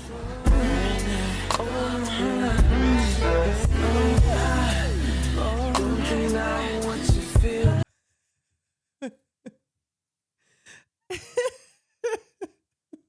The tension. I'm obsessed. Whoa. Stop it, guys. Violence never solves anything. Chill. We're crumping. Oh, What? not the fucking crumping. No. No, it's too much. It's too much. Also, wait, who asked? Hold on, I saw. Wait. Wait. Art. It was Art. Chad, I'm pretty new. Is it known as Caroline By? Is it known as Caroline By? No. You know what? I say not yet. And I don't mean that as like a baiting type thing, because I have explored my sexuality in the past. I've tried to. And unfortunately, it's led me still to men. But things can change. So it's one where it's one where you never know, and maybe there are things in me that are still suppressed where I will be free. I don't know. So it's not a like, I don't know. We'll see.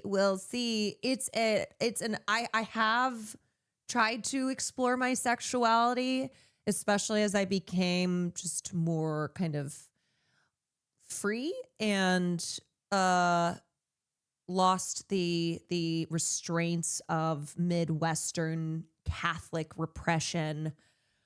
But I think it was more so, honestly, I think what I came to find more so is that I am not as sexual as I pretended to be when I was younger. It was like I pretended that I was a sex freak. And as I got older, I was like, I don't think that's actually the case.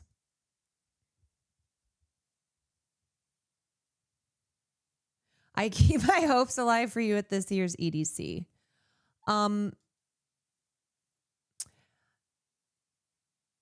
There are definitely things I will be exploring at EDC, but I don't know if that is going to be in the Department of Sex. But EDC, under the electric sky. Sexuality can change over time. It doesn't have to be one thing forever. Yeah, totally.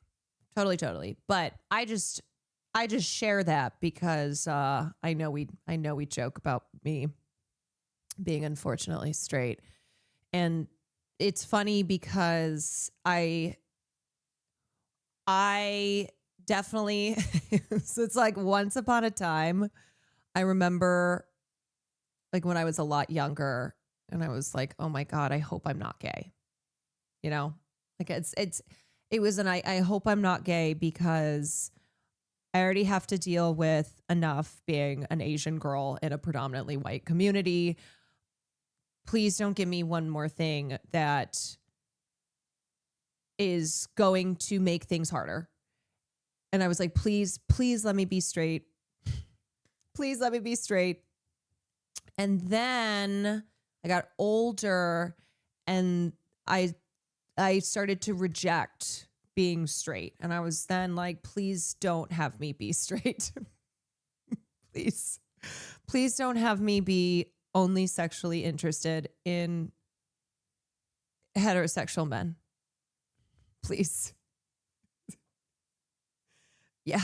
So I went from praying to be straight to praying to not being fully straight. I tried to pray the gay away and still ended up gay. Yeah, that happens to a lot of people. Caroline, let me have the sexuality that lets me date gay men. Yeah. I mean, there is something to be said that the men that I've always ended up with are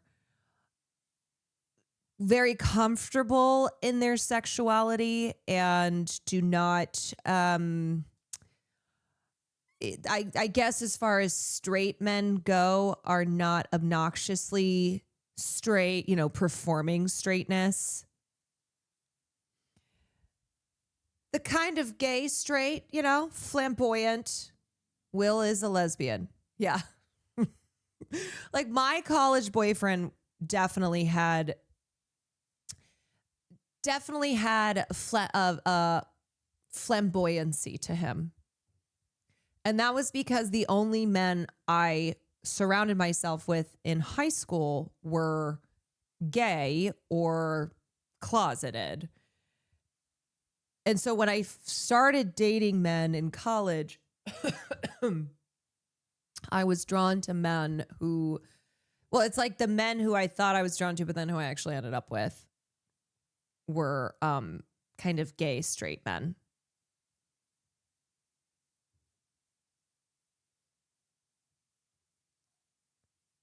I've been a lesbian forever, but lately crushing on men. Well, if they're men like Lee Pace, that's okay. If you're crushing on Lee Pace, this is what I was saying. The amount of bookmarks, 1,500 bookmarks. 1,500 bookmarks now. That's up 100 bookmarks from when I saw this earlier. Yeah, men who have an elegance to their heterosexuality. Yeah, just like Stanley Tucci. Theoretical man crushes are different. That's true. Theoretical man crushes versus pursuing relationships with men. It's a different thing.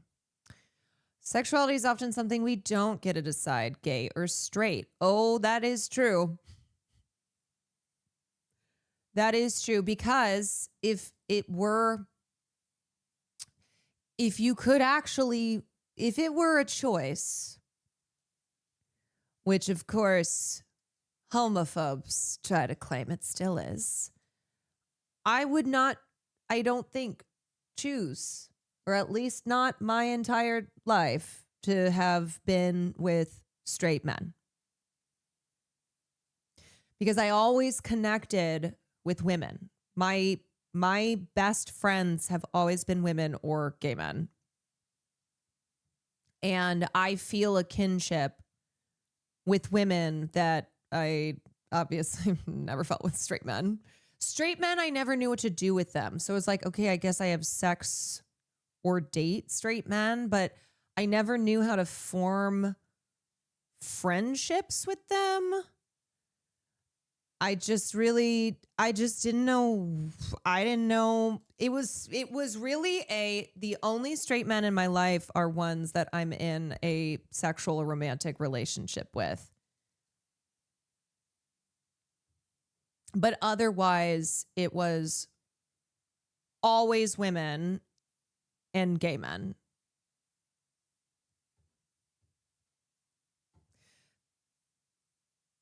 Yeah, because what the fuck conversations? It was like the straight guys that I was in college with. It had nothing to talk about. Can you imagine me in college having conversations with straight guys who tended to be in fraternities? Just checking in. You gay?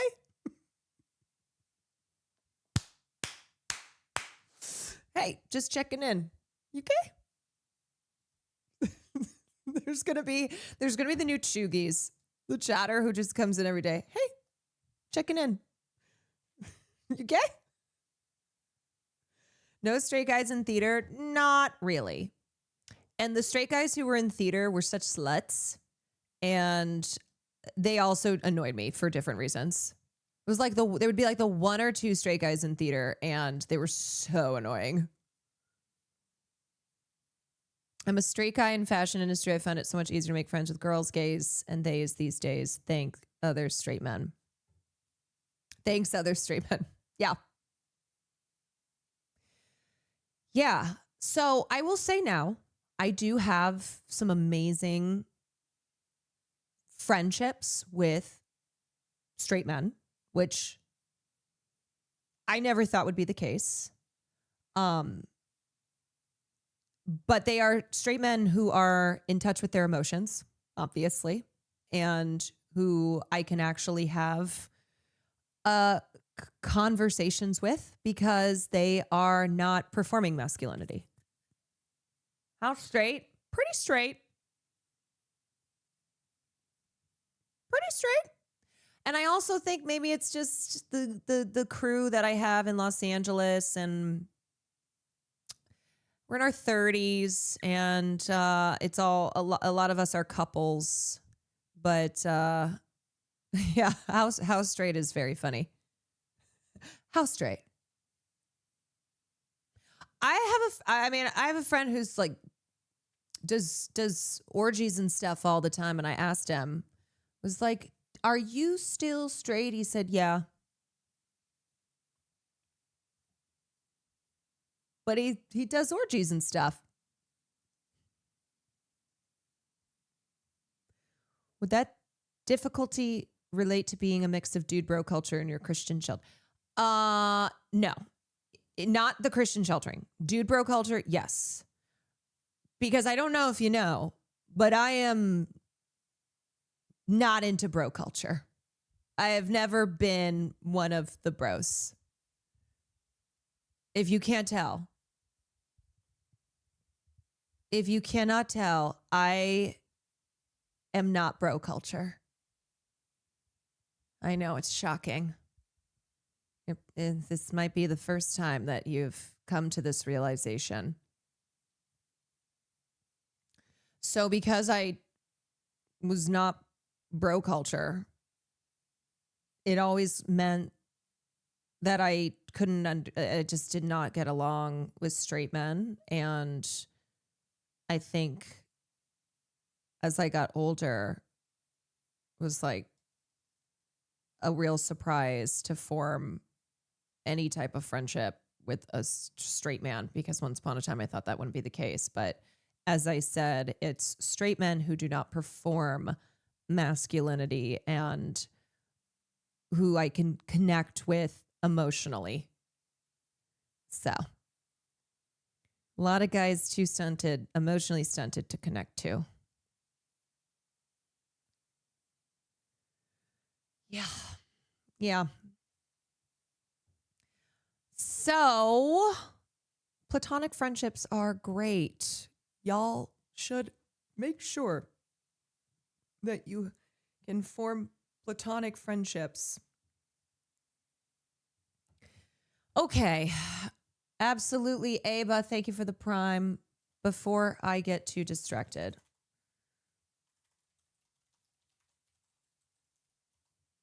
A little gaming nightcap. A little gaming nightcap. Man, imagine if a man said he couldn't get along with straight women. They say that all the time. There's a whole manosphere. Well, yes. That's literally the manosphere. They do indeed say that. And they say it very loudly. Also, it's a very different thing, a straight man saying, I don't get along with straight women, versus a straight woman saying, I don't get along with straight men. There's a difference there.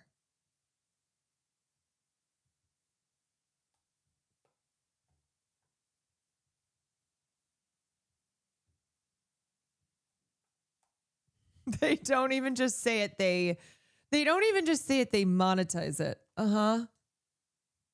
Yeah. And they act on that in very violent ways. Misogyny is the difference. Women have reason to dislike straight men, even when you are a straight woman. Often when you are a straight woman, because you date straight men. And back to the conversation about sexuality not being a choice, because heterosexual women, most of them, would not choose to be with straight men.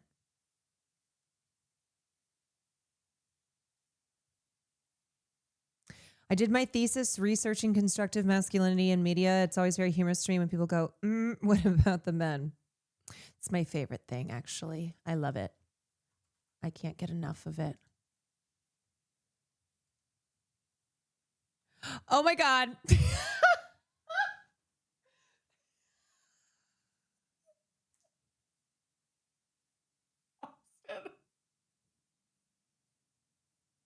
Austin Show. Do you know the reference? It's a very gay reference. Pumpkin risotto and Coke Zero heart.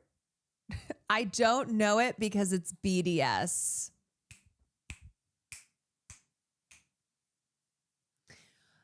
Yeah, but your gay card is still at risk of being revoked yet again. So, pumpkin risotto and Coke Zero heart. Okay, I will tell you. Oh, excuse me. Pumpkin risotto and Coke Zero heart. If we're doing it as far as in, let's do in reference to like, I hate gay Halloween. What do you mean that you're dressed as the Instagram photo the gay guy posted on the HANTAVIRUS cruise of a picture of pumpkin risotto and Coke Zero and said pumpkin risotto and Coke Zero heart? It's a newer gay reference. I will say. What? What in the hell are you talking about? Austin, you need to know these things.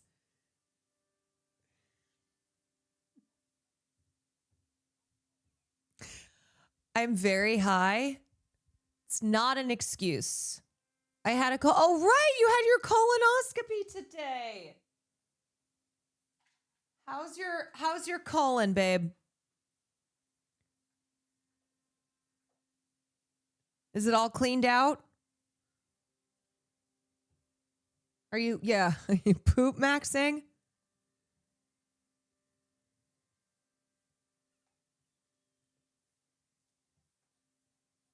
We all hope it went well. We do. First time he's ever done prep. Austin, are you getting ready to be a bottom? How's your colon, babe? Pumpkin risotto and Coke Zero heart. Did you send me to voicemail? Oh no, my phone died. Oh no. Wait. It's gonna take a while to boot up.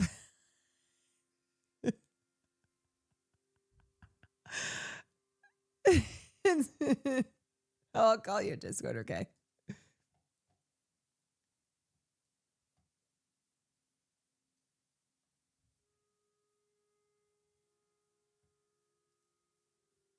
Okay, got it.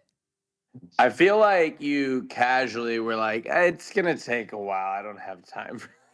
Austin, no. We want to hear all about your colonoscopy, obviously. Well, of course. I wanted to share. Well, let me tell you about my traumatic experience. Okay. Well, first things first, it started with the day before the colonoscopy. I woke up. I wasn't allowed to eat anything but a pure liquid diet. Okay. So I drank 3 cartons of chicken broth, and apple juice and water. Mm-hmm. And then around 4 p.m., I took this substance that was a laxative, I believe, some sort of laxative. Was it the substance? It was the substance, the laxatives. So for me, they gave me 2 6-ounce bottles that I had to mix into water. So 1 for the night and then 1 for the morning before the procedure. So first one, 16 ounces of liquid. Okay. Drank it. Tasted like cough syrup. And then Caroline, then for the next 2 hours, I was just shitting my brains out. Just water, like just nothing but water. Just ridiculous. Just ridiculous. Every time you think you get up, oh, it's over. Nope, it's not. just 2 hours of just nonstop, right? Yeah. Yeah. You know? Anyway, Oh, I know. then Yeah, I know. I finally I stopped. And then I went back and it kept going just nonstop, just water pouring out, just unbelievable amounts of fluid. Yeah. You know, so much so I'm like, oh my God, how much fluid is in my body? This is ridiculous, you know? Yeah. So anyway, so then I go to bed and I wake up and you know, I had to wake up at 5:55 in the morning because my appointment was at 12:15. And they said you got to drink the laxative 6 hours early. So I drank the laxative, and you guessed it, 30 minutes later, just water, just straight up, just yellow bile, just pouring, like like a fire hose out of just unbelievable amounts of just God, just everything. Just when you think there's nothing more to come out, it just keeps coming.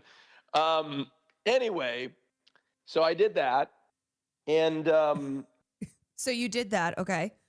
I did that, and then it was time to go to the appointment, and I went to the appointment, and they checked me in, and they said, you know, you're getting a colonoscopy today, and I said, yes, I do. Thank you very much.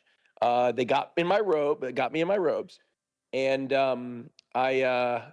or gown. I wasn't wearing robes. I don't know. I don't know why I said that. I was in a gown, right? And the nurse was very nice, very sweet. And I was a little anxious. And then I was like, you know what? If it's my time, it's my time. And What, to die? yes, I said, I accepted it. I made peace with death. And I said, you know what? If it's my time, it's my time. And my anxiety, and it was free. I felt free. I said, you know what? If I'm going to die, I won't feel anything. So I at that point I let made peace with God, and they took me in, and I had a gay anesthesiologist. I don't know if he was gay. He just He seemed gay. He just checked every box, you know what I mean? Yeah. He had the accent, he just had gay face. It was everything. The gay accent. The whole thing. The whole thing. Okay. And I wanted to tell him I was gay too, but I couldn't find a way to bring it up. Anyway, so then I go into the procedure room, and they're like, "Oh, sir, please turn on your side. You have to turn on your left shoulder."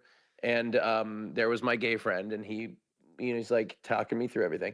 And then the doctor said, "Sir, you need to take your underwear off because we can't do this with your underwear on." I said, "Oh my God, I'm so sorry." And so then I had to remove my underwear. And I said, "Please, would you hold it for me?" I don't know. And then they put it in my bag. And so anyway, I said, "Just take it, just take me," is what I said. And they pushed the medication.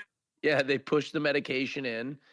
And then I woke up, and it was done completely. I woke up in a room. I don't remember what happened or anything, or I didn't feel anything. And I felt a little lubed up, and that was it. I just don't remember a thing. And I felt really good, like really happy and good. And the doctor came in, and he said, "Austin, show." He said, first and last name. Yeah, he said first and last name. And he said, "You're clear. There's nothing. You have nothing except anxiety," is what he said. "And I think you should see a therapist. And also don't come back until you're 45 years old," is what he told me. So Are you sure he added on the 45? Yeah, he literally did. He said, "Don't come back till you're 45, which is the recommended age for a colonoscopy." I didn't fart at all. I wasn't gassy at all, at least that I can remember. But I did make a joke to the nurse that when I was very, very on a lot of propofol, I was just feeling loosey-goosey, and I thought it was funny. And when I sobered up, it wasn't as funny, okay? And she's like, "Are you in any pain?" And I said, "No, it just feels a little, looby, I guess." And she's like, "Yeah, that's normal." And I said, "Caroline, I'm embarrassed." But I was on drugs. Oh, now you're embarrassed? Oh, yeah, because I was on drugs. So, you say when you're loopy, you say things that you would never say. Right. And so, no, I'm not on drugs anymore. I'm high. Well, I'm high, but different. This is a different drug. I would never say this high on weed. I have control over what I would say. So I look to her and I go, well, now I know what my boyfriend feels like. Hello, Caroline. Yes. I can't see what you're. Yes, I'm here. And you have to understand, I was on drugs, okay? And she didn't laugh at me. I don't know. She didn't find it as funny as I did. But so anyway, that was my experience. And she said, oh, okay. And then she was really still nice to me after that. And then I go out and I need a little bit more time because I'm a little wobbly. I couldn't really walk. And so they put me in a lounge chair, which was really nice. And wouldn't you fucking believe, some guy came out and he goes, are you Austin Show? There's no way. Swear to God. Was he the doctor? No, that'd be crazy if it was the doctor. No, but I looked at him and I was like, oh my God. Austin Show, I need you to sign these forms. No.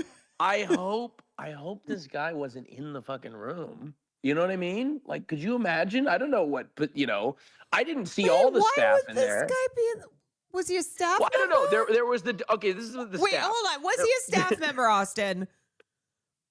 Yes, he worked there. Yes. Yes, he worked there. And you're sure it was an Are You Austin Show from like the Fear and podcast? Well, no. I don't know. No. He knew. He's like, well, okay, I'll be honest. He didn't say Austin Show, but you know what he said? He said, are you a YouTuber?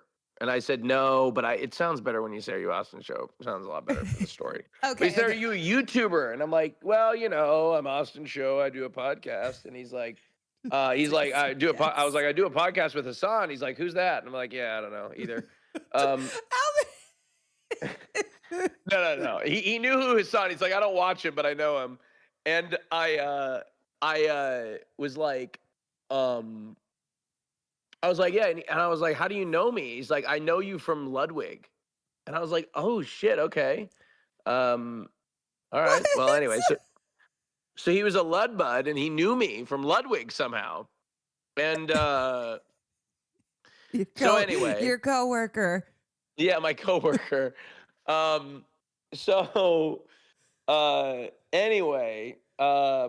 so how are you feeling? How are you feeling now? Great, honestly, but you guys understand they use a drug called propofol, which killed Michael Jackson. And it didn't kill me, but it was used in a surgical scenario, which is safe. But propofol is it metabolizes very quickly. So I got up out of the appointment. I drove myself home. I'm just kidding. I'm just kidding. I did not. I didn't drive myself home. Christian did, but you could. I felt like I could drive like very shortly thereafter, but I didn't. But I didn't. But it literally wears off within like an hour and a half. Like you're completely sober again. I'd say. Like I'd say within 10 minutes you're able to talk and walk pretty much. 10, 15 minutes, and then within an hour and a half you're like pretty much sober. Okay, I just need people to know propofol. This is not like something where you take it and then you die. Like Austin kind of going, it killed Michael Jackson, but it didn't kill me. Yeah. Make it seem like he survived propofol. No. All right, let me be very clear. I'm obviously being theatrical. Colonoscopies are the easiest thing on the planet. They're so easy. I went in, I literally was like, and I didn't think I was gonna die. I'm just being theatrical, but the medication is easy. It hits you. You take a fabulous nap. You wake up feeling amazing. No anxiety, no fear whatsoever. Yeah. But back to that guy, Caroline, real quick. I don't know if he was in the room because let me picture it. There's the doctor, right? And then there was the anesthesiologist. Yes. And then there was a member of staff who was, I assume, manning my asshole. You know what I mean? Oh. Right? You know what I mean? Like you have to have yeah. Well, you had 3, right? You have to have the doctor who's controlling the scope, and then you have a physician that's manning the asshole, and then one that is doing the anesthesia. And I believe that was the entire team. Right? I think the so. Spreader is what they call the asshole commander. Right. Sergeant asshole. Yes, exactly. Manning that hole. Can I tell you my colonoscopy joke? Yeah. Yeah, please. You know, I want my gastroenterologist to be an asshole because it takes one to know one. Did you make that up? I did, I swear to God. Swear to God. And I shared it with my nurse before the procedure. You know what? Honestly, it was pretty good. Yeah. And I shared it with her before the procedure, the nurse before, while I was still sober. Uh-huh. And she's like, you know what? I've never heard that one before. I said, you got it. I was like, you have a lot of dads that come through here. There's no way one hasn't, cooked that one up.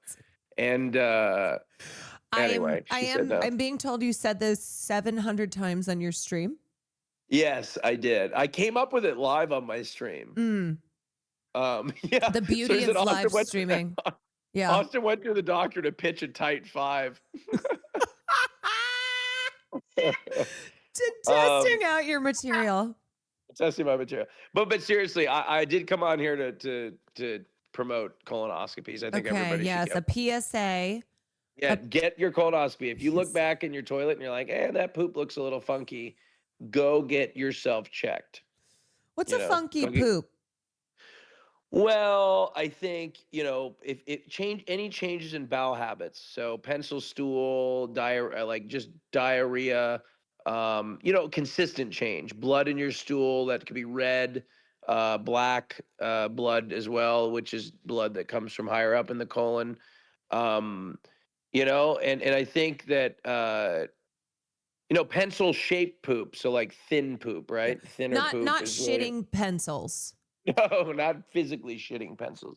Now, I think a lot of people find this gross, but I think that we need to destigmatize pooping and the butt. Wait, we need to destigmatize pooping? Yeah, well, I think there's a stigma around it. Like butt? people shame the butt and they shame pooping. Okay. And they do. There's so much shame around it, and men are out there denying themselves a colonoscopy because they think it's gay. You know what I mean? Like that's what I'm saying. We need to destigmatize the butt. Yes, destigmatize the ass. To get a colonoscopy, right? But I will say I have an all new respect for like the preparation. My gosh. And you know what? This is an important PSA. Please promote people to eat more fiber. Colon cancer on the rise. Yes, colon cancer on the rise, especially in young people, which is why. So for those of you that don't know, when I was 27 years old, I had my first colonoscopy, and I had a precancerous polyp. Only one. Okay. Precancerous polyps, they're 90% chance they won't be cancer, but the higher chance, 10% chance, right? They removed it, no problem. It's gone. Now, I took a lot of antibiotics since the last, because I kept getting strep. Wait. But this is what? I'm so sorry. Hold on. Has this now changed things? Because I remember previously you said that you don't fart in front of Christian, or that you've never. No. So are we destigmatizing? Now we're destigmatizing farts too because it comes out of the butt. No, yeah. I mean, don't fart. I'm not saying fart on people. I'm just saying we need to acknowledge. How did this turn into farting on people? I just think that, like, if you fart, it's a normal bodily function, but keep that to yourself. I think we should.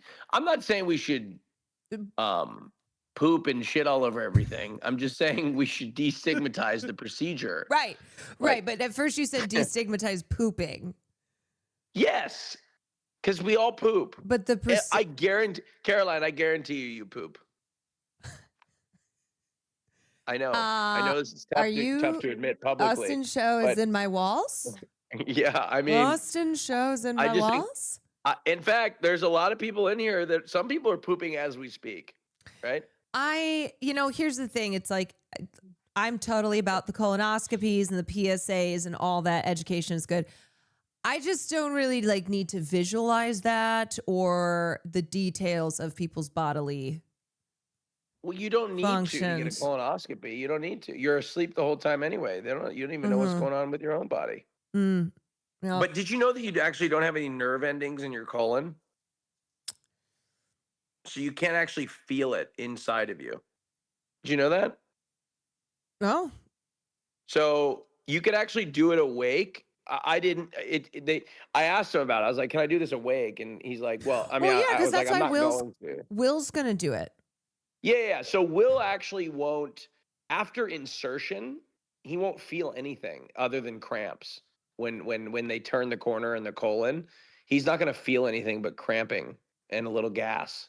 That's like it. It'll be discomfort, but zero pain. It's just like not a painful procedure. There's just you can't feel anything. Yeah. Even if he's found to have some polyps, they'll remove them, but he won't even feel the excision of like, or the whatever the word is for taking them out. They won't even feel it. The prep of a colonoscopy it's terrible. Is yeah, but I want to minimize that because a lot of people are like, oh, it fucking sucks. Yeah, it's not the best. Okay, you were going on and on about the 2 hours of just liquid, just like a fire hose. But it didn't hurt. You just sit there on the toilet. It doesn't hurt to shit water. It just is. I'm just like, my gosh, will it ever stop? You know, like, my gosh, it just kept going. Shit. Torrential downpour into my toilet. And It's giving the Dave Matthews tour bus over the Chicago River. Yes. Yes. It's time to go to bed, Austin. Wait, what? It's time to go to bed. It's time to go to bed? Yeah. Why? It's time. Who's texting you and telling you to tell? No, nobody's texting. Is Caroline texting you and telling? Austin, my phone is dead. Oh. Why? I'm starting to go. Why am I being blamed? I'm not. Christian's telling me that it's time to go to bed. I need to stop, is what he's saying. He's telling. Red Dead Redemption. Oh, she wants to play Red Dead Redemption. No, Christian is not in this top era. That is not true. Oh yeah, you are. No, you are. Not with me. Okay. Anyway, sorry, I was reading a chat message. Sorry. Didn't mean to air you out like that. Christian's not topping anybody at all. Sorry, I'll correct the record on that. Christian doesn't have sex with anybody but me. All right. Anyway, well, I'm digging myself into a hole. No, not at Caroline? all. Not at all. Not at all. No, we Caroline, love you. We love you, Austin Show. We love your asshole. Yes. Thank you so much. And colonoscopies are good. Everybody should get one. Everybody, and I mean everybody. Absolutely. Go sign up. Absolutely. Go sign up. And not everybody. You should get, if you're having symptoms or whatever, you have any doubt, you should go get one. And thank you for sharing this on my stream. You're so welcome. I'm so happy. All the details of it, especially especially the like fire hose. Just 2 hours. Oh, Caroline, I think it was 3 hours. It was just nonstop. Yeah. Yeah. Wow. Holy crap. Have you ever been in a torrential downpour? Yeah, I have. That's what it was like. That was like if your asshole was the sky. Yes, exactly. Yeah. I'm the sky in this. My asshole's the sky in this situation. Yeah. Just torrential. All right. Love you, Caroline. Love you. Have a good. Love you. Love you both. All right. Love you. Bye. Everybody, that was the Austin Show. Austin Show, who just got a colonoscopy and was so generous to come here and share the experience with us all. His asshole put on a show. Just hours and hours of just showering, as he said. So go get your colonoscopies if it's time. If it is time. Y29314, thank you for the prime. Painting the Porcelain with Austin Show. It is beautiful and natural. It is. Was he crossfaded? He was very high. I knew 4 hours was too early. It's always like when I go, you know what, 4 hours? Let's just start some gaming. But then who could have expected? Who could have expected? Actually, we all could have expected that this would happen. I think that's actually something that every single one of us Could have expected. That was awesome. Thank you for my grandmother. Oh, yes, you're welcome. Your grandma. Tell your grandmother you're welcome.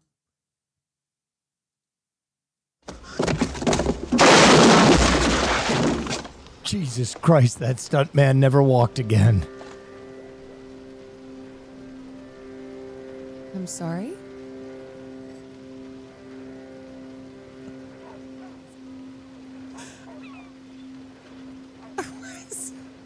Was that Will's voice?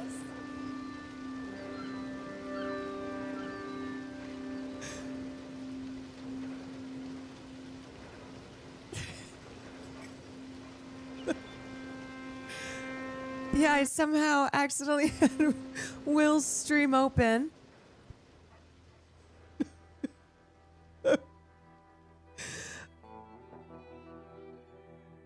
I don't know. Will's in the game. He's in the game. That scared the shit out of me too. He's watching a Western. I was like, why did that kind of perfectly fit in with the vibe? Why was that? Why was that a thing? Okay. I thought you had a secret mod. No. No. Just me being silly. Being silly.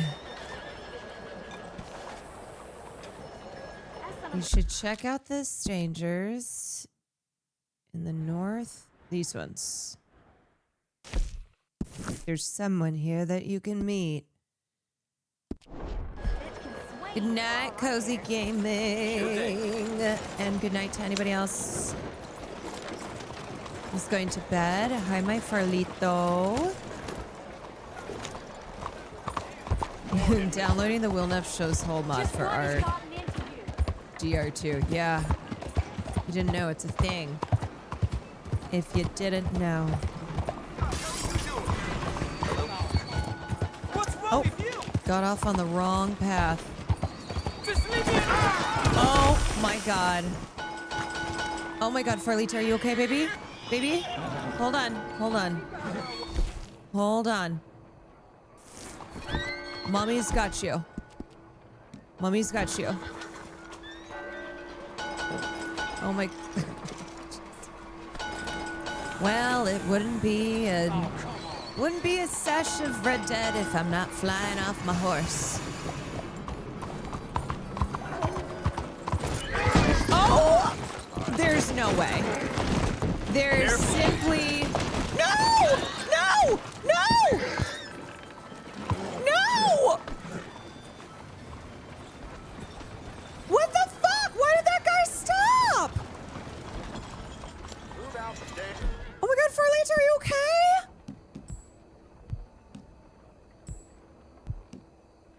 Away. Baby! Over. Baby! Come on, pal. It's okay, full HP. Oh my god! I've had enough of your hassling. It actually really scares me when something happens to Farlito. It makes me really scared. I hate it. Jen, thank you for the raid. Out of the way!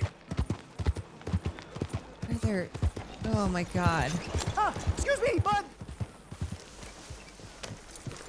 Oh my god. How is Farlito so strong?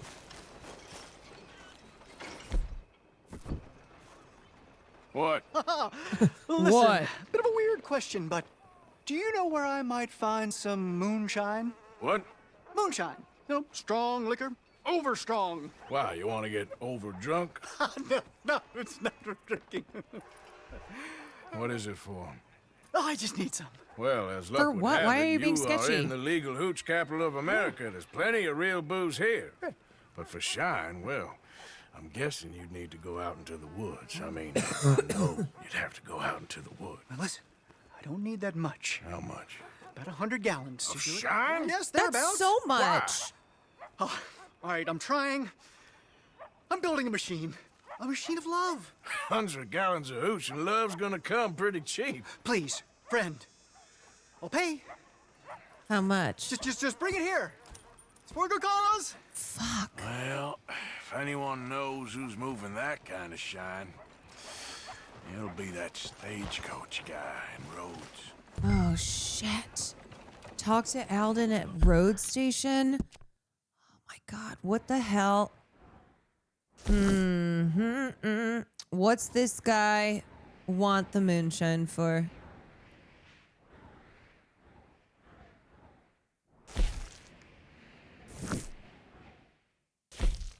Clerk at Road Station might know where to find a shipment.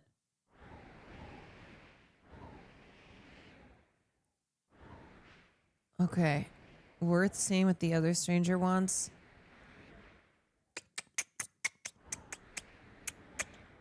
Yeah, he's pretty close by.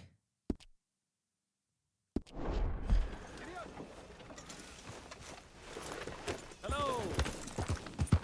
He wants the moonshine to spread love.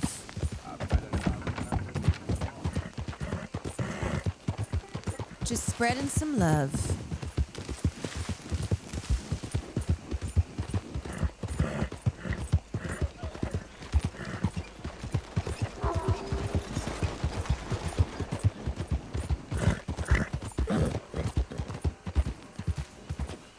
What do you think you're doing? Out of the damn way. Out of the damn way.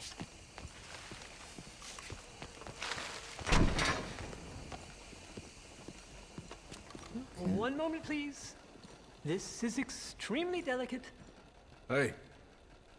Who's this guy? Wonderful. Algernon Wasp, purveyor of the exotic and the exquisite. Wow, what a Enchanté. fit. Tacitus Kilgore. How can I help you? May I interest you in a What hat, a perhaps? fit.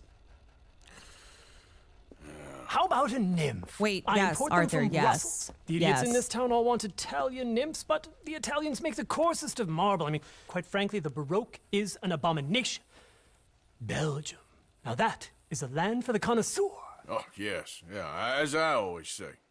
But, you know, I'm not really a nymph kind of man. Oh, of course, too ephemeral. You want something more tangible, more gothic. I also make corsets. Would you like a corset? I always wear one. All of the above. No, I don't think so. Yeah, I ride a lot of horses. The whalebone might stick in. A cup of tea. Sure. Arthur, stop. And what is it being you do, Mr. so Kilgore? Are you a silly. gentleman of leisure? An aesthete? An artist. I suppose I'm Your straight man kind is of an showing. adventure. Put him in that corset. Of course you are. Here, be careful with the china. Sir, it is French. Not Belgian? No. They are Philistines in that area, not to be trusted. Youth, eternally preserved in marble, is more their specialty. I fear China will always elude them. Now, why are you here exactly? This is a man of taste. I don't know. You're an adventurer, a wanderer, a lost soul cast out from heaven? Sure. Well, I do pay exceptionally well for certain objects needed for my art. Honestly, just give me one of them I do corsets and hats and we'll call it a day. exceptionally well. Well, what do you need? Let's see. Right now, I have a couple of commissions. I need at least 15 egret plumes.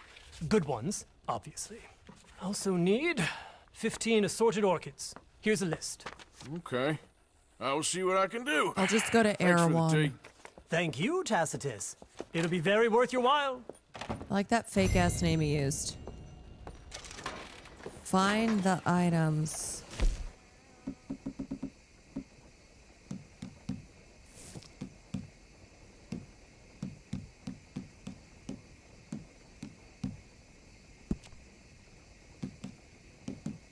Exotic collectors list. Wow.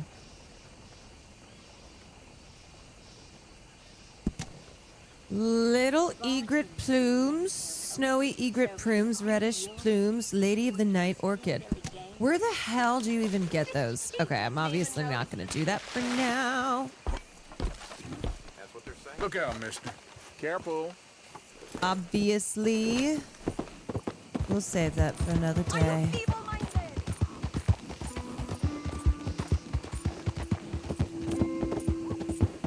Should I go to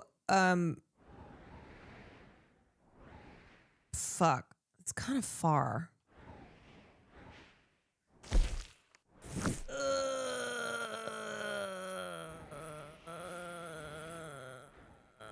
There's a couple things in town.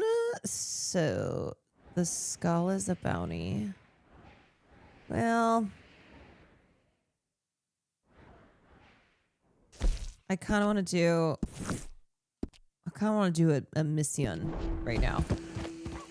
And it's close. Dutch is close.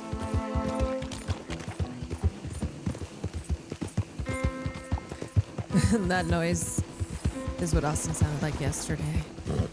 Yeah.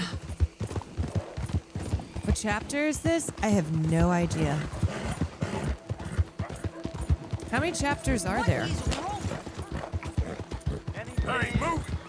You give me, please, help. Why are you doing this? 6 and 2 epilogues.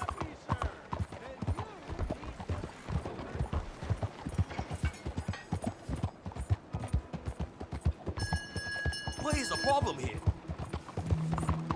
Qu'est-ce que c'est le problème? What's the matter with you? Ugh, I ask myself that literally all the time. Like, what is my problem?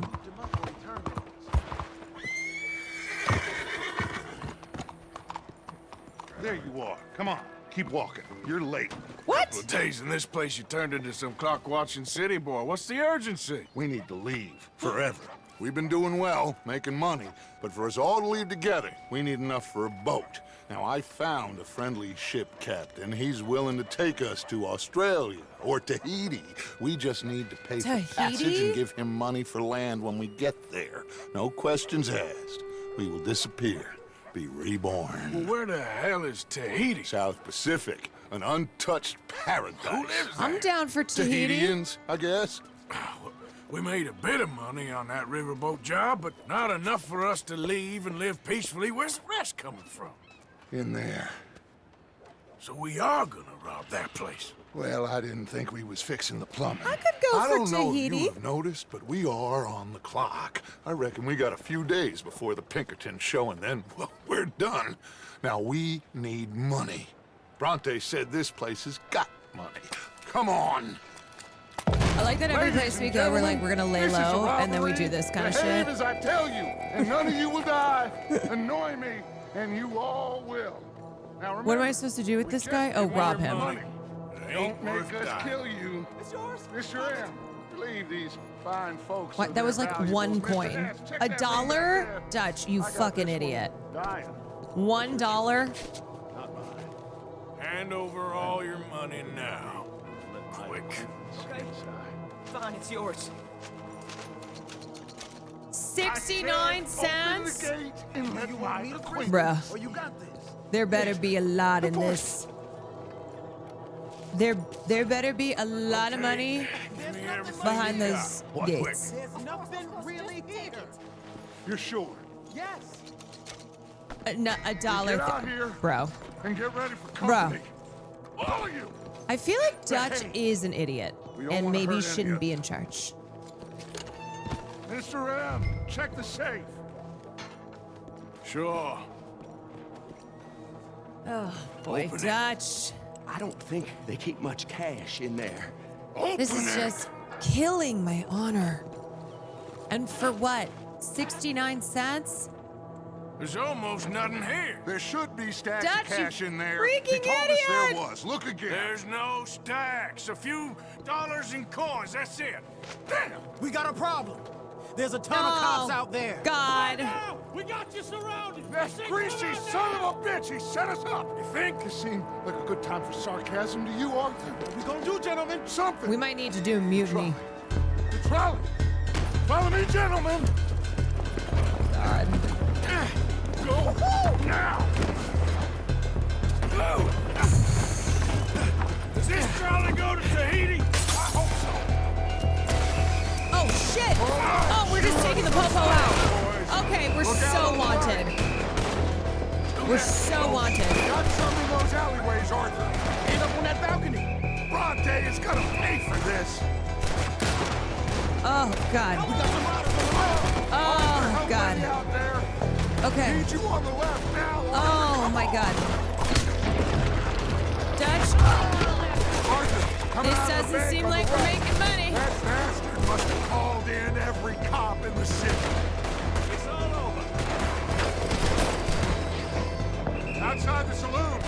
On down. We are really moving here. Oh, my God. There's so many cops. Slow this thing down. I'll try. For 69 cents. The thing's broke. Hold on!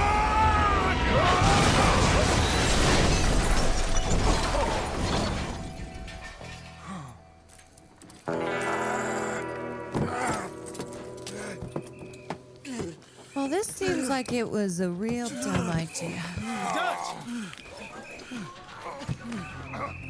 Oh, fuck. Oh, shit. Sure. Oh, God damn it. God damn it! Dutch! Freaking idiot! I'm okay.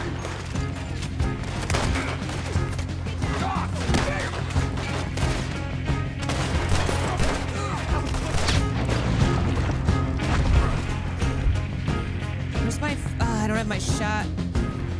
Oh, wait, I do. Oh. They're on the balcony. Balcony. How many of them are there? Shit balls, man.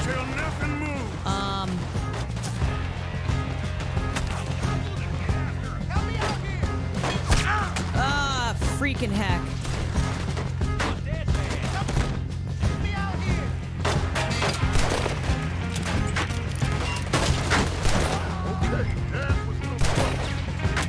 Follow Lenny? Come on! You're just gonna run where you fall.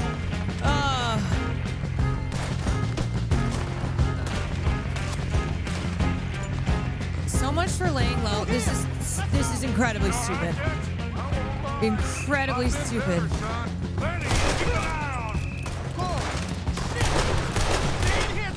We can't let them follow us. Stick with me, I just missed. Okay.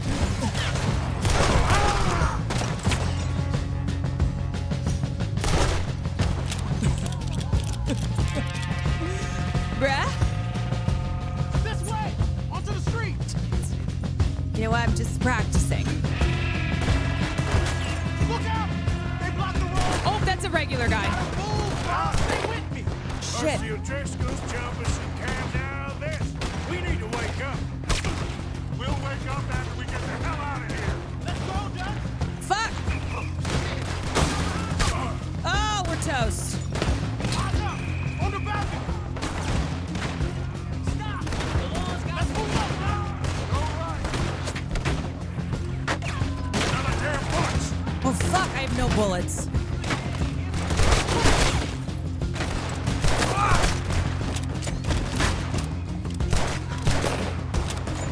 God damn it!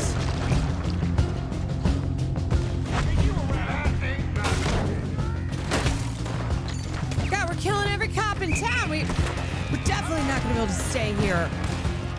We're like hella wanted.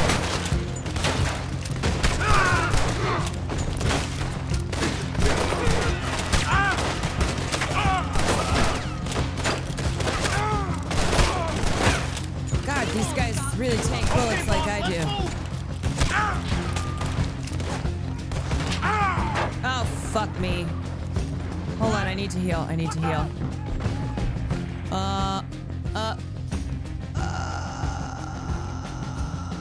Do I even have any heals? Or food? Food. How you doing there, boss? Not great, dude. I'm dying. Wait, where the fuck is Lenny? Ah! Wait, I'm confused. Wait, why am I on top of this thing? Oh no, I can't see anything. Do I not have any bullets? What is happening, Arthur? I know, I start to panic. All of this for $3. I just can't. I can't. Don't damage that wagon. We need a way out of here. Oh! Oh my god, that was so violent.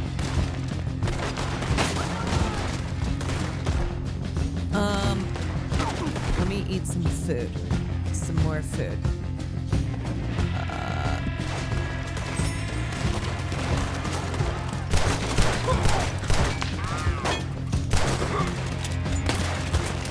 I'll just run on the balcony.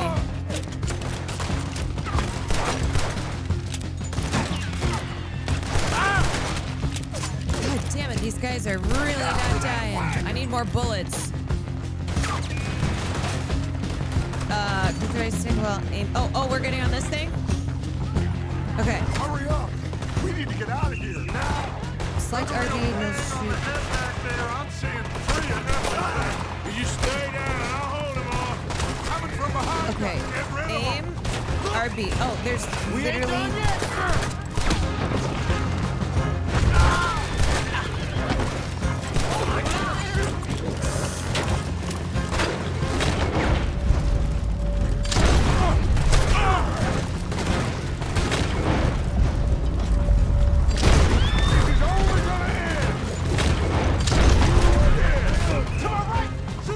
Okay, got it. Yep.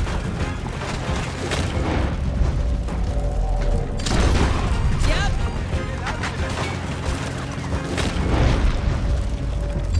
On the left there. Hold them off. Yup.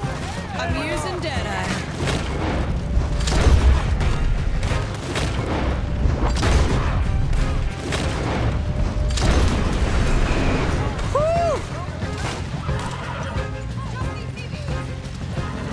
We got more on the right.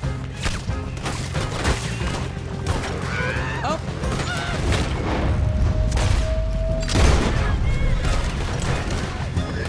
I think I'm out of Deadeye.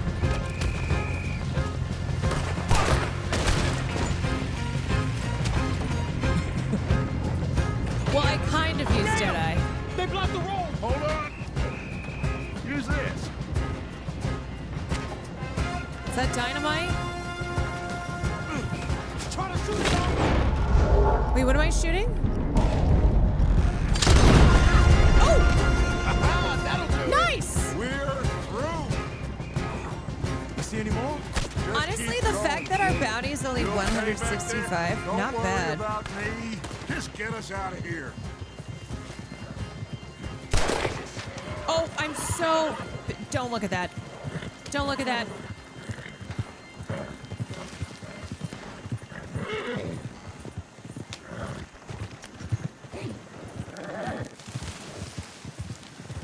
Don't look at that.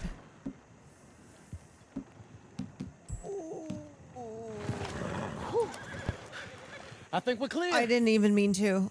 You killed You know so many what, horses, Dutch? I didn't even realize. Next time, let's not damn discretion. Seemed like a good lead. I know, but... Well, we made it. Thanks to you. Don't mention it. A cabin kids cop horses You're a true. good kid. And we each got $15. Dutch, you are so And a quarter. stupid. Don't forget the quarter. Shut up, Arthur. He set us up. Played me like a Dutch. yokel. Enough. Put the law on us. What did we do to him? What did I do to him? Dutch. I guess he thinks he's the king around here. He don't want the likes of you. So, what are we doing next, Dutch? We just need Oh, I'm sorry, the money. quarter.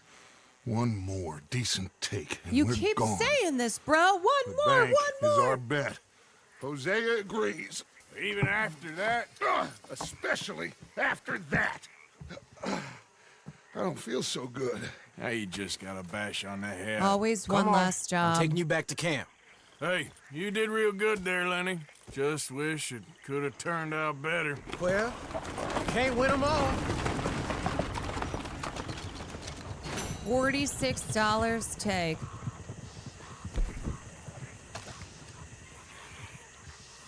How do I clean my gun again?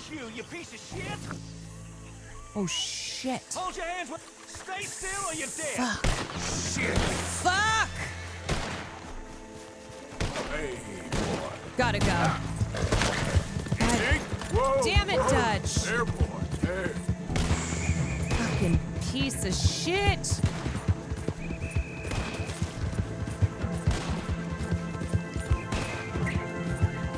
Oh, gotta get out.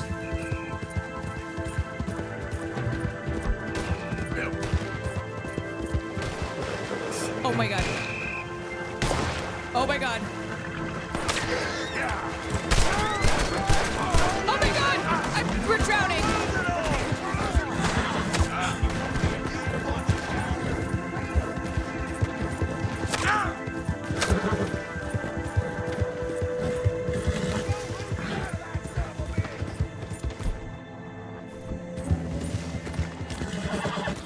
Fuck! Fuck this. Where is he? Low honor, whatever. Oh! How dare you! How dare you! Get away from me! Where's this guy? I don't even see him.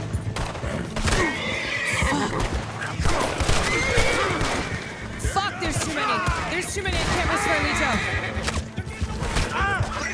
Fuck. Shit!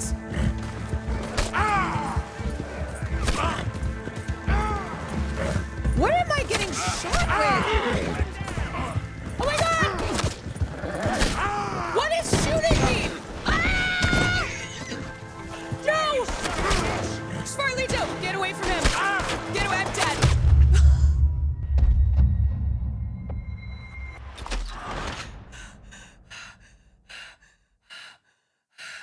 But I know I saw on the map, but they were everywhere.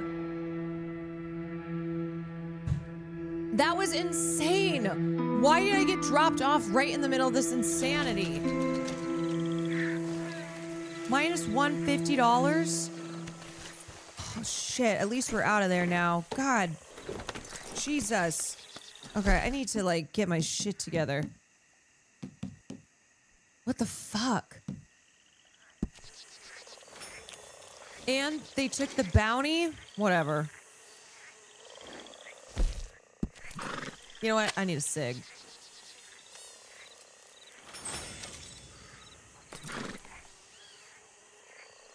I made $15 from that stupid ass robbery.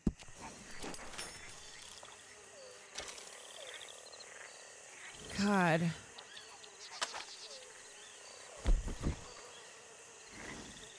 Clean.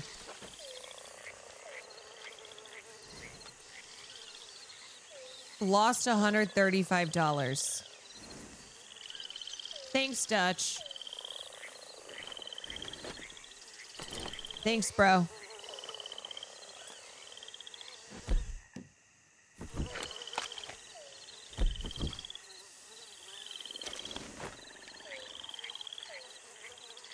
Your horse is so raggedy, I'm sorry. That's Farlito you're talking about.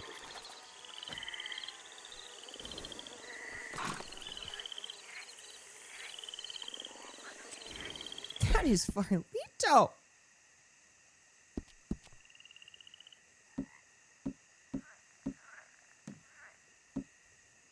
This is my good pistol, right? The volcanic? Yeah. Farlito is perfect. Fuck. Whatever. I'll just do this bounty. Yeah. Can't believe that happened.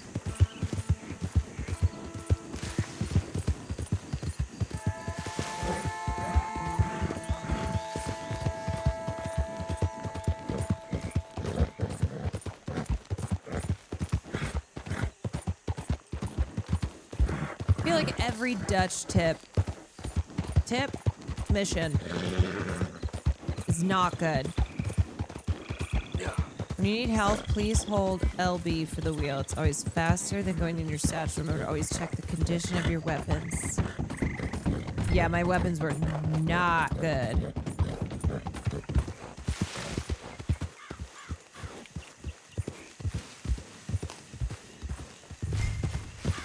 We ain't going till you get this right. Oh, Can't, Daddy, please. Let him in. He's been trying for hours. He ain't no kind of man till he can get on a horse. Capture this guy alive? Who is he? This guy? I can't do it, Daddy. This guy?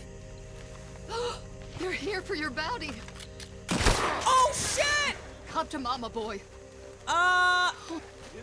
Wait, what happened to my rope? Run, boy. This ain't a good man. Wait.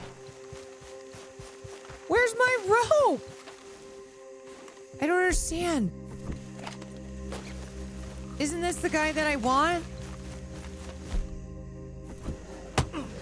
Okay, I kind of deserve that. Wait, what the fuck?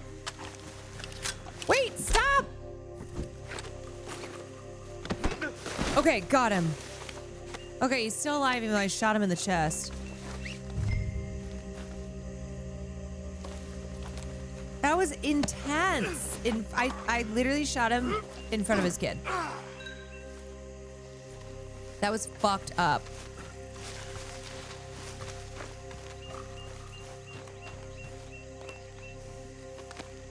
Why is the music? Come on now, boy. Why is the music like this? It was so intense.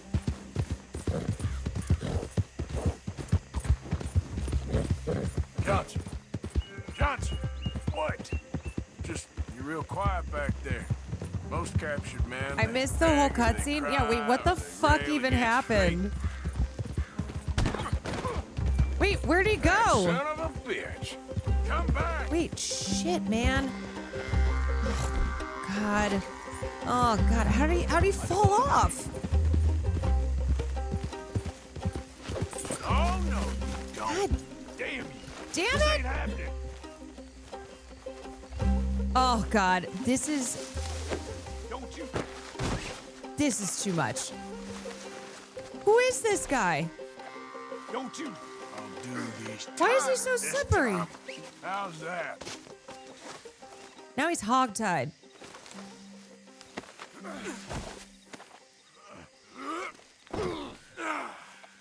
God. Arthur, wait, did he have a sob story that I missed?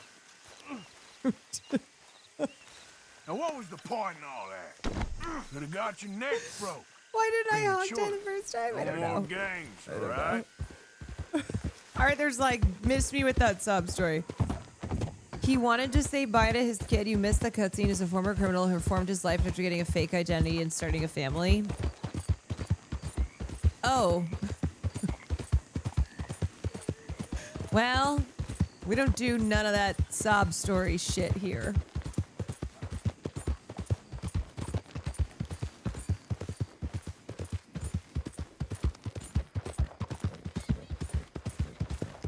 Hold on. Won't be Sorry, long till dude, we're but I on got road. real low on her.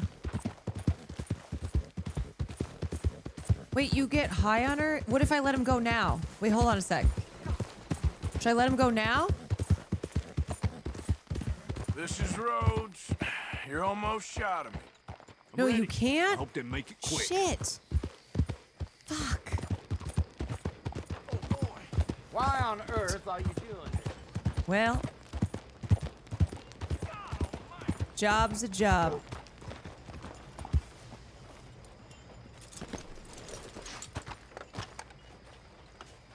Come on, then. Job's a job, dude. Found this feller on a small holding. Name's Mark Johnson. You can only run so long, son. There's your cell. You're lucky it's not a grave. I was out in the bayou. Wasn't hurting no one. Your past catches up with you. Arthur, you're kind of a dick. And he's got the wound in his chest. Ugh.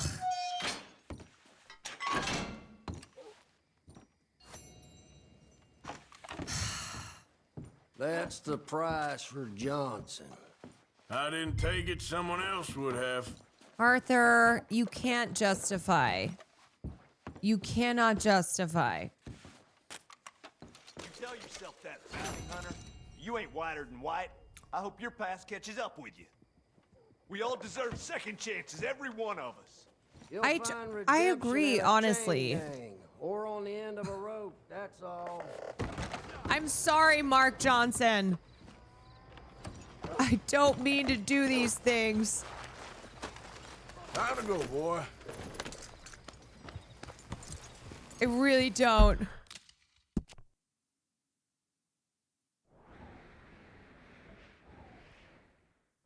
I really don't. Oh, wait, what was the thing I was going to do? I was going to go professor.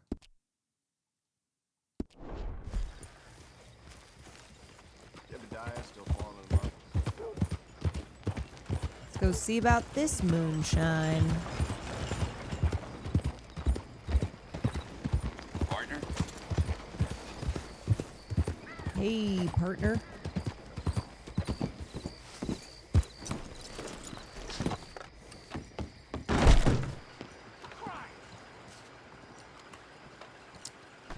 Easy now, partner.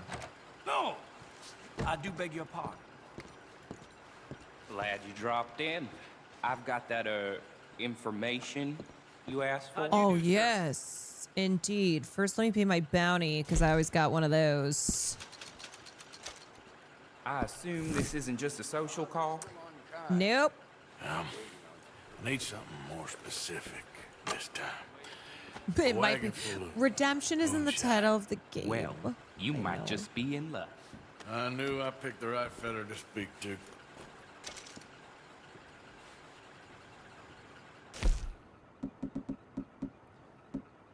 He was, honestly, I'm kind of thinking about that. Should I go break him out? I feel bad. He said everybody deserves redemption.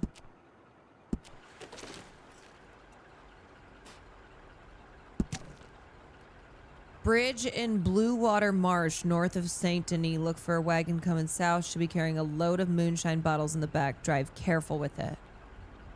Bridge in Blue Water Marsh, north of Saint Denis.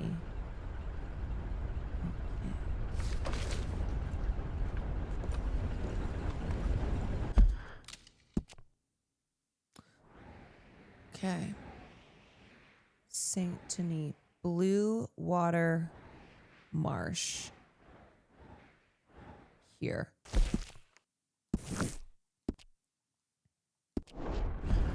You know what? I need to go on a little ride and think about my actions.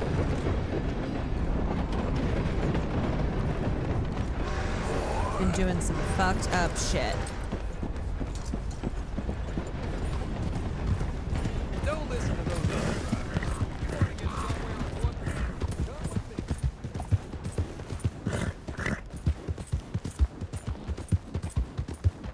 Been doing some real fucked up shit.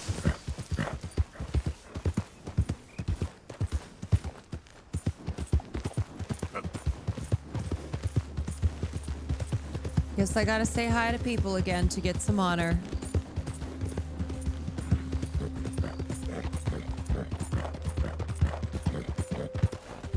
Hold on there. A minute of your time. Uh-oh. I don't trust these guys. Honestly, I think I should just take them out already.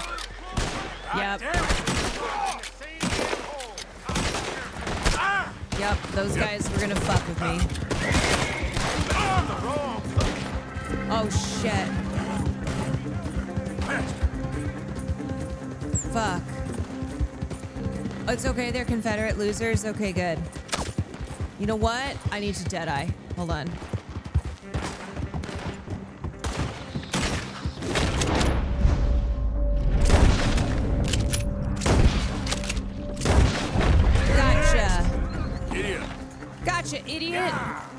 Wait, what's happening? Why can't Farlito ride? Wait, Farlito, what's going on? Idiot. Oh. Wait, what's happening? Wait, what's going on? Wait! Farlito! Hold on! Baby! Baby, I got you! I got you, baby! Hold on! Baby! Baby! What do you need, babe? What's going on? Oh, no stamina. Oh, okay, okay. No, while we're here...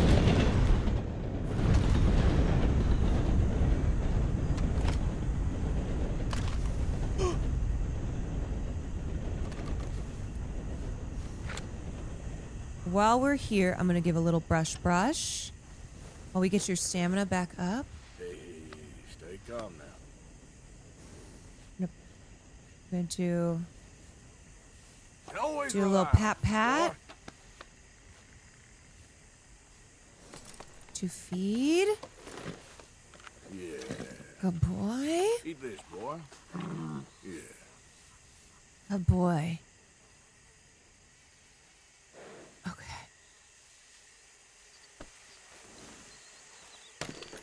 Okay. Check honor.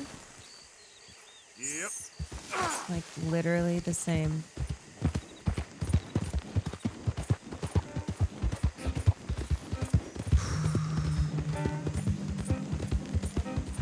Damn.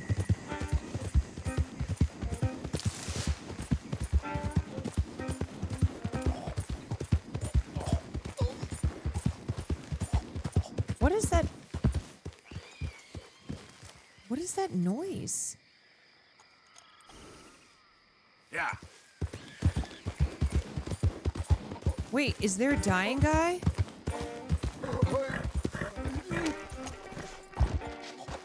Okay. Please. Okay. I need medicine. What's this guy need? Give healthcare. Okay, honor. There. Honor. Yay! He just got a colonoscopy. Or needs one. Okay. Just tried that plan over there. And it was like a gunshot. Well, don't do that. Don't do that. It was the one with the pink flowers. Tiny little bastard. Steer clear. Okay. Thanks, mister. I owe you my life. You're welcome. Honestly, I think the reason I didn't run him over is because I actually put Farlito on that rock.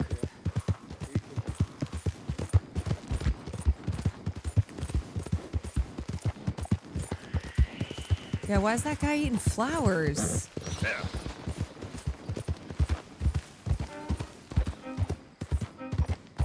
Yeah. Whoa, you're okay, boy. Uh-oh. Who the fuck is this? Who's coming?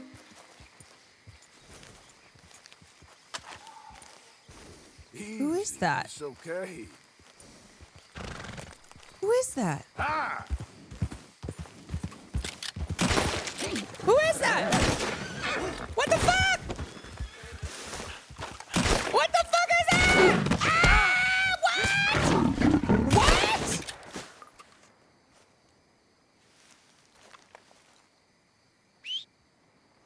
Farlito just took off. Wait, I got it. Dude, a panther? Or a cougar?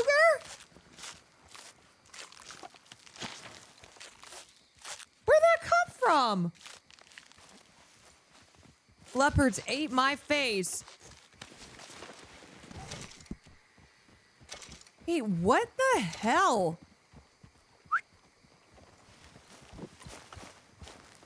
You don't know how long I waited for you to get attacked by cougars? I didn't even know that that was a thing.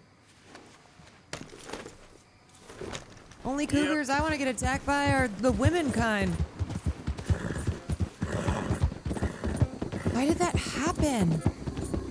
Where did they come from?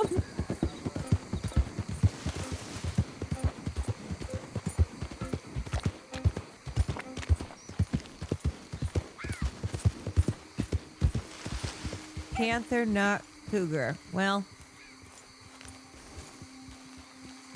you die in seconds from big cats in this game. Why did I die? Go. Wait, what? There's another freaking thing? Fuck. What is... Fuck.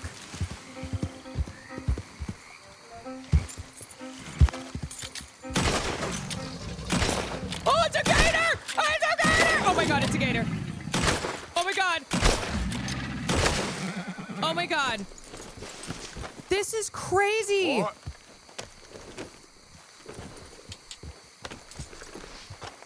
Call me clavicular the way I just shot that gator. You're all right, boy. Hold on. It's because I'm in the bayou.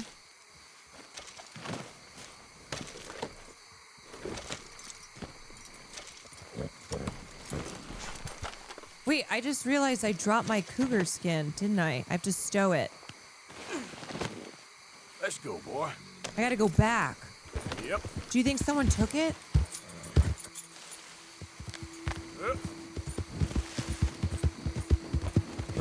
Fuck, I'm so lost. It's gone now? Oh my god! Oh shit. What is fucking happening, Farlito? Did that gator just like freaking...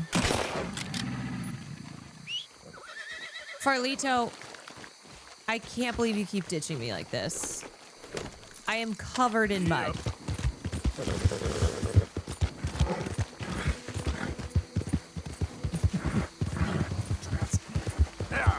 Got to get out of here.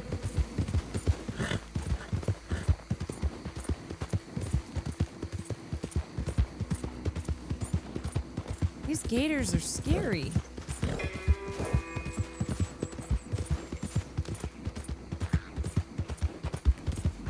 Cannot see anything.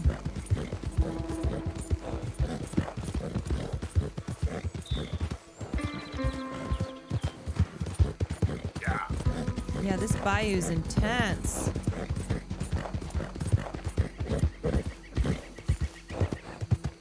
What is this?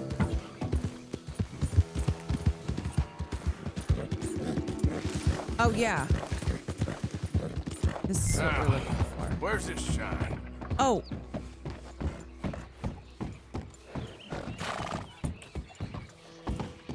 Do I need to hide?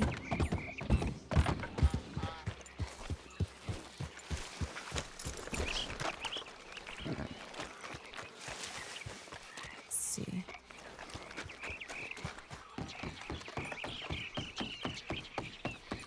Wait for the wagon. What we got here? Oh, here it comes. Here it comes.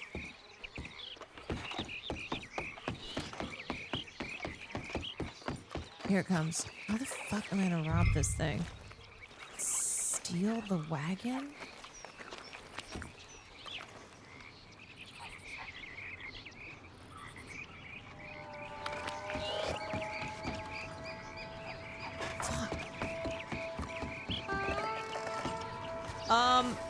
Halt! How do I get them to stop? Hey, out of the road. You listening to me? No. Back the hell away. I can't do that. Put them down. Fuck. Fuck. Fuck, how do I do this again? Ah! Oh my god! I'm so bad at this. Wait, this guy is...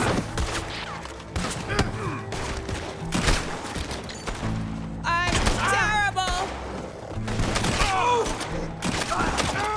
And then there's one more dude. Oh, I'm so sorry to the horse.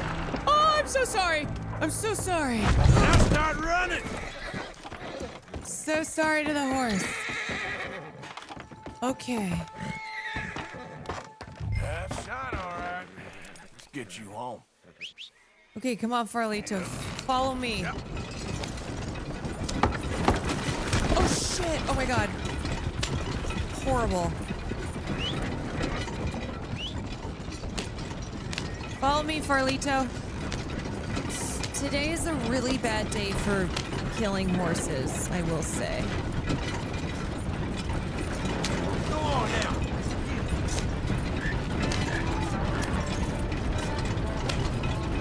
It's really bad. Oh, shit. Yeah. Oh, no.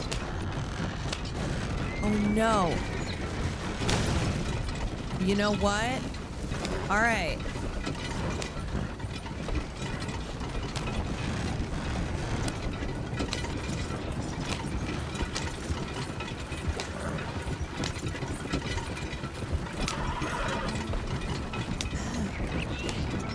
These roads are so narrow.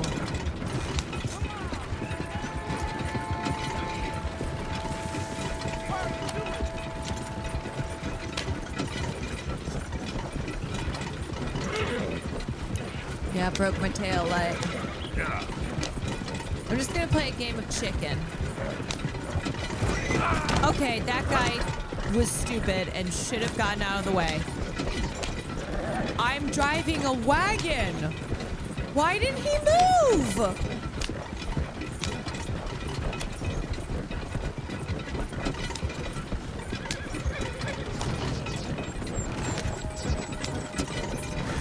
So, I got your moonshot. You're a wonderful man. Wonderful. You got I've my killed money? so many horses It's and for I a feel very good horrible. cause. My name is Professor Andrew Bell. I feel III, so horrible perhaps. about it. You've heard of me. Can't say that I have. Oh, I'm an inventor. Maybe you've read about me. I don't read much. Oh, well, that's too bad. Oh, yes. You got my money? Oh, well, it is the most wonderful invention, friend. Oh, you, sir, have done a great deed. All I've done is get some creep a lot of drink. Creepers. Excellent. No, nonsense. Now, you've helped me develop the most humane This guy's on machine super meth. imaginable. A way to induce calmness to our most troubled souls. A way to end the barbarity of a public hanging. Oh, so humane. What are you talking about? The electric chair. What? See, it's a chair full of electricity. It's quite fascinating. It calmly and peacefully dispatches sinners to face judgment. Yes, judgment. The electric chair? That's what the moonshine's It's in my for? laboratory. The next thing I need is a demonstration. A public one. Huh. Do you know the police chief? As well as anyone. Oh, wonderful! Perhaps you can encourage him to let me demonstrate the chair. It will help bring this town into the next century. Yes, could you do that? What? Wait, how much should I get paid for that? Did I not get paid? Excellent, excellent. Oh, this wonderful methanol. When he... Oh, it's all too much. I can't believe this is really happening. Let me... This guy is freaking out. Clear my mind. This guy is like really freaking out. Good lord. Wait, we gotta talk to you.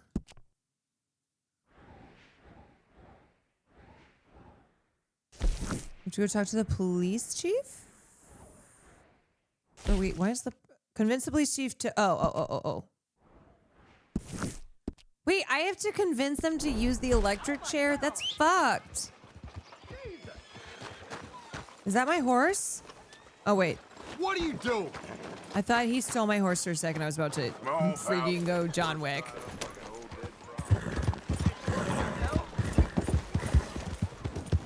Oh my god, you're telling me Arthur Morgan helped to build the electric chair? That is... That is... Wow.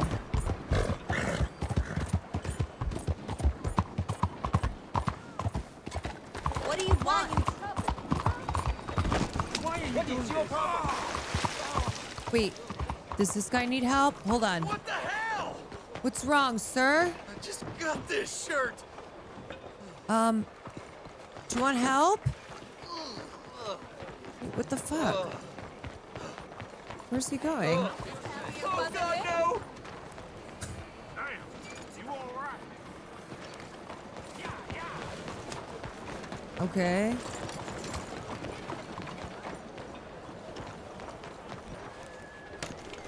He got shit dumped on him? Yeah, well, he freaking deserved it. Oh my god, I'm so sorry. Oh shit! Fuck. Wait, I'm so wanted. Okay, wait. I think those guys are still okay though. Fuck. Oh my god. Oh my god. Fuck. Chill!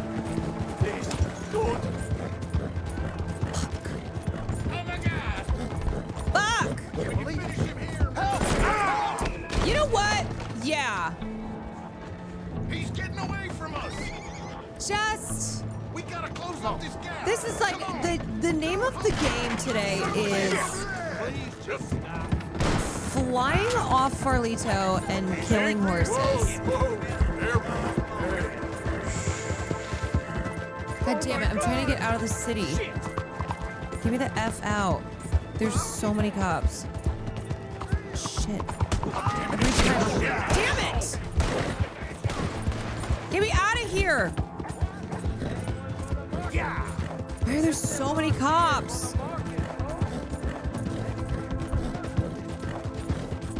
Get me out.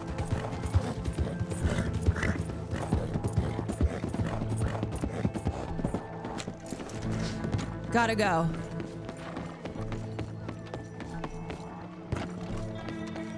How do I ride this?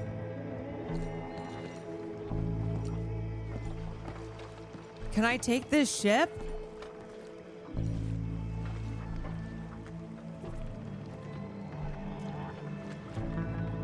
Can I go to Tahiti? Okay. Oh my god. Farlito, don't you leave me too. Come here, baby. Morning, fella. Morning.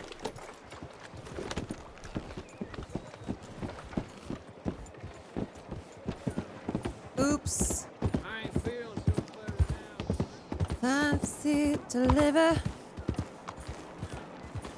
I think something's wrong with Farlito.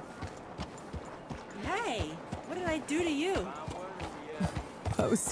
Post office to pay bounty. All I do is pay my fucking bounties.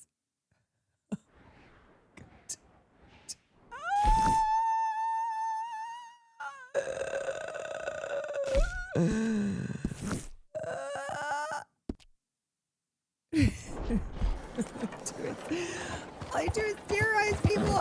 Let me just pay my bounty. Hold on. All right, yes. Hi, I'm going to pay my bounty. God damn it! I'm trying. I'm trying to pay my bounty. Is this a church? Wait, hello?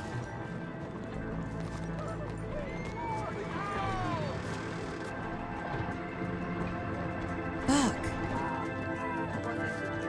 Do they know I'm in here? No, that's the train station. Damn it. There he is! Shit. God. Fuck. Fuck. Fuck, I'm so dead. I'm so dead. I'm so dead. Fuck. This is where you got set up with Dodge? Oh my god. Backhanded the shit out of that guy. Fuck. Oh, $150 bounty. New journal entry. Yeah, is it kill me? All right. I have to get up early, so I'm gonna pause here. This was, I'm gonna be so for real, one of my worst sessions. I did not do a good job at all. In fact, if this was your first time here, you probably think that I just started playing the game.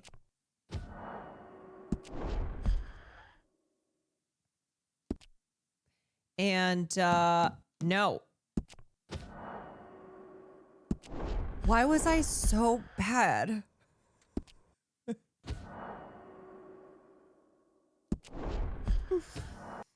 Why was I so bad tonight? There's so many clips. Oh! There's no way. There's simply... No! No! This is the new compilation of the bear trap. No! No! Me flying off the horse. No! What the fuck? Why did that guy stop? 1 minute into the session. Yeah. Yep. Can't do it, Daddy. This guy? You're here for your bounty. Oh, shit! Come to Mama, boy. Wait, what happened to my rope? Run, boy. This ain't a good man. Wait. Where's my rope? I don't understand. Isn't this the guy that I want?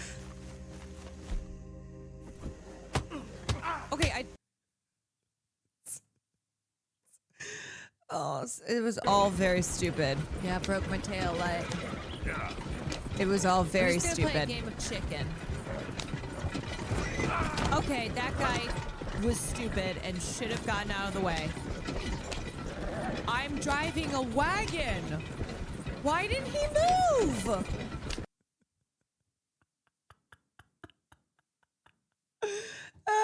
All right. I gotta get out of here. Thank you for the stream. You're welcome. Oh, stupid. Stupid. Sometimes, I'm not kidding, it's as if I've reverted. I hurt myself today. It's like it's my first time gaming. To see if I still feel. I focus on the pain. It was so funny. You're kind of a genius. Oh my God, thank you. Only thing it is intentional, and therefore it is genius. Tears a hole. The old God, I love this song. Sting. I love Johnny Cash. Try to kill it all away. Wait, this is sad. But I remember everything. This is depressing me. What have I become? I have to go. I'm sad now. Sweetest all right. friend. Bye, everyone. I'll see you tomorrow. Every